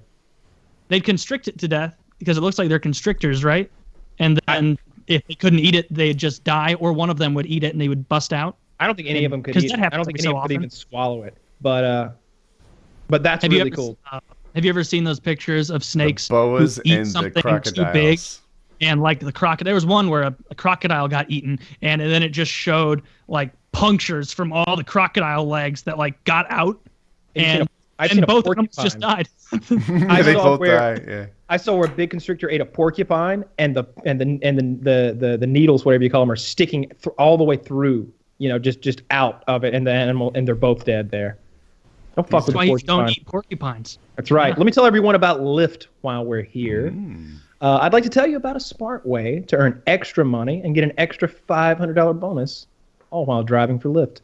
Looking to put away more money in your kid's college fund, or going back to school yourself to get another degree, or your first one, or maybe you're just looking for some extra cash, then drive for Lyft, the ride-sharing app that lets you be your own boss, pick your own hours, and earn up to $1,500 a week driving your own car. There are other ride-sharing apps out there, but everyone likes driving for Lyft the best because they treat their drivers right. Lots of people started as customers and now drive for Lyft. It's a flexible way to earn extra money anytime from anywhere. All you need is a car. Driving for Lyft pays up to $35 an hour, and getting started is fast and easy. You can drive mornings, nights, or weekends. Just flip into driver mode and start making money. Plus, only Lyft drivers can earn tips from within the app. That's very, very important, those tips. That's the big differentiator out there. Those add up fast. And you don't have to wait days or weeks to get paid. You can cash out instantly with Express Pay.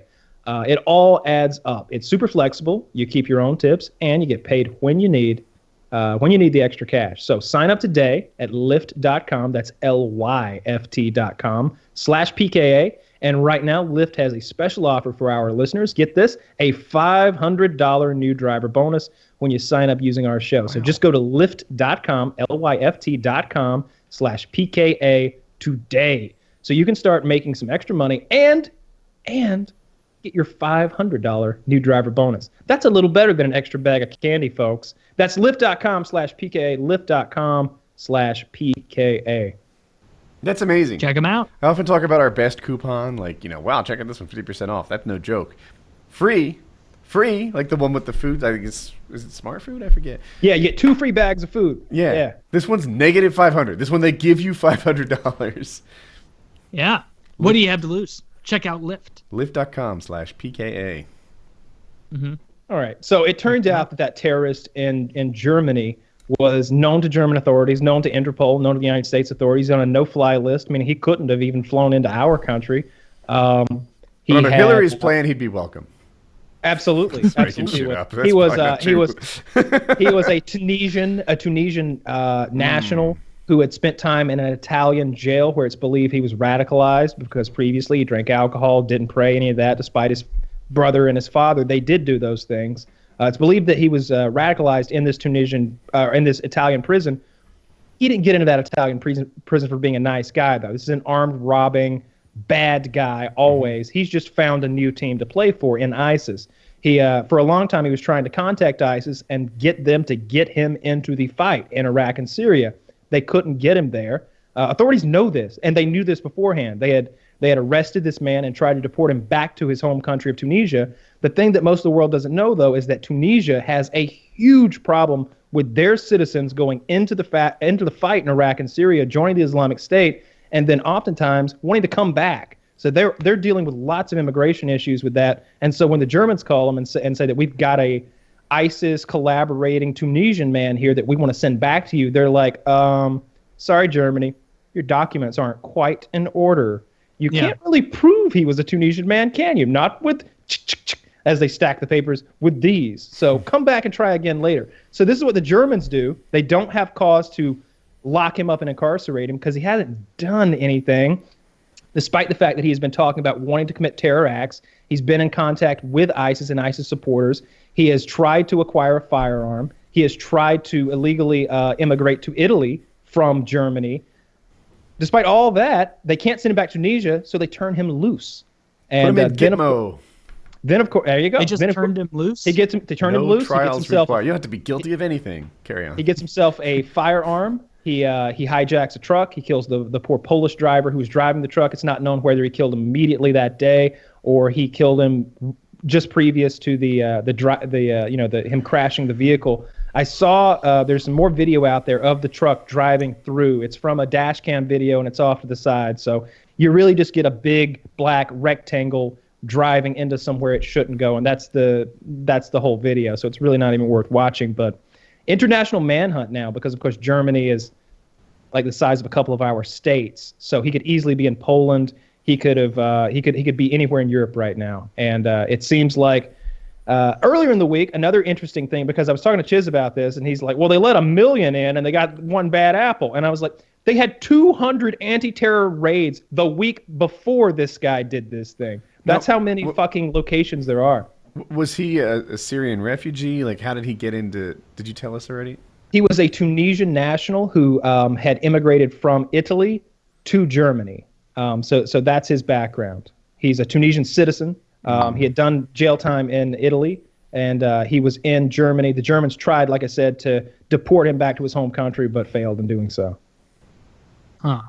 Well, that's a really fucking They situation. really dropped the ball if you look at it. And it's very similar in a way. We all, of course, as Americans, we always want to be like, ha-ha, that wouldn't happen here. Look, the Boston bombings thing is almost the same thing, right? Wait, those weren't Americans?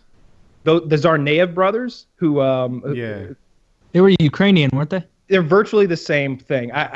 Because they had traveled. They had traveled overseas. They had trained in terror camps. They had come back over. One of them had killed several homosexual men, had cut their throats, and he had been investigated for those crimes.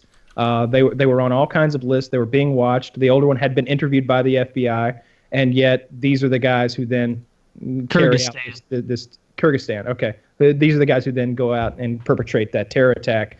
The biggest difference that I see in all of this between the United States and the Boston bombing and Germany and this terrible thing at Christmas is that we have so many closed-circuit television cameras here. We are wired up here. And the Germans, because of, the Nazis, and we don't want the government to have too much power, don't do that. They have a lot of privacy concerns.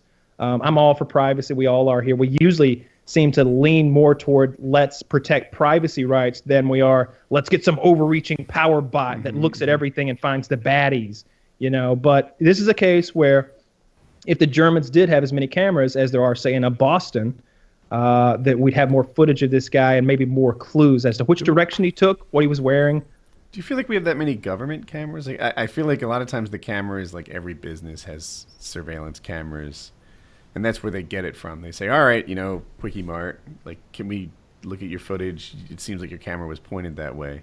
traffic cams, that sort of thing. I think there's a big mix of like what they're pulling that data from. There's certainly government cameras. There's certainly in the UK. State my understanding government is there's a ton of government cameras. Like if it's London, for example, like the whole thing is just coated with cameras. Like in New York, there is too, though. I think it's Oh. more just urban areas like that. Because I know, or I'm pretty sure, someone will comment if I'm wrong, but I think that they put a lot of cameras up in New York just so they could always have, like, I think there's an angle to see every part of downtown New York. I think. But who knows? not sure. That'd probably be expensive, but it seems like it makes sense. In regard to this, the whole witch hunting of this stuff, a lot of Opie and Anthony fans. This is from like one of the terror. I'll wait till Kyle gets his fucking headset back on.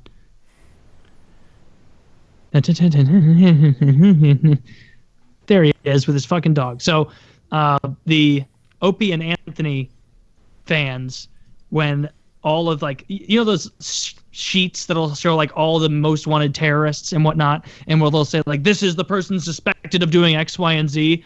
They posted so many pictures. If you just click that, one of the guys' name was Antwan Kumiya, and they put tons of pictures of Anthony Kumiya, who looks, he's like Sicilian, so he looks a little Middle Eastern, and it's just pictures of all these real terrorists, and then Anthony Kumiya as Antwan Kumiya. And of course, he's a gun nut, so it's easy to find a picture of him with a machine gun. Yeah. These are all Anthony Kumiya. Yeah. Yeah. If you look up Antwan Kumiya, all of it comes up as Anthony Kumiya. And one of the pictures there is a picture of him with a covering on his head, talking into a microphone with a hookah stick in there. Yeah, he is. I just got a giggle out of that. I thought that was really he funny. put enough content out there that it's easy to really make him look like a terror suspect. He better hope he never gets caught in the middle of some kind of doings, and they like fucking biometric scan him real quick and get those results. Kyle laid that out real well. By the way, the Boston bomber, like Taylor said, he was from Kyrgyzstan, but it looks like he was an American citizen as well. Yeah, he was. Yeah, he was. So Yeah, but like I said, they had killed those gay guys. The older brother had killed a couple of gay guys, slit their throats, and he had been investigated by the FBI, and he was also on their radar because he traveled out of the country and went to that fucking terror camp where they trained him how to make the bombs. You know, but don't want to offend anybody. Oh, you see that YouTuber who faked the whole the whole thing was fake. Yeah. Was it confirmed? I know that he had faked a lot of other things. It was confirmed that it was fake. He had faked other he made the front page of Reddit and the quit your bullshit subreddit. Before. I can't believe that he did. Like, if you're gonna do a really in bad taste prank like that, if you get away with it once, you'd think you're like, phew, okay, not gonna double dip there. That's risky, especially since I'm leaving these videos on my channel and no one's gonna buy that this happens. Man, just no matter what airline happens, every time they did buy it though. That was a huge win for him. See, he doesn't need you to believe his lie for all time. He didn't give a fuck. He needs the fucking network news coverage that he got all from left-leaning media sources. I didn't see his ass on Fox News. His Twitter blew up, gets 60,000 followers. His YouTube blew up, got like 30,000 subs. Let's not say, right? Like, I don't know. I want to see his Social Blade stats. Yeah, I don't. I'll be able to look it up. Yeah, but he's he basically went on an airline and started scaring people on purpose by saying things and shouting things he shouldn't. He has a video where he does a countdown on an airplane. He starts fucking 10, 9, 8, 7. And he's an Arabic guy, and he speaks in Arabic. And it's all meant to be inflammatory and scare the people around him. In this case, we don't know exactly what he did, but 20 passengers around him all stood up and said, either he goes or we go. And you don't just get that on a random Delta flight, okay? Like, it's a fucking plane full of people. It's not like we were at a jockey lot. It's not like we were at the flea market. We weren't at the cattle sale. This was not the rodeo. 20 regular people on an airplane stood up and said, he goes or we go. And it was because he did some inflammatory stuff to get attention, and he won for it. Nobody, He'll do it again. It's not even who you are as much as nobody likes being on a plane or feels necessarily safe on a plane with someone who's acting erratically, and even if not erratically in a dangerous way, very uncomfortable and annoying and intentionally incendiary. Like, how in God's name, like, the amount of douchery to put on the veil of Muslim victimhood while you're going out there actively prodding and poking at people. Nobody who's not already on your side is going to join your side, and all you're going to do is take people who are on the fence about events they see like this in the news and make them go, oh, well, now I have a nice little rationale for when the next real thing happens like this, and I'll just say, oh, it's probably overblown. Like, you want another one? You want another one that helps you do the exact same thing? Do you remember a while back when someone spray painted Trump 2016 on that black church and then burned it down? That was a black man, false flag operation. He burnt down that thing and spray painted that shit. So yeah, every time you hear something like that, you gotta take it well salted, because there's always gonna be people out there who are faking and trying to make something look worse. Just like, back in the day when we were talking about people at the Trump rallies who would do these disgusting things. And then you'd find out, well, shit, that guy he came in on a Hillary bus, He bust in here from Des Moines to make a scene. That's the same guy, they put the pictures. Like, this guy is in 2 rallies across the country. Yeah. He is traveling the country trying to, start trouble at Trump rallies. Yeah. He's got a business card that says professional bird dogger or whatever it's called when they do that. Isn't that bird dogging? No. Where you try and start shit? You try and you push buttons to get something going? Maybe I'm wrong. Probably. Yeah, I don't know what that's called necessarily. I looked at this guy's channel, and it looks like he took the video down, or I found the wrong channel. I mean, there's a whole bunch of pranks. He's the guy, etc. Does he have a countdown, like countdown on airplane or something like that? Because I noticed that whenever he doesn't have any videos until 3 months ago.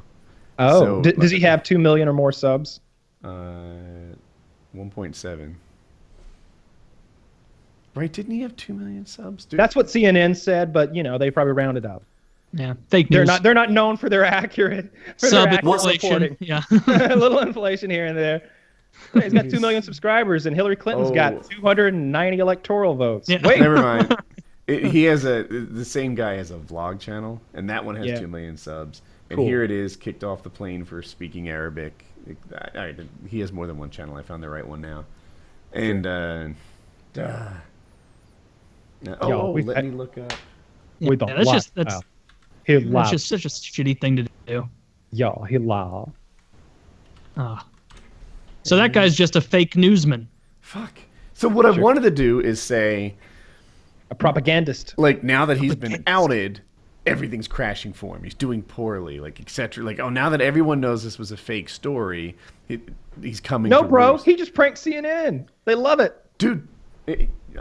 Okay, I guess that's the take. He gained 40,000 subs yesterday. He gained 50,000 subs today. His other channel, the wrong one that I found, growing at 9,000 subs a day each day. Like, those are good numbers, right? Like, even the shining stars of YouTube growing at 9,000 on a second channel and 50,000 on a main channel is an amazing day. I don't know, does PewDiePie grow at 50 grand a day? God knows, at 50 million. Like if he doesn't, then that, you know what I mean? Yeah.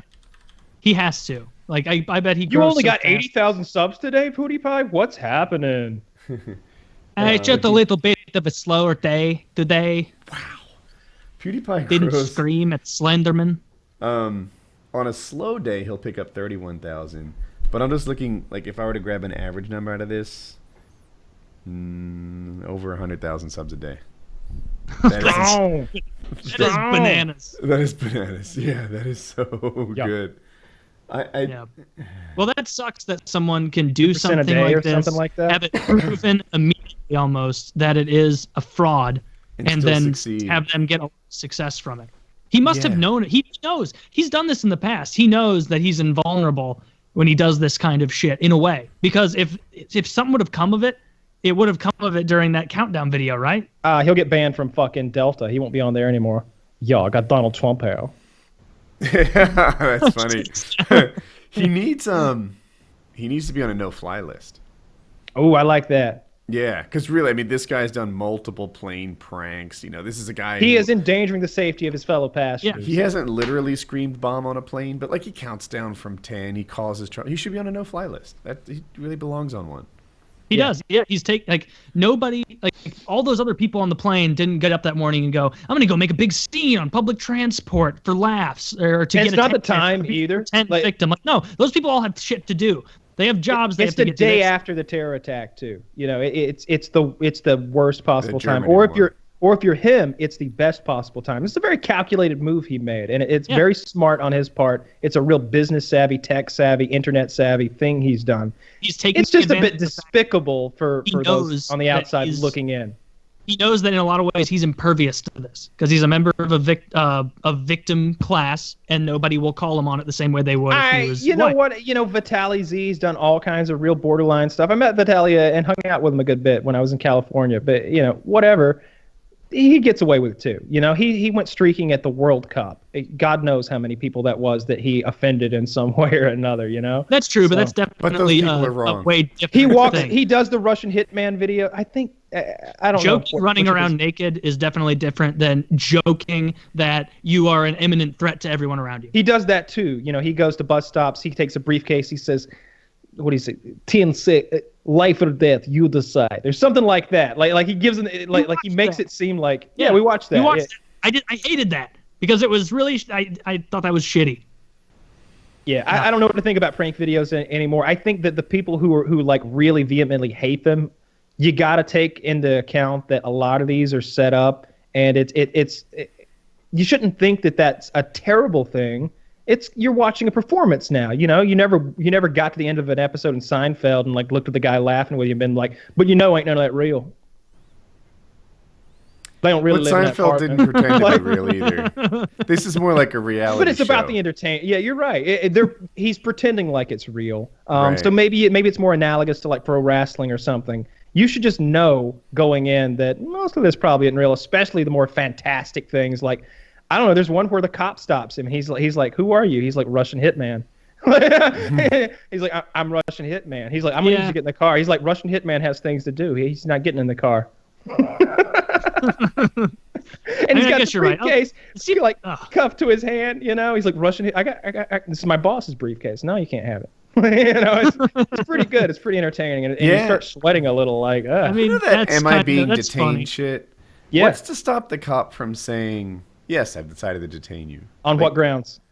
Is that because I don't know the next question? Well, I think I would ask. admitted to being a Russian I would hitman. need to know on what grounds. And my mindset in that thing is, okay, when we get to court, whether it's criminal or civil, this is going to be a big part of my argument about why you're holding me here right now. And my lawyer is going to be arguing as to whether or not you had probable cause to suspect that of me. So you need to tell me right now why it is you're holding me here, if you're holding me here, and if so, why?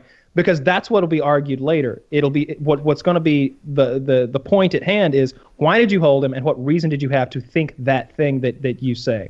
You know, because if he says, oh, he was in a suspicious manner, then my lawyer's going to start talking about so any white man standing on that street would have looked suspicious?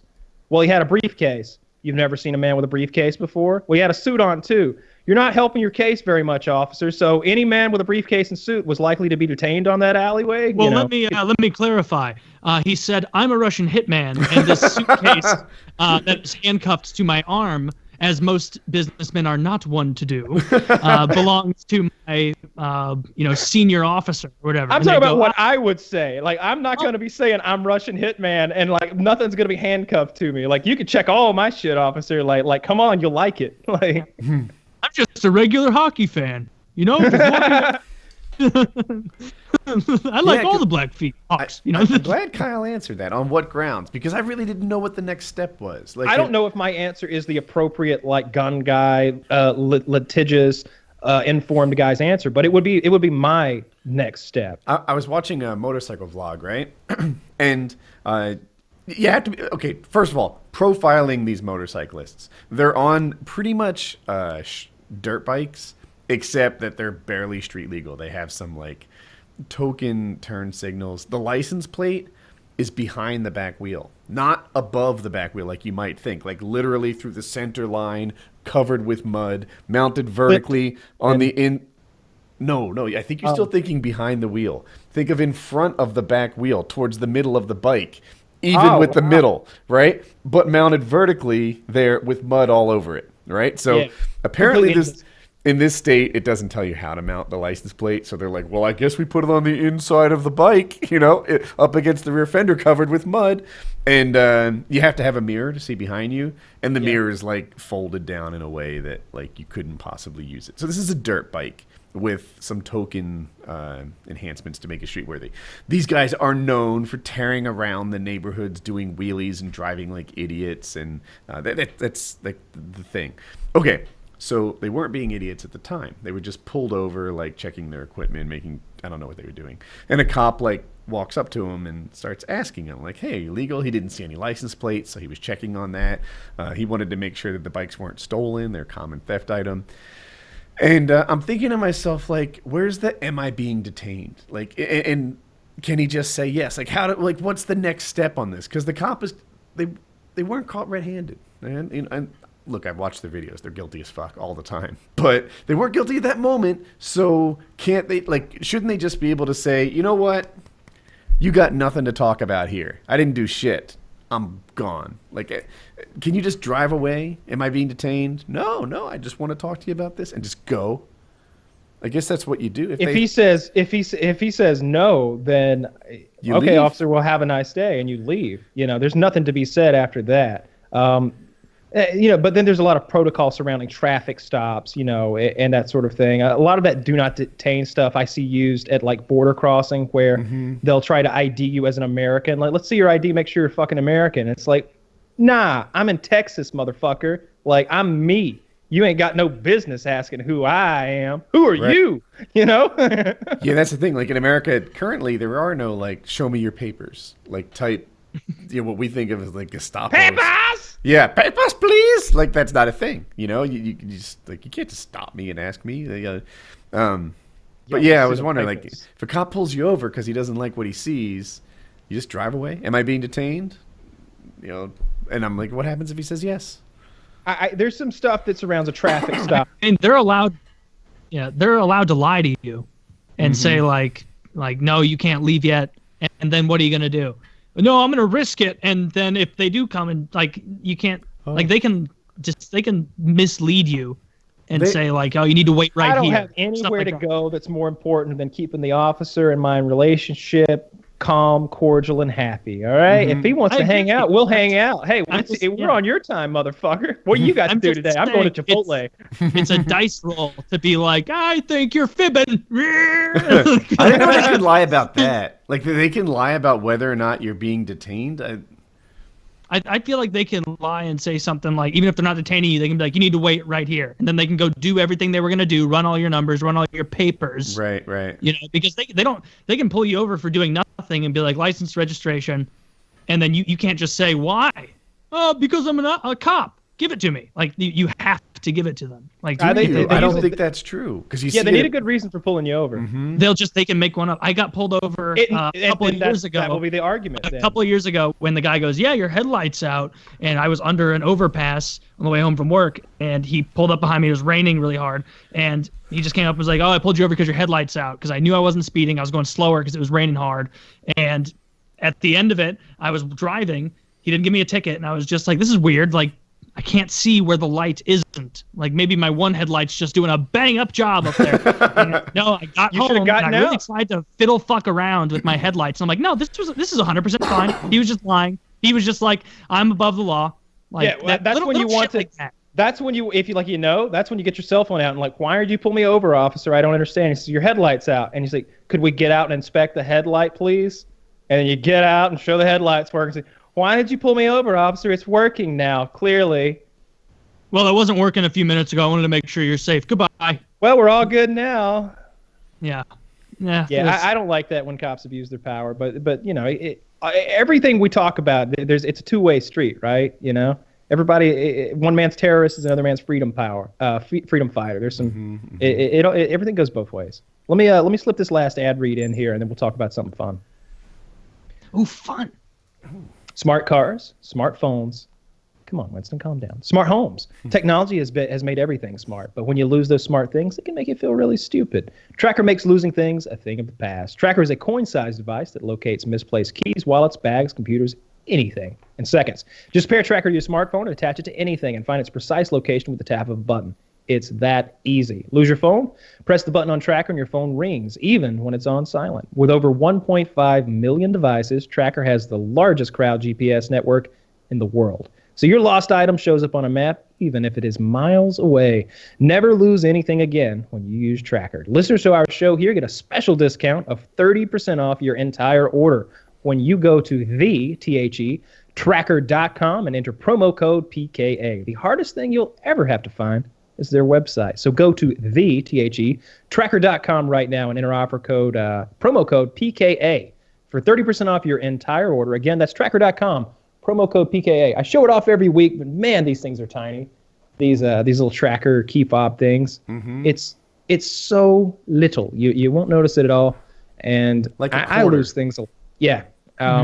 I don't use mine often anymore. I got one in a gear bag, and I got one on my set of keys. And I lose my keys maybe once every 2 or 3 months, but they're like legitimately lost. And these things have saved me like, I guess twice now, which doesn't sound like a ton of times, but man, when you need your keys and you got somewhere to go. Well, yeah. When you think about it, you're not if you're losing something every single day, you need to reevaluate yourself. This isn't if you're losing something every day. Like this is if you're losing something where like I always put this right here and it's not here, like your keys. Like that's when you need this thing. So, highly recommend it. Check it out.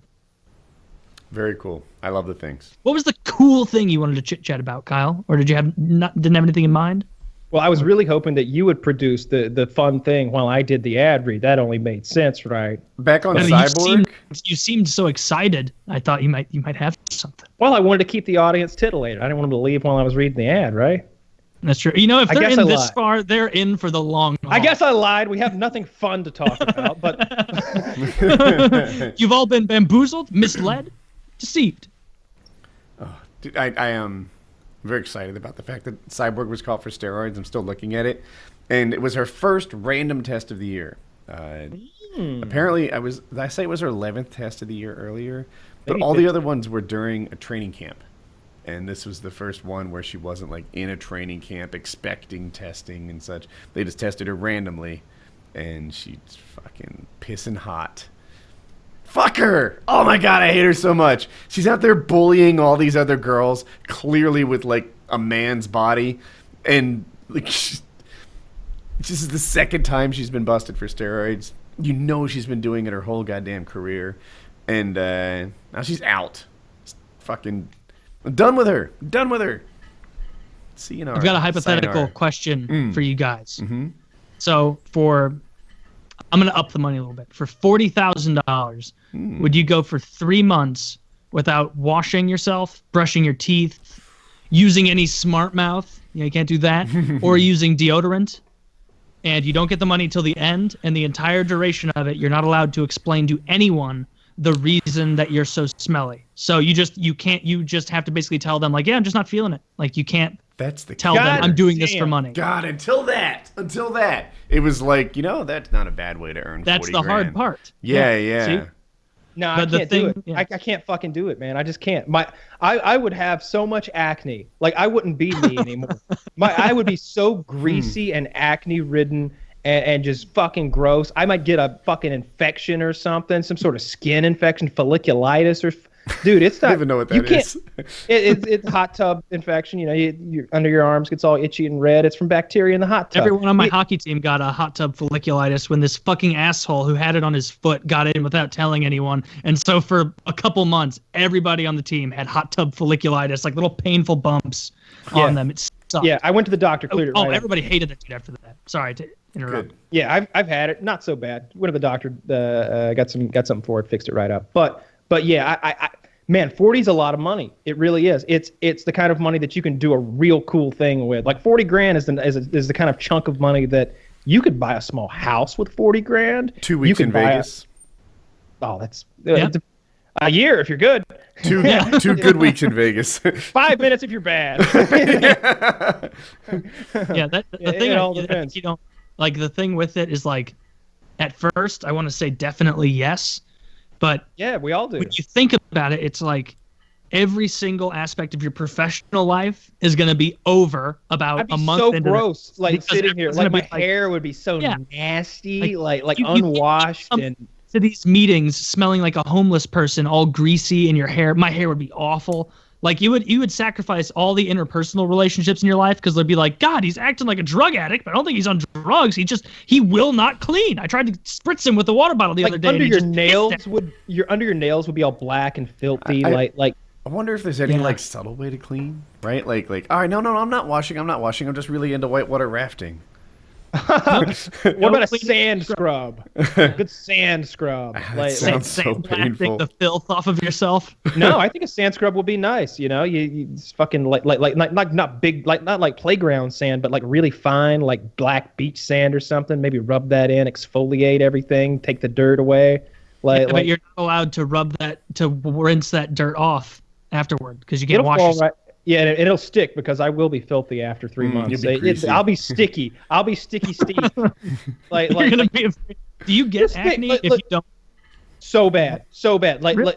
I'm on the skincare addiction subreddit all the time. Like it takes a lot to keep this shit together. Like the acne's never gonna go away. Like I have very acne prone skin. It's oily skin.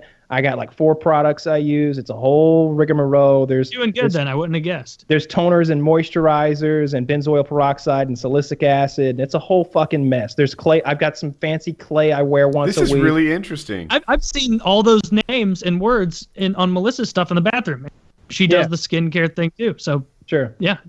Yeah, Hawaiian mud mask, the whole thing. Yeah, it's a real fucking ordeal to keep from like just breaking out. I break out all around my mouth, all over my forehead, all over my face, real bad. So is just all the different kinds of pimples. Woody talks about acne, and he's like, yeah, you just scrub those whiteheads off with a rag. It's like, oh, that's that one kind of easy acne that some people get.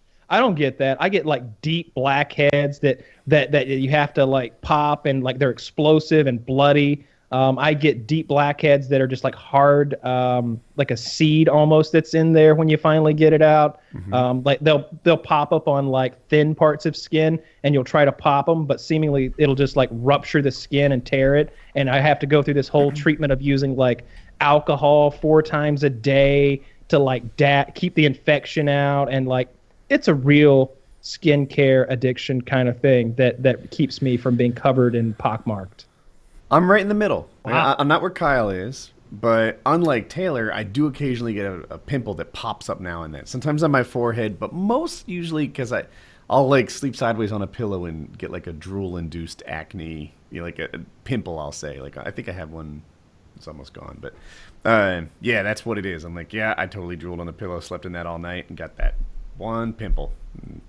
Give it a day or two, it cleans up. But I get pimples so rarely that when I do get one, if it's poppable, it's almost like a treat, where it's like, oh man, like look at this. But I can't even remember the last time I had one that was able to be popped. It's just you squeeze it, and then your skin gets all red, and it's like, well, all right, just time to play the waiting game. And then that's always a short game. And I get them everywhere. I have had like a pimple or a blackhead, like on every surface of my body, I'm pretty sure. The worst is my ass. The worst if you get one on your butt. Because like that skin, like there's no way to pinch that just right, and you can't get back there. So I use I've got a whole exfoliation process for my ass to keep probably acting better up. than pinching it. Yeah, I've never thought about that. I haven't had to deal with ass pimples, but that does seem like a very uncomfortable place to be popping. And I'll get them like right in the middle of my back on my spine, and I literally can't get back there. Like I have to do this thing where I'm like all contorted, and I've got like 2 thumbs going toward each other, but the angle is so awkward for my joints that they're like going past each other and like making it worse. Yeah. So you're just making red marks on your back. So I have to do this thing where I like put toothpaste on it with a Band-Aid to like make it real bad so it's poppable, and then it's just disgusting. That doesn't. I've read about that on the internet. I thought it dried it out.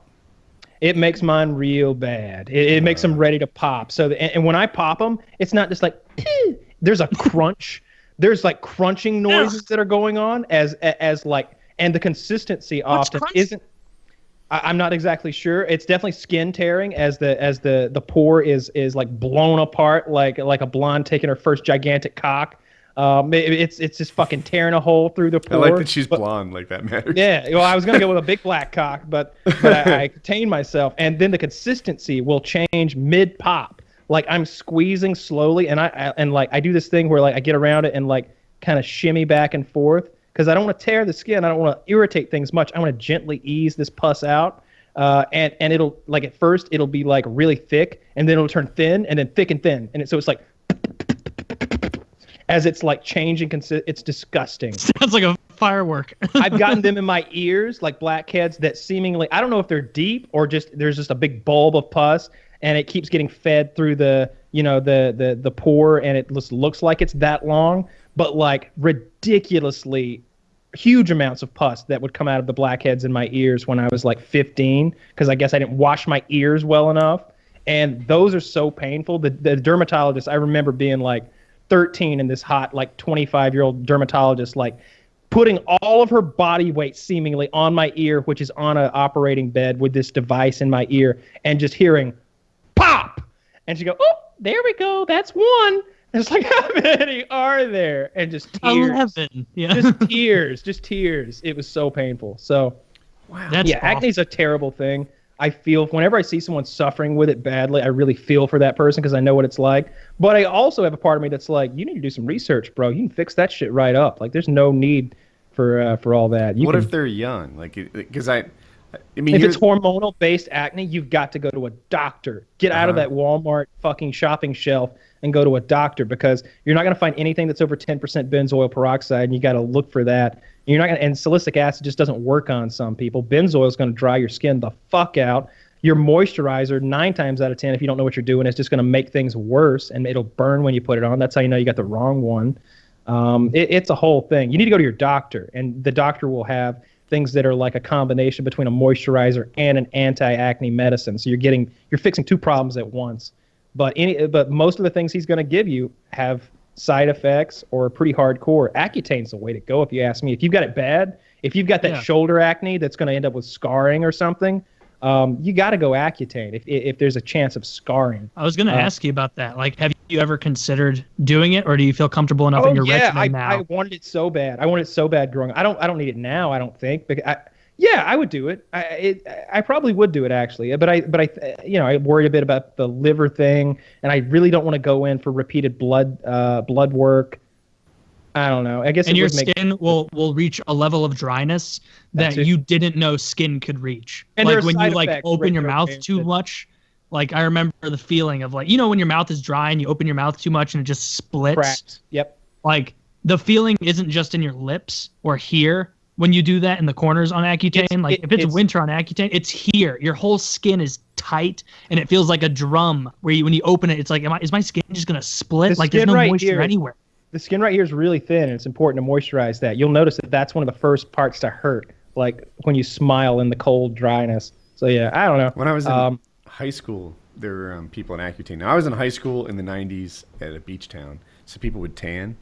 And Accutane people, they were like, it was a big deal. Like, they couldn't be exposed to sun.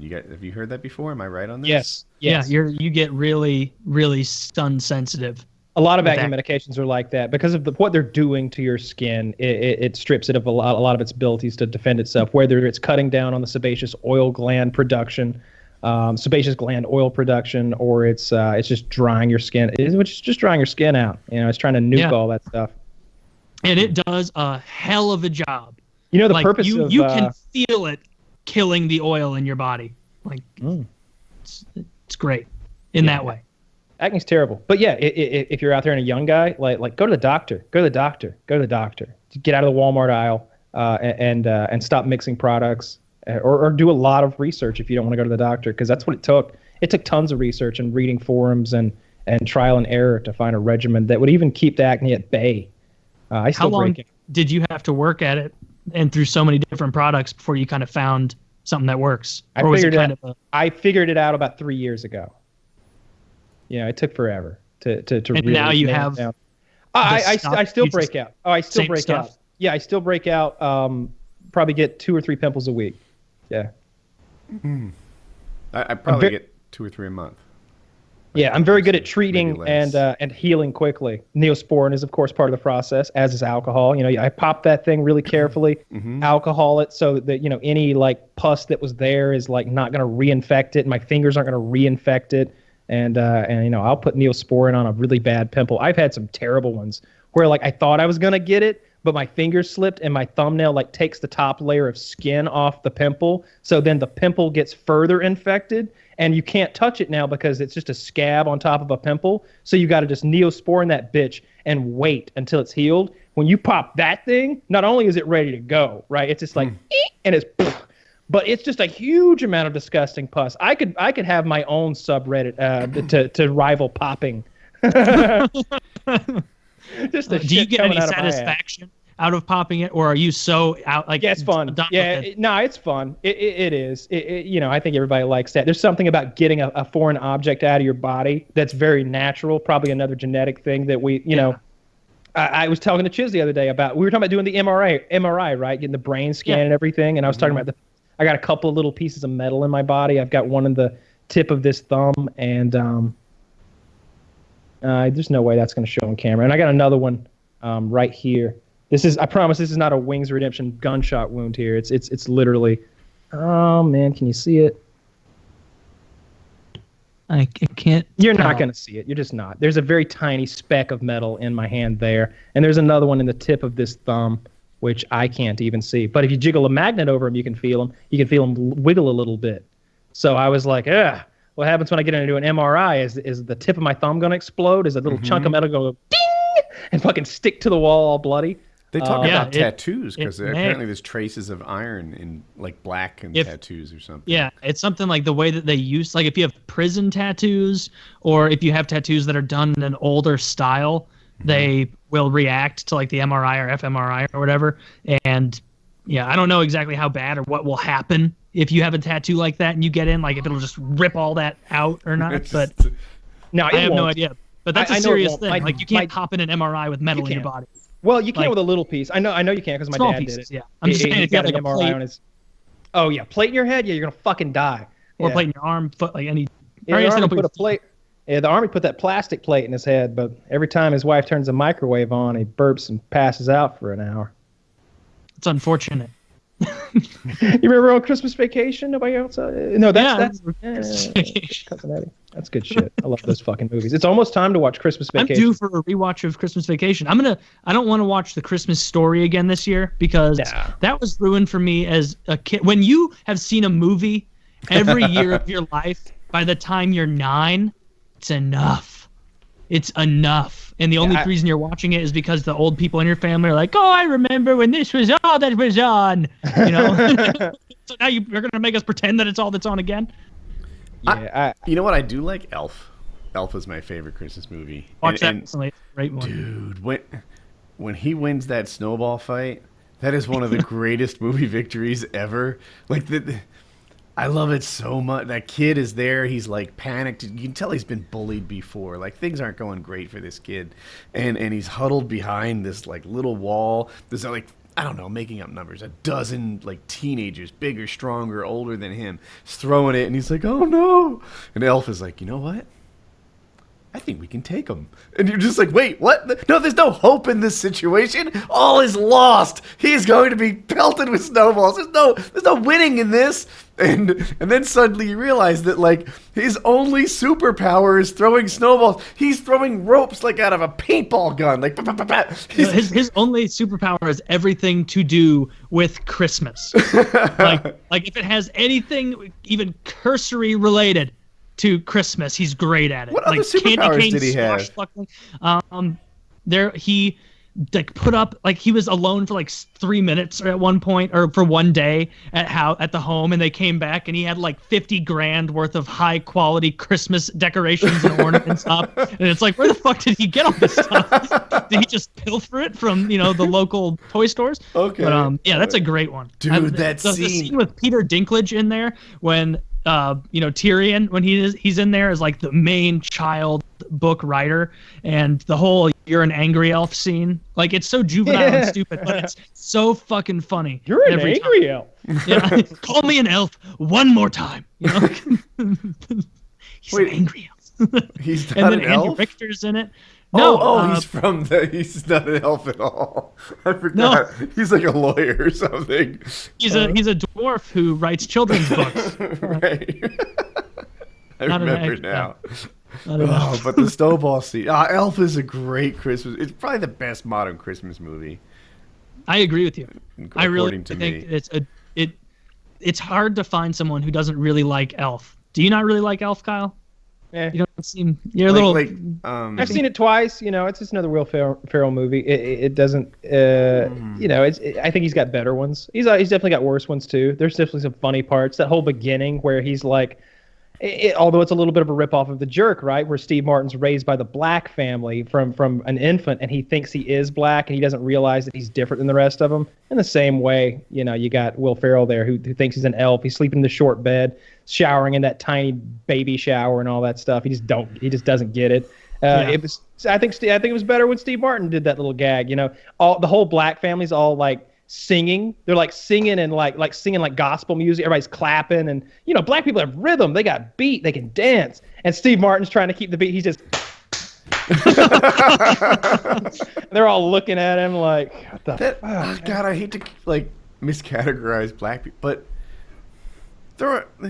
it seems like if I were to grab a random black person, especially woman, but any black person from a crowd, it is more likely that they can sing well.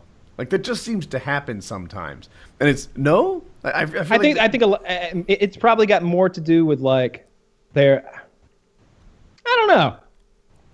I think women. I think dancing. I wouldn't be say on that. your I side, would give it to you in dancing. I think if you're in the South, maybe like I think a lot of black people go to church, maybe more so than white people where I am. Mm-hmm. And black churches in particular have these big choirs here where everybody sings, and it's a big thing.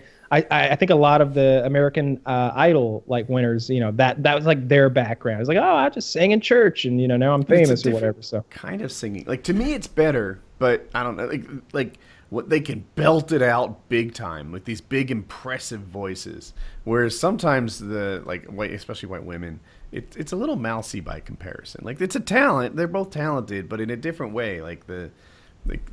I don't know. The black women that just sing at full volume and loud and just roar it, whereas I feel like that's less common amongst white women, but I could be wrong. Dolly Parton, Celine Dion. Celine Dion, yeah. Adele sings really well too. Yeah. What was that ugly lady from Britain's Got Talent or X Factor or whatever? Oh, Susan Boyle. Susan Boyle. Yeah, big. That's still an uplifting video. Sure. But it's an odd video to watch being uplifting because part of the time. So basically, for people who don't know, this is a woman who got up on the British version of America's Got Talent and is just totally homely. Looks like she'd be an assistant librarian, lunch lady, not at all someone you would lunch lady, perfect. Mm-hmm. And she gets out there and she belts out this beautiful song, and everybody's like, "Oh wow, how magnificent!" And like you feel really good for her until you realize the only reason that people are being like so good, so magnificent is because every single person in that room looked at her and unanimously agreed, this is an ugly loser. This is an ugly loser with a bunch of cats who aren't going to give a fuck that she got kicked out in the first round. And so it's almost like, it's only through phenomenal low expectations that you're like, wow, mind-blowing. But it's still uplifting because you see her having the time of her life, finally being appreciated in a way that she didn't have the opportunity to be before. So I like the video. I like videos like that. There's like some handicapped kid who does stand-up comedy on a show like that. That's really good too. I like the one that was it like Tea and Toast? Do you guys know the one that sang Tea and Toast? Mm-mm.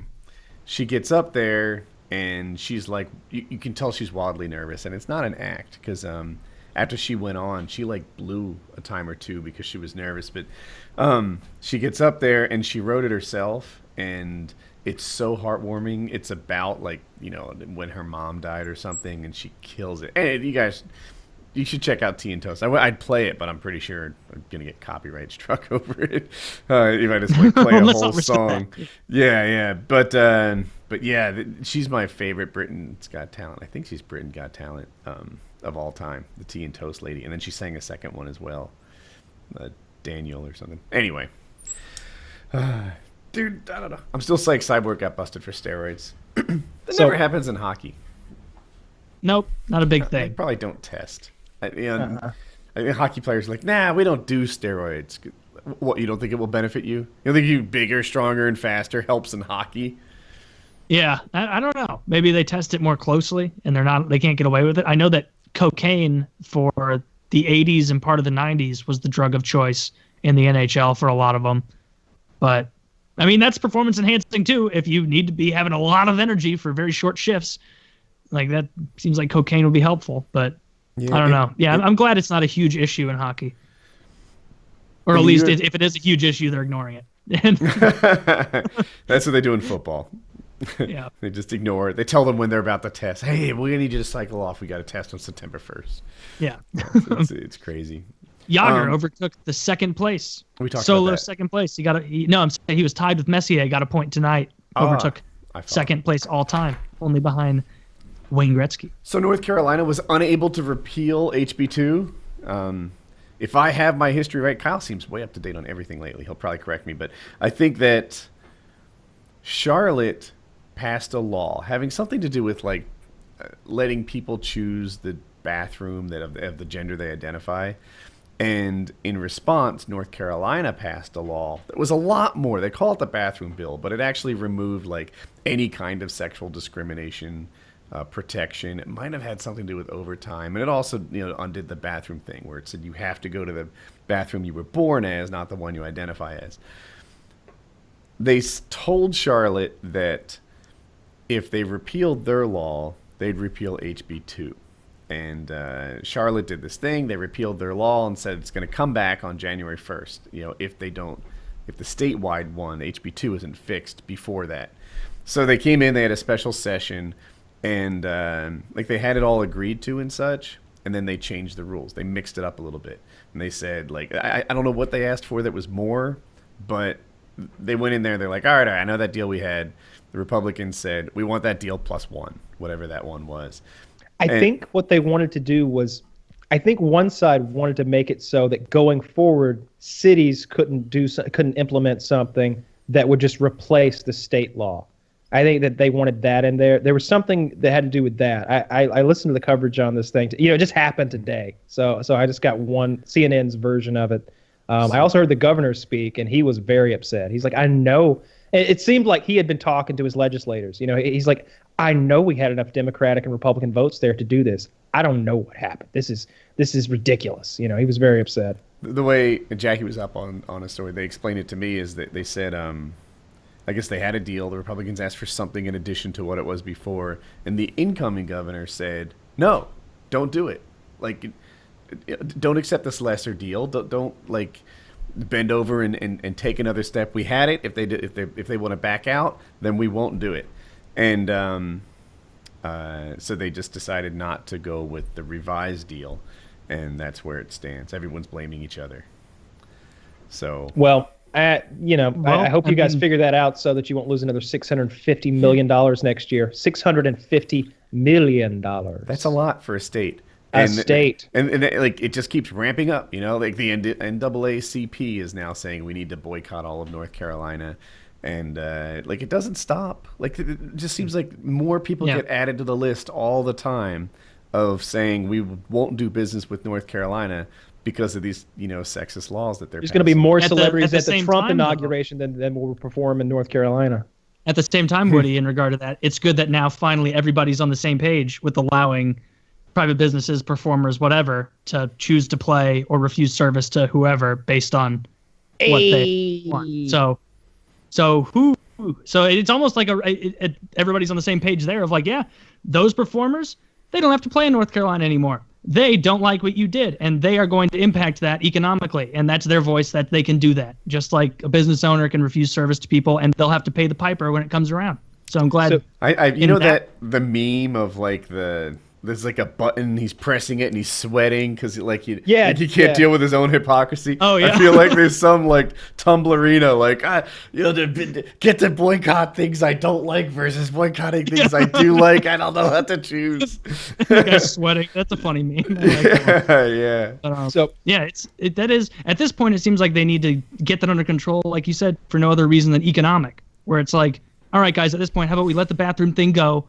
Because we're losing a lot of fucking business, and it's impacting people who really couldn't give a shit less about this bathroom issue. So I was listening to the best of Jim and Sam today, Jim Norton and Sam Roberts, right? And they were talking about this clip from 90 Day Fiance, which is a reality show, where these people get married under these odd circumstances. And basically what happened here, I think this guy might be Tunisian. This big, fat white woman went and got herself a mail order husband named Muhammad here. He's no prize himself, but he is 15 years her junior. She being a real land whale, and she has 3 teenage daughters. And I got to say, they really throw Muhammad under the bus here. Everybody on the show treats him like shit, and Muhammad is trying to get out with his broken English what the fucking problem is. Let's watch this clip. It's entertaining. Right. I think I may have seen this before. I'm queued up. I have not seen this before, and I can't wait. Is everybody ready at 0? Yes. Yes. Okay, ready, set, play. I want to see this. When we saw the scene of you two at the wedding, you said that you could not kiss her. Yes. Okay. Oh, that wife Have you is guys ever horrible. kissed before that? Yes. You have. Yes. Were you intimate before that? Yes. You have. Okay, so you've kind of consummated the relationship. Really. Was there any intimacy after the wedding at all? After the wedding? Yes. There was, but we started facing a problem. What was the problem? I don't want to say, like, this is very private. Instead of taking care of that problem, she was, like, fighting with me over it. This is something that no man in the world can accept that. And then she was, like, sitting on the floor, crying, screaming in front of her teenagers. I want my sex tonight. If you don't give me my sex tonight, I will call the immigration. I will get you deported. Oh, Danielle, can you tell us what he's talking about? He has told people that I smell and I You do. peed on him. Okay, this person here, she has some stuff that I don't like. I complained about. You know what? I don't even want to know. Then You don't? Thank you Look very at this much. cunt. Thank you very much This for cunt of a if you host. asking me, like, why I'm not having sex with her, then you put it out there. And I I have to think- explain it.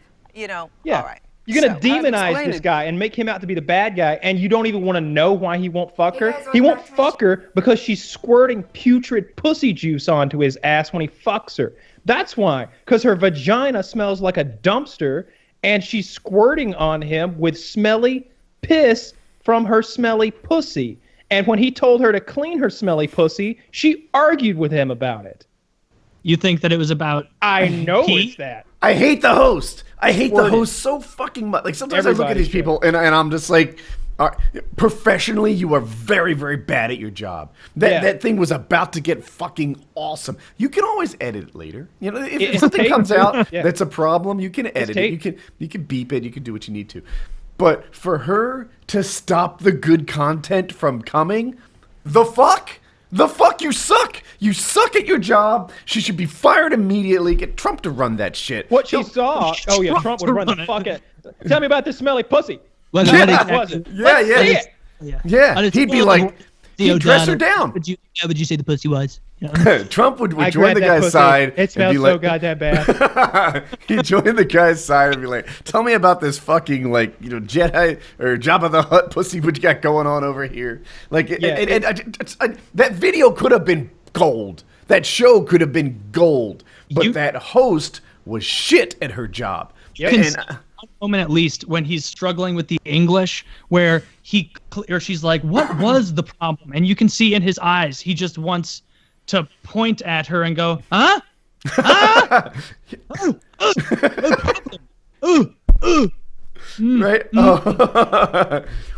Yeah. And he also, and the guy showed a little class, right? Like, Yes. I think that woman, she didn't talk really in that clip, so you don't know what her.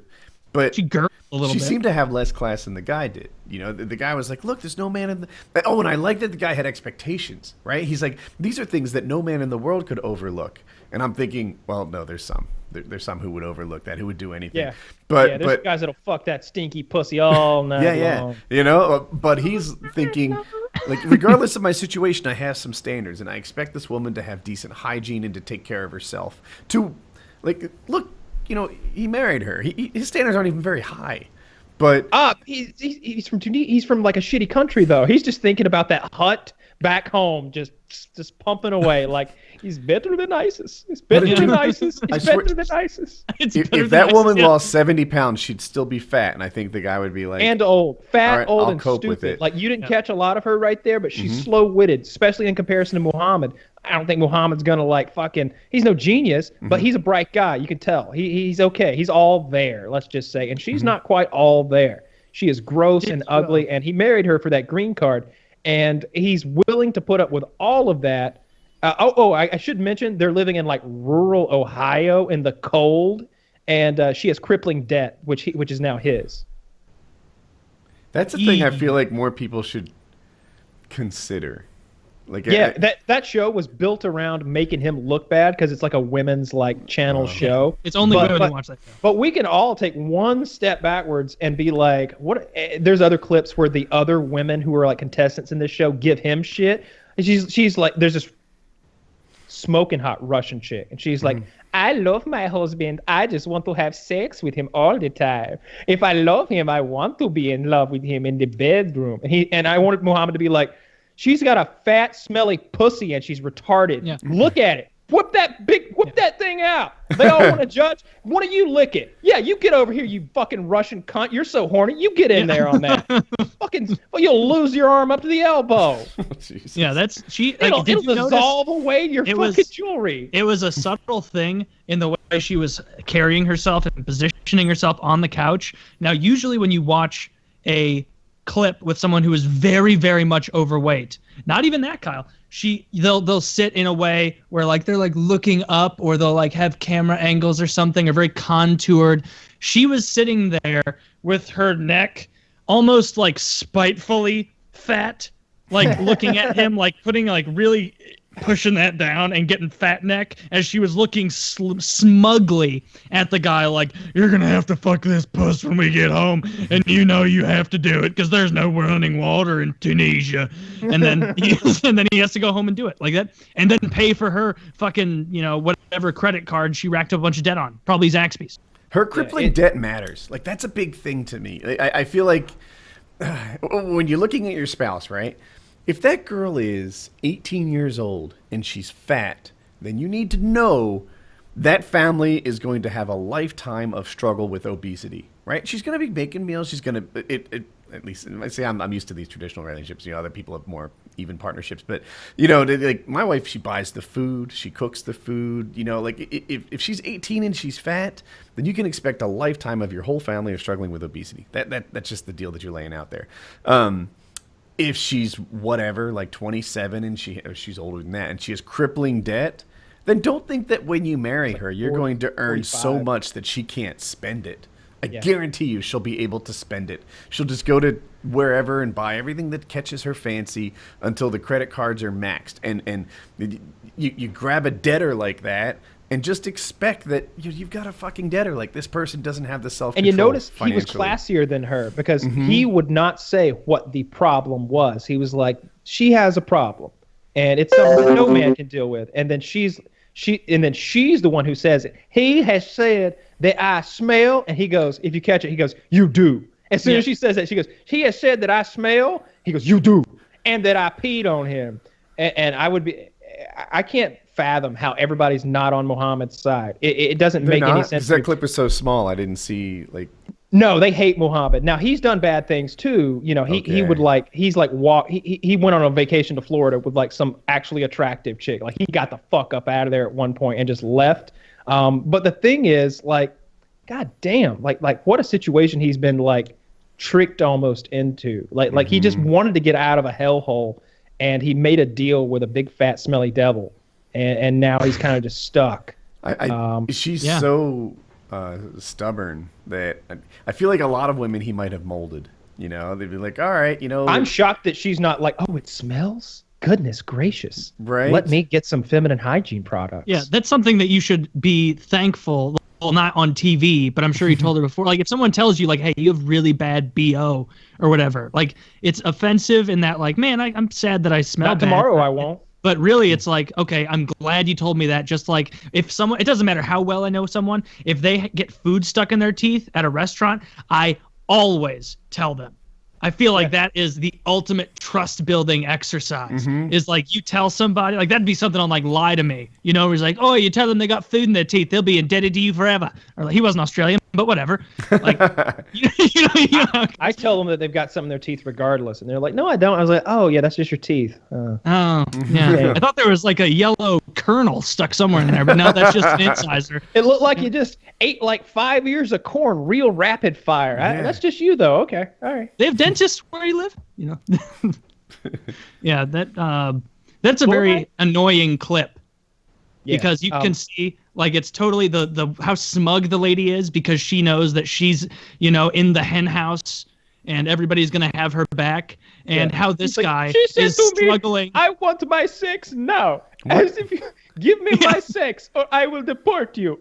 What happens next, Kyle? It sounds like you've seen more than just this. Like they end up getting divorced and they're apart. I saw, you know, Jim and Sam like riffing on this and talking about how funny it was, and then they played the recording, and it's just I had to see what Muhammad and her looked like because of course you don't have the visual with radio, and you know he looks like a 9/11 hijacker. He's got a good look about him. You know he's a friendly guy. He's shaven. He's clean shaven. He's put together. He's 15 years younger than her. He's an average-looking fellow. He looks just fine, and he seems like he's got a decent head on his shoulders. And she's not any of those things. She does not deserve him. Yeah. She's dumb, stupid. I guess dumb and stupid are kind of the same thing. But she's definitely slow-witted and fat and ugly and ignorant and unwilling to change and stubborn and poor and indebted, and has 3 teenage daughters who apparently live with her. It's just a real he could have done better in the whole international mail order Muslim husband game. He really drew a bad hand. Like, I think your wife's slow. At running on the track, she's terrible. In the head, you know, slow in every way. You know, except with her sex drive, that's always, you know, banging on all cylinders. How miserable would that be to live with that heifer and have her constantly trying to proposition you for sex as you try and make stuff up? Oh no, I have to pray again. That's the 9th time today. I thought you guys did it 5 times. No, I am doubling down. Oh Jesus! I need a lot of help. I'm doubling down with Jesus. Muhammad is not helping. I must go to Jesus Christ. I like that he's Indian now. Your sticky pussy. If I do both of them, it gets rid of any potential problem. Things have gotten so bad. I'm not Indian. He is this close from declaring jihad on her vagina. like this is what radicalizes these poor people. Like that's a normal, kind human being right there. That smelly pussy is going to drive him right into a crowd of parishioners. I guarantee it. I wonder, like, if you're in a society that's real protective, you know, women wear veils and non-flattering clothes and stuff. Yeah. How well do you know what you're getting? You know, like some of these guys marry pretty quickly. Like, what is the scoop on that? I think that the fact that they can get another one might be nice. I think one of the important things when you're picking a bride is like what kind of dowry you're getting back. You know, what kind of family are we marrying into? What kind of financial thing is this going to do? Because it seems like the men have more options. Like if they want to get something else going on, and of course it depends on which country we're talking about, how religious specifically in that country that specific family is, all those things. You know, if we're talking about like actual militant ISIS guys, like those guys kidnap little boys and fuck them. Like that's a sign of prestige, as if you've got the prettiest boy slave, right? You know, so it runs the gambit. It is. I'm not making this up. Oh, really? I thought you were making it up. No, they compete for who's got the prettiest, you know, boy slave to fuck and all. Throw homosexuals off buildings. Well, what makes for a hot boy, I wonder.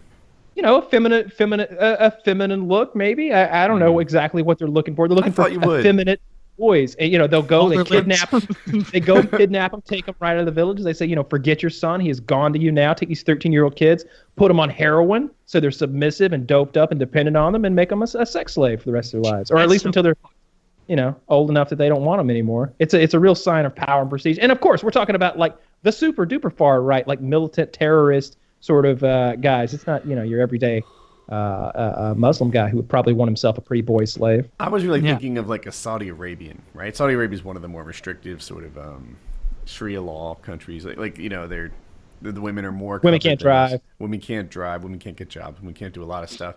So when you pick up a girl, like how well do you see this? Would you take off that big outfit of hers and be like, fuck, she's whatever. Wrong in this way or that way that you didn't exceed. I'm sure you do, but I also bet that if you are a guy in Saudi Arabia, your horniness is going to be much greater when seeing a naked woman than a guy in the Western world. Where if we've literally done stuff on the show where there's like 3 beautiful women and we're like, oh, nose is too flat, or like some bullshit. Like these guys haven't seen anything but ankles and the occasional risque wrist their entire lives, and so they're going to see that naked body and probably be like, hot dog, like I'm so into this, unless it's like this person and they're like, I've been lied to. There is no God. Yeah, I think it's hard to come up with a definite answer. It runs the gambit. That's going to be the truth at this one. There are definitely Muslim men who none of that even happens. They know exactly what this girl looks like and they date them in a normal, more Western fashion. Maybe it's a bit more reserved, more maybe 1950s style Western fashion is their dating life. But then, of course, on the other end, you got the guys who enslave little boys and fuck them. So everything in between, I guess, is what you're getting. I bet there are techniques, though, tricks. Ray Charles, the blind musician, of course, he grabbed the lady's wrist. He'd want to wrap his hand around your wrist, and if he felt that big fat wrist, he knew you'd had too much fried chicken, and he didn't want to take her back to the hotel room. But he felt a nice much falafel, slender, delicate wrist. He knew that she hadn't been having those chicken and waffles every day for the last 25 years, and he'd take her back with him. Speaking of Ray Charles, there's some clip from some show he was doing where he's obviously blind and he was out there.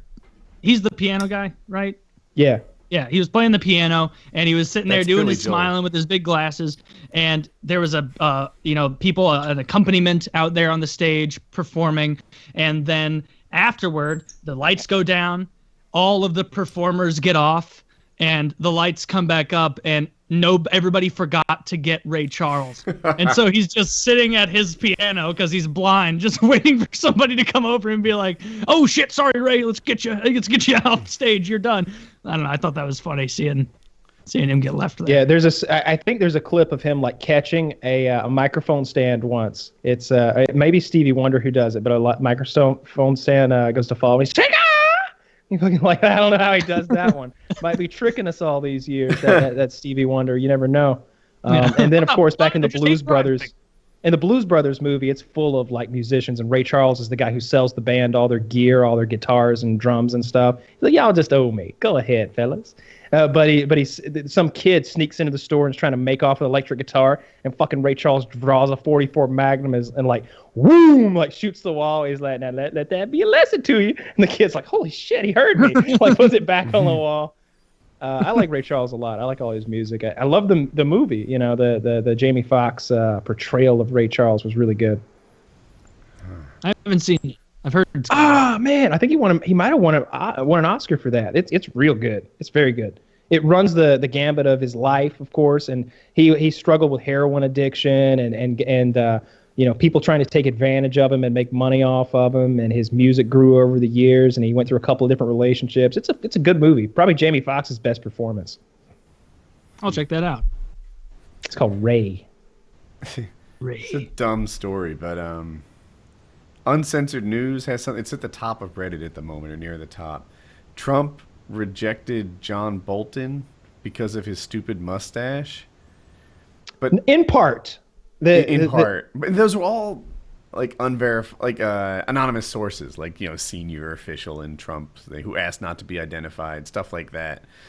I don't know how I feel about that, because on one hand it's like, Trump, how could you be so silly to judge a guy by his mustache? On the other hand, I too judge that guy by his mustache. It is ridiculous and stupid. He said he wanted someone who, quote, looked the part. And that's one of the main reasons why, in the end, it came down to Rex Tillerson or Mitt Romney.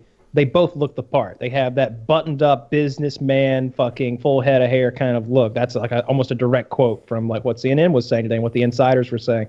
I think what he said specifically about John Bolton was it wasn't necessarily that like he got in there, did the meeting, and he was like, everything's great about John Bolton. That mustache won't do for my Secretary of State. It was more that like Trump had a lot of things that he liked about John, a few things that he didn't like about John, and one of them was that mustache. It is silly though. And Rex Tillerson seems like the better choice.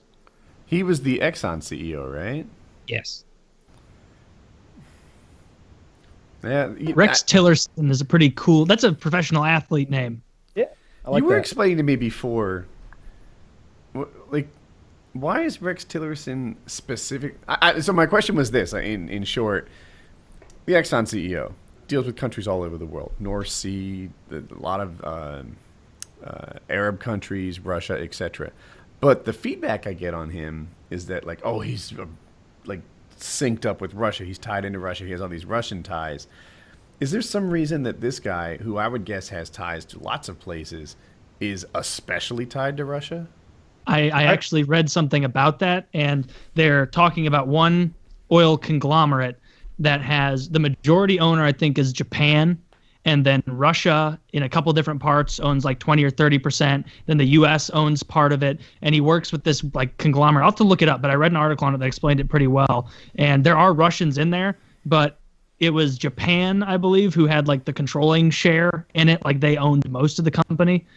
Mikhail's shaking his head. Maybe you know something about this better. I'm not saying that what you're saying isn't right, but specifically the issue with Russia is that Russia's biggest oil company is nationalized. You know, it's pretty oppressive regime that Putin has over there. It's not an ExxonMobil company. It's like Russian National Oil, and guess who's the boss of it? Vladimir Putin. He's the one who comes to your meeting if there's going to be a big to-do about the Russian oil company. So Rex Tillerson and what's the company? ExxonMobil has the only technology that can get the oil under in the Arctic that the Russians have claim to. They own this oil. It's theirs. That land's theirs, but they can't fucking get to it because they don't have the tech. Rex Tillerson and ExxonMobil did. They did a big deal. And Vladimir Putin was there. So, of course, they're toasting with champagne, Rex Tillerson and Vladimir Putin, over the signing of this deal. Fast forward, they go into the Crimean region of the Ukraine, annex it. In other words, they steal a chunk of land from a neighboring fucking country. Annex is such a whitewashing word, isn't it? Yes. You know? It really makes it seem like it was some they diplomatic annexed it. You know, they all voted, and there was an annexation process. No, They fucking went in with guns, and they said, back the fuck off, this shit is ours now, everybody. And that was it. And now it's theirs.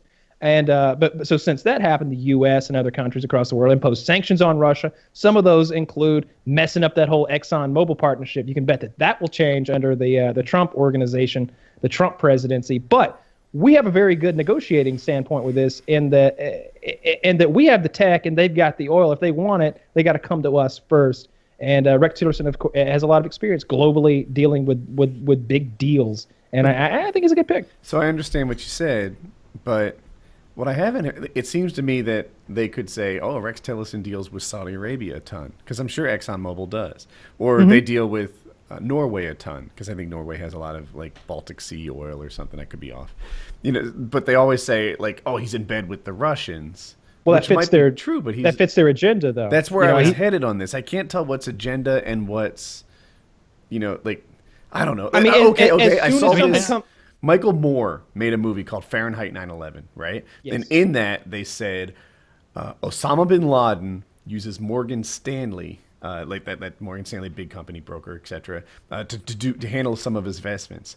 And W. Bush also uses Morgan Stanley. So Bush and Osama bin Laden have this common connection point. And I'm like, well, fuck it. Like, I'm connected to Osama bin Laden if that's your criteria. Yep. You can't just say, like, they do business here and therefore he's in bed with... If this guy is in bed with the Russians, he's Exxon.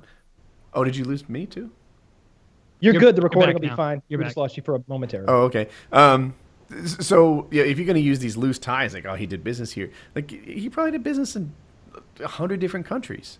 It's Exxon. Yeah, Yeah. And the thing is, they I never. mean, yeah, part of working.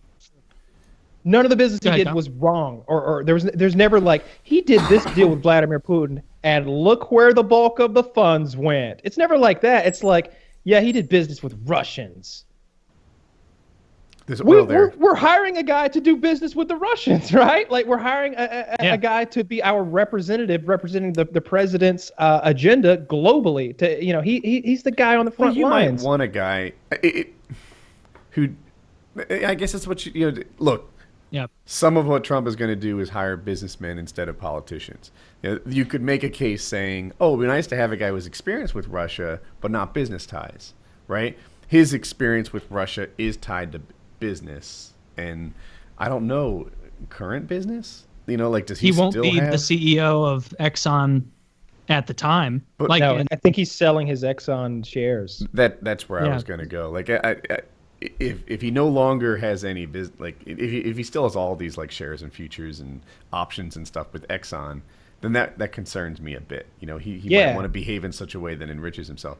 But if he dumps all that and does the job, then I guess that's okay. And I think there's something to be said should for have to dump picking it all. someone who has mutual goals with the nation, right? Like it's nice to put a guy in there who gets richer the richer the country gets. And he's in a position to he's strongly motivated to do this deal with Russia and to drill that oil. Also saw Obama cordoned off a lot of the Atlantic and Arctic drilling.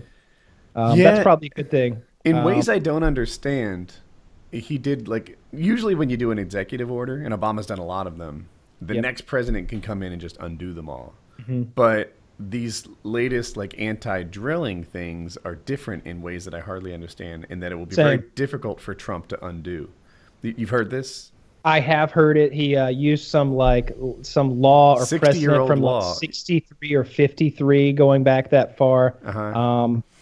I don't know what the ramifications will be in the end, but I think I heard a Trump surrogate saying something like, "Hey, there's nothing we can't undo. I mean, you give us time, right? We'll figure it out." I don't know how I feel about drilling off the East Coast.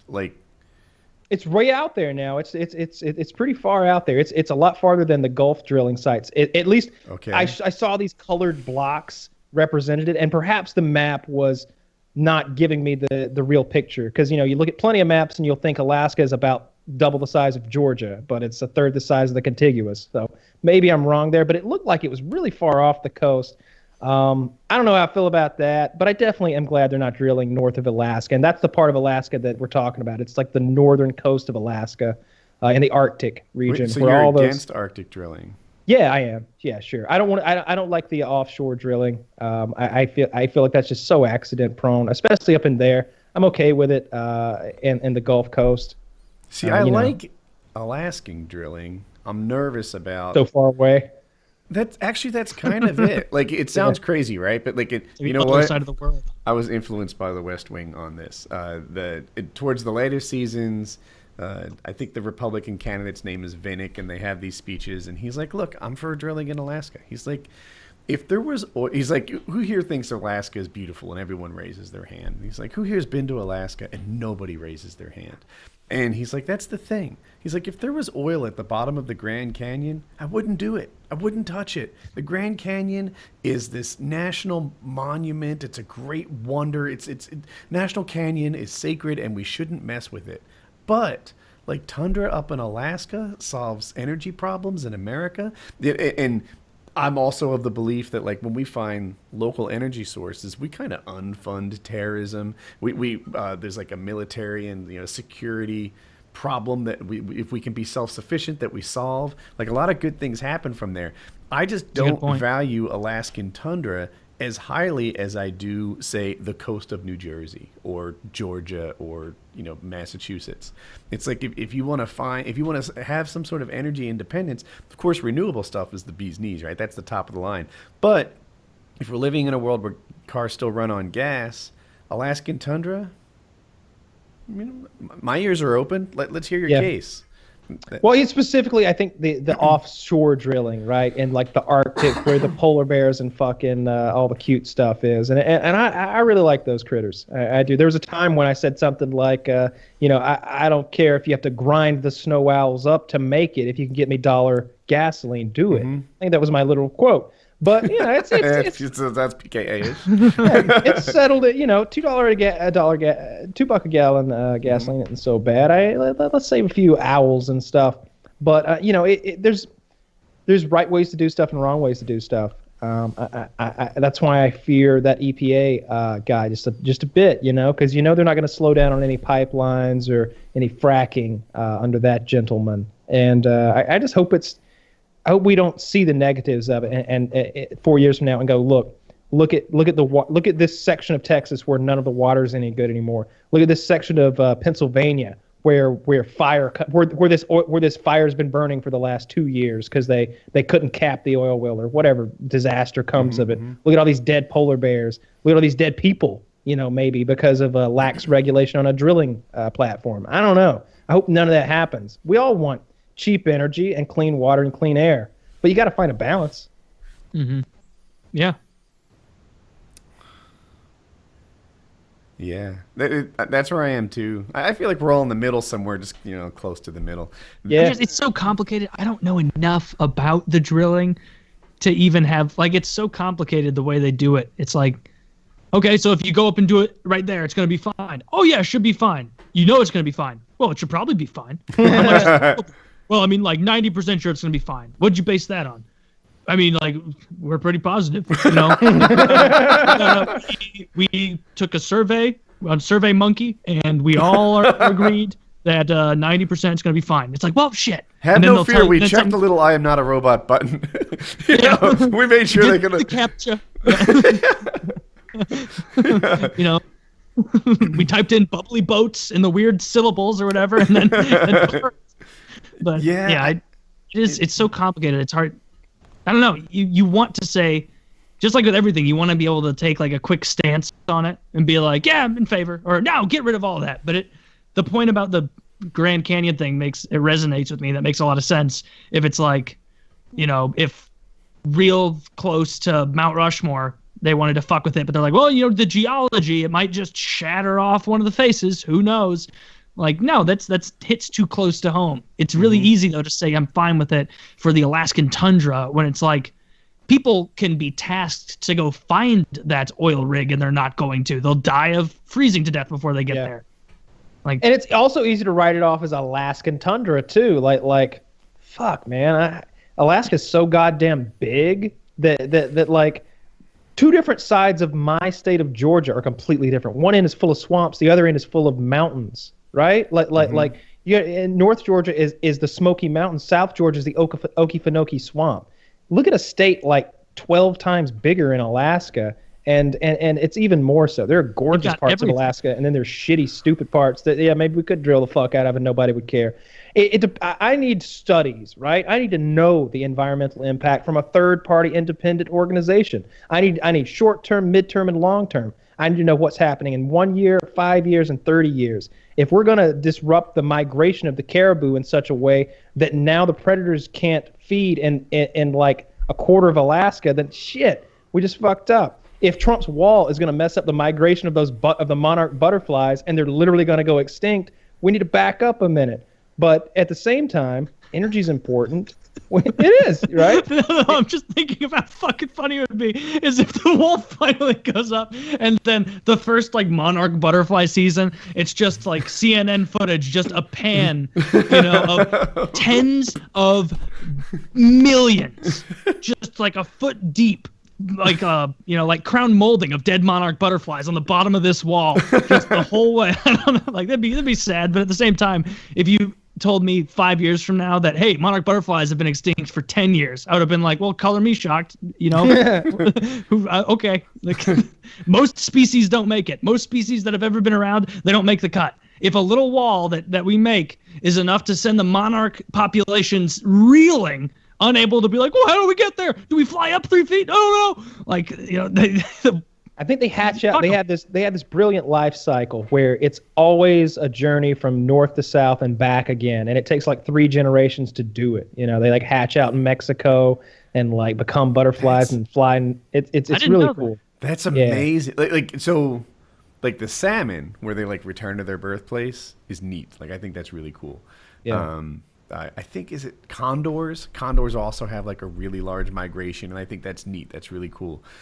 But one that takes 3 generations? Like, wait a minute. You're like, it's like, that's blowing my mind. Like, this isn't even a memory thing. Like, my grandchildren will come back to where I was like that.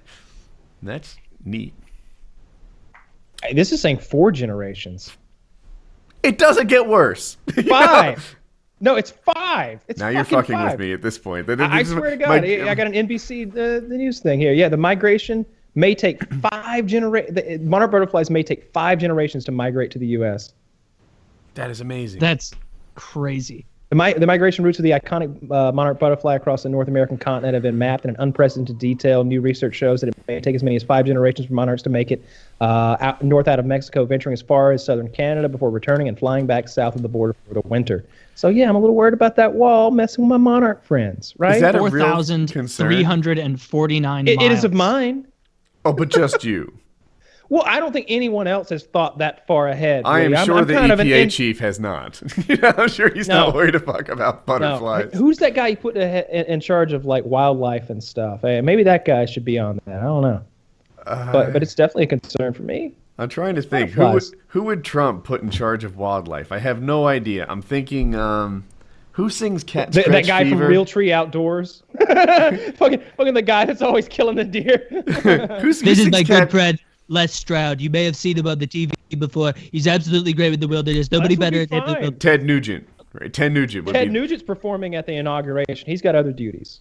And so is the Mormon International Choir. Tabernacle Choir. Yeah. Yeah. You've got them, Kanye, Kid Rock, and that other one we just mentioned. Yeah.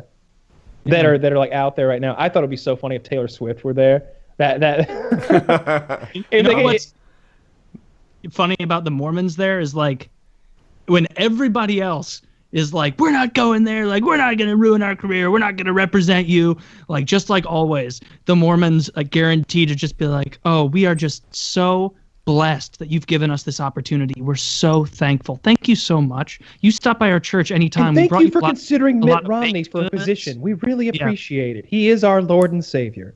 That means a lot to us here in Utah, and that's what we need. But yeah, those Mormons are lucky that they don't get radicalized, or we'd round all those fuckers up and put them somewhere. I'm going to tell you right now, that's a kooky, messed up religion they've got going on over there with a whole hierarchy of creepy motherfuckers running it. They'd be in a lot of trouble. They better. Mormons go. You are so wrong. I didn't know anything about Mormons till I lived in Idaho, where there's a lot of them because it's so close to Utah. Mm-hmm. A radical Mormon is someone who is not going to let you buy your own lunch. He will stand there with you and be like, I'm going to take care of it for you. It's like, no, like Ted, it's fine. Like I got this. No, you know what? Life's been great recently, and you just got to pass it along, And it's like, it's almost, they're so nice to you that it's like, you have to be up to something. But then they just keep being genuinely friendly. One of the guys I knew wore those special underwear, those magic underwear, and when people called him out on it, because you could like see like the scoop neck underwear, like not underwear, like it's like a big garment that they wear under their clothes, or like the really into it Mormons do. And even when people would tease him about it, he'd be like, yeah, well, there's definitely some goofy things with every religion. And it's like, you just said that, like it just rolled right off your back, like you didn't care. Jehovah's Witnesses are like that too. Go ahead, you can go first. My coworker was a Jehovah's Witness, and I was fascinated. He was from Haiti, and I think it's big down there with all the missionaries who go down. And I was just like, "See, do you do that thing where you knock on doors?" Because people have done that to me, and I hate it. He's like, "Yes, they hate it sometimes, but I try to bring a little joy into their hearts at the end of the day. I come and tell them about the love of Christ." And it's just like, shit, how many days a week do you do it? Because we only got one fucking day off. He's like, oh, I go on my day off, of course. It's like, oh my God, you get one day off a week after these 12-hour days, and you use it knocking on doors, saving souls? You are a nice guy. Annoying as fuck, but nice. they think that they're doing well-meaning. Well, I guess this goes for all religions, and that like people think they're doing the right thing. But I guess just because I've been around a good amount of Mormons, like they all just seem like genuinely good people. Like they're not that trying priest to, is like, yeah, just suck it. This will save you. My Mormon experience is also really positive. One I can think of is There was That's a couple, holy a married water. couple who did Brazilian Jiu-Jitsu with me. And this isn't going to make a lot of sense to people, but where I trained jits was mean, right? Like, some places they train sports jiu-jitsu and stuff, and it's real, I don't know, technical. We did stuff just for pain, like, drive an elbow here, do this, give him the ugly face. That was a thing. Like, every time there was an opportunity to make that guy in pain, Putting your weight on him, dragging your uncomfortable. knees across his belly when you're changing. Yeah. But like, What does Joe call it? asshole jujitsu. Yeah. yeah. He does the same thing. They did everything in their school, like mine was, is designed to be mean. And if you're not mean, it's almost insulting to me. Like, what, you're not giving me your A game. Like, all you're doing is like real technical You don't think I'm passes. good enough? Yeah. Yeah. You think I can't handle an elbow in my cheek? Like, I can handle an elbow in my cheek. So, but this Mormon guy somehow would do these things kindly. Like he would be like, all right, I'm applying pressure here. We both know, like, this is just how we train. Don't take it personally, not verbally, but there was this vibe about him where he could do asshole jujitsu sweetly. And I really liked him. His name was Jordan. Good guy. Yeah, I was speaking more specifically with the Mormons, with like their hierarchy, like the guys who run that thing. And is it in Missouri? What state is it? No, it's in Utah. Utah. I've seen it Thank because you, of I've course. been to Salt Lake for work stuff before, and it's like in the middle of Salt Lake, this enormous, like, not cathedral because that's Catholic, but this temple they call it, I guess, and that's Tabernacle?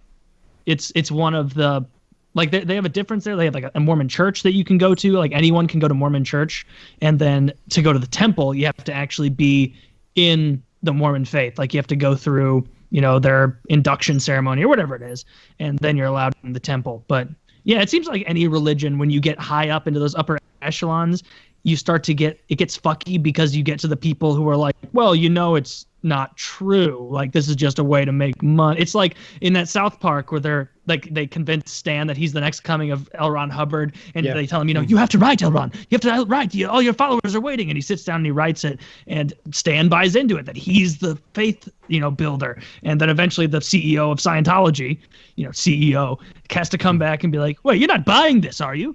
Like, no, this is all just a made-up scam to get stupid people to buy into our club. Don't tell me you're falling for this idiocy too. Like, and he's like, what? So this is all made up? It's like, yes. Now finish writing it. Like, it's like that has to happen. This came up a show or two ago where I was like, these top Catholics, like the guys in the Vatican, etc. I feel like they're on the inside scoop, right? Like they've got access to that, like, hidden basement of documents they don't let other people see. They have no documents with any more truth in them than what you can fucking get on the internet. It's that if they know it's not true, they know it for the same reasons we do. I think, right? Like I can't see that holy Vatican document being like, but for real though, you know what I mean? Yeah. Like, but seriously, it's like, and Christ rode into heaven on the flaming chariot, and it's like, but for real though, like, he just died one day and we didn't know what to do. And once thou have the masses fool death, like that kind of thing. And once they Require drink from the them- chalice of foolery. Yeah, it's require them to decimate their income once per annum. I wish I could remember what I was reading in more detail, but like, apparently there was some sort of insider who eventually, like, the Boston priests were like some of the first ones to get busted, or cardinals or what have you, for knowing about the child abuse and child rape and stuff. Apparently there were documents, I think at the Vatican, but I'm not sure about that proved that they knew it. And what made the case so hard to crack for so long is that they had to know exactly what to ask for, like, to get them to produce the stuff. Otherwise, they're just like, So they're just standing at the Vatican City, like, Lord. Fuck, speak, friend, and enter. The real question, and I always have, is why is it in Elvish? Why doesn't it say, speak, friend, and enter, and you have to say the Dwarvish word for Yeah. friend? It's because with an Elven password. it was something to do. It has to do with the fact that kind of magic for that door had to, I guess, be Elven magic. placed upon the door by the elves. Yeah, I agree with you. Like, That's how I've always like rationalized in my head is that like Balin had to go to fucking that wood elf king that rides the elk and be like, I need some magic, or maybe Galadriel. She'd be the one to do it.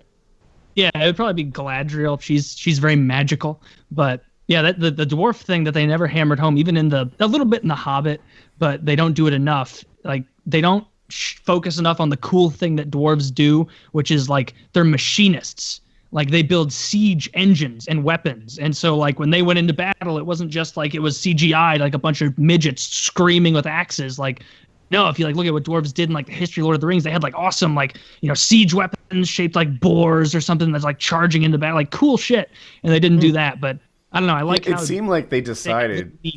Like Peter abilities. Jackson was like, all right, humans are going to be cool. They're going to be like, sword fighters, knights, etc. Elves are going to be superheroes. Dwarves are going to be jokes, and hobbits are going to be children. And it's like, no. Like hobbits did some cool stuff. They were all like balanced in a Call of Duty sense, equal but different, and not in the movie though. Yeah, no, yeah, you're right. Like they don't. Like, I guess in the Lord of the Rings movies, you get the feeling quickly in the battles where, like, you see Legolas fighting, and they show, like, the elven way of fighting where it's all dancey and flowing, and, like, and, like, hair flapping, and then you see Gimli get his kills, and it's just, and he just doesn't aim his shot because he doesn't need to aim his shot, because every hit is just he's collapsing the rib cage of whoever he's hitting. Like he's got like his axe isn't even that sharp. It's just because dwarves have superhuman strength that they can just bludgeon someone, and even an Uruk-hai's like, oh well, my entire chest is liquid now. I'm dead. Like it's I don't know. I always like the dwarves because they're an underdog, but not too much of an underdog like the hobbits. Because the hobbits are almost so much of an underdog that people underestimate them to makes them not an underdog again. Yeah. So I've put a lot of thought into this. Oh, well, I should be right. No, when the dwarf got tossed because he couldn't jump, like one, that's not in the book. And at the time, like dwarf tossing was a thing that was done in bars. It was a big joke, and it was demeaning to the.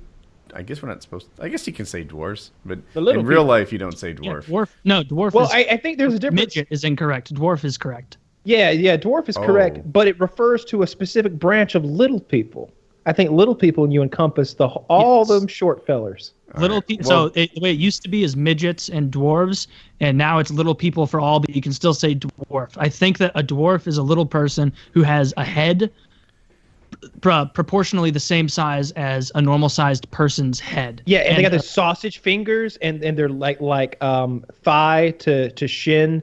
Distance is different. If you look at Peter Dinklage, he's clearly not he's not just a little person. He's a dwarf. He's got like his arms and legs are weird lengths. His head is enormous. All that shit. Yeah. Whereas a midget or a little person like Wee Man has a small Vern head. Troyer. And you've got Vern Troyer. Like he has a small head, small body, everything's small. When they did dwarf tossing at bars, I'm not sure they really made that distinction. I think they were just marketing it. You just want the lightest dwarf you can get. That's all you care about. Give me that little one. If you can overhand a dwarf, that's the real trick. You need just like a football, so you get that rotation. That's a little insider trick in the industry is you never want to throw a standard little person. For the same reason that you want to throw like a weighted lawn dart, you need a dwarf with that larger head.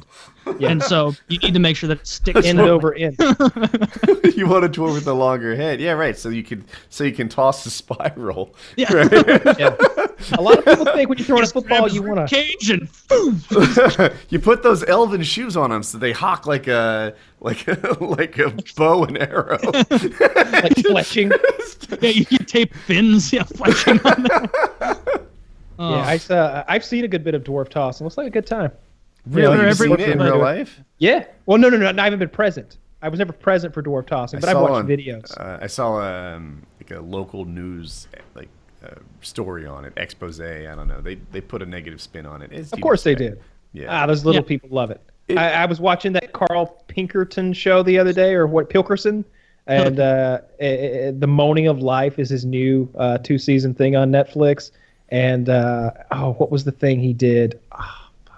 That show is so fucking funny. It's really funny. It's really good. If you like an idiot abroad, like Carl's got a new show and it's really funny. Yeah, you need to check that out, Woody, if you haven't seen it yet. Idiot Abroad? Idiot I've seen Abroad. a lot of No, the Moaning of Life. It's his new Moaning of Life. That I it's the haven't checked same out. shit. He's traveling the world, but this time he's looking at specific things about human life and trying to find the meaning of life. So like he goes to this one place in like it's some And he's just totally island unimpressed country. with everything. Does he it goes seem to a this- little formulaic sometimes? Like in An Idiot Abroad, sometimes I was like, all right, like, he never likes anything. That's just his deal. He's like uncomfortable, and he's like a bratty teenager that you're dragging from wonder of the world to wonder of the world, and he's just like, this train is so That's why it rocky. was funny, is because Sometimes he was he's blown away, though. He's on a dream trip somewhere, and he hates it like they do the summation episodes where at the end of the season they'll be like, Ricky Gervais and Stephen Merchant are there, like, Kyle, what did you enjoy most in China? And he'll have to be like, not much of it. Really shit food, or like stuff like that. And they even asked him at one point, like, what was the most amazing thing you saw in the world? He'd seen almost every wonder in the world. And he's like, yeah, I really like the hippo in the house. And then it's like, what? Yeah, the hippo in the house. And it was just one place he visited where a couple of animal freaks let a hippo live in their house with them. Yeah. And of everywhere in the world he went, the thing that impacted him the most was hippo in the house. He did there's one episode where it's about childbirth, and he ends up going to this place where it's like where the children are born. In that country, it's certainly not a hospital. It's more like a midwife thing, and there's a tub where they try to give a water birth and everything. But while he's like in his cab to get to that place, he's talking to the cab driver about kidney stones and how he thinks they're more painful than giving birth. And he's so vindicated when he gets there, and the head midwife or whatever is like, yeah. Oh yeah, kidney stones are the most painful thing a human can do. Like I've given birth and I've passed a kidney stone. At least after birth, you're left with a child. You know what I mean? And he was so vindicated. He was like, I told you I had the worst pain ever. And it's worse for a man because our plumbing is thinner. It means his urethra is more narrow. Yeah. I've been told complete hemorrhoidectomy is the worst thing that you can go through. It doesn't sound. We nice. really need someone who's had both. Yeah, that's a poor individual if you've had both. We're gonna have Chiz put those feelers out for a future guest who suffers from these things. I'm googling it. Let's see, what's more painful? I always thought femur breaking was the most painful thing. Really, I wouldn't have guessed femur breaking. Biggest bone in your body. Burns are so intense in their own way. That's true. When you see someone with horrible burn, that's the worst kind of injury to look at. There are some pains that are just have a pulsing nature to them, or a piercing nature to them, or a deep aching kind of feel. When I broke my ankle, it didn't hurt. It hurt a ton when I did it because I was laying there screaming. But I just remember how awful it was. About 2 days later, I woke up in the middle of the night with it like pulsating with pain. Every heartbeat really would make the pain go from a 6 to like a 9, I guess. And it was just counting those heartbeats and waiting until the heartbeat that hurt less than the last one. It was just terrible. Oh, we watched this before. Yeah, What's cooler than this, though, is there's this tribe that weaves bullet ants into gloves with the stingers facing in. And then to be a warrior, you must wear the gloves for 5 minutes and then repeat this process 20 times throughout your life before you are a warrior. Yeah, basically by the time that tribe, any adult male, reaches warriorhood, like their hands are beyond fucked up. Like just numb. Ruined from these. This is way too long to watch now. I was just kind of linking it there if you want to look at it later, because this guy just gets stung by so many horrible insects. But god damn, it's weird to watch an adult get stung by something like this and immediately be in like crippling on the ground pain. On the ground, like even as he's saying, like this guy handles pain like nothing else. Like, he's crazy. And he's even like they say that I might start hallucinating from this, and it's like you just got stung by one ant and you could be hallucinating. That's crazy. Imagine walking in the forest and you step on this in Venezuela or wherever, and there's 7 of them on your leg before you can knock it off. Like you're crippled with pain, laying there with your leg basically like paralyzed for half a day. So that guy puts himself through pain for YouTube money, right? Like that's his thing. Somehow he does it with so much more dignity than the people who like jump on a cactus. Like it's really a similar because he has scientific study at the heart of it. It's about getting stung by all. Isn't this the guy who made the scale of pain for stings? He didn't make it, but he's been going through the scale of the index pain scale. I thought this was part of a research thing. I guess this is a part of he's got to be part of that research, right? Like I think he's a better authority than whoever made the list if he's been stung by all of them. Yeah, I believe his work might be used by somebody, but I think he's just a dude getting stung by shit. Well, with dignity somehow. He came off to me as an outdoorsman, an expert, and perhaps even like some sort of what do you call an insect scientist? Insect biologist. Entomologist? I don't know. Now, entomology is the study of word origin. I don't know. Bugologist. Oh. No, I was right. It's entomology. Oh, it is? Yeah. What am I thinking? Kyle is right.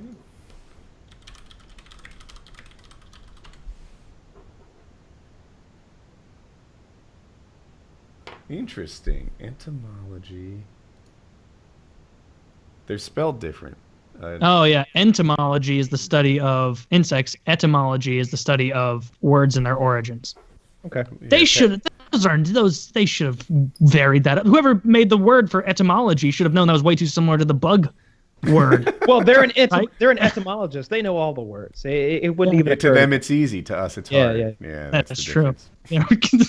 All right, let's tell everyone about the show. Yeah, let me tell everyone about the sponsors one more time. Of course, there is SmartMouth. Make your mouth smell delicious. Casper. Fall asleep on something wonderful. Audible, Lyft, and TrackR, of course. Check all those out in the descriptions. Cool coupons and discounts for all of those things. Become a patron. Get the show early. Get your questions submitted. And hang out with us once a month, which will be, if you're one of those listeners out there, glad I remember this. If you're one of the guys who is doing the hangouts with us, we're doing it this Sunday. So be sure to check your email. This is going to be, day after this. Well, although they get it, they're patrons, so they're getting it in like 2 hours from right now. Mm-hmm. So you guys, we're all meeting up Sunday, 2 p.m. Eastern time. Have a good old time. Look forward to seeing you all there. Very good. PKA episode 314, the pie episode.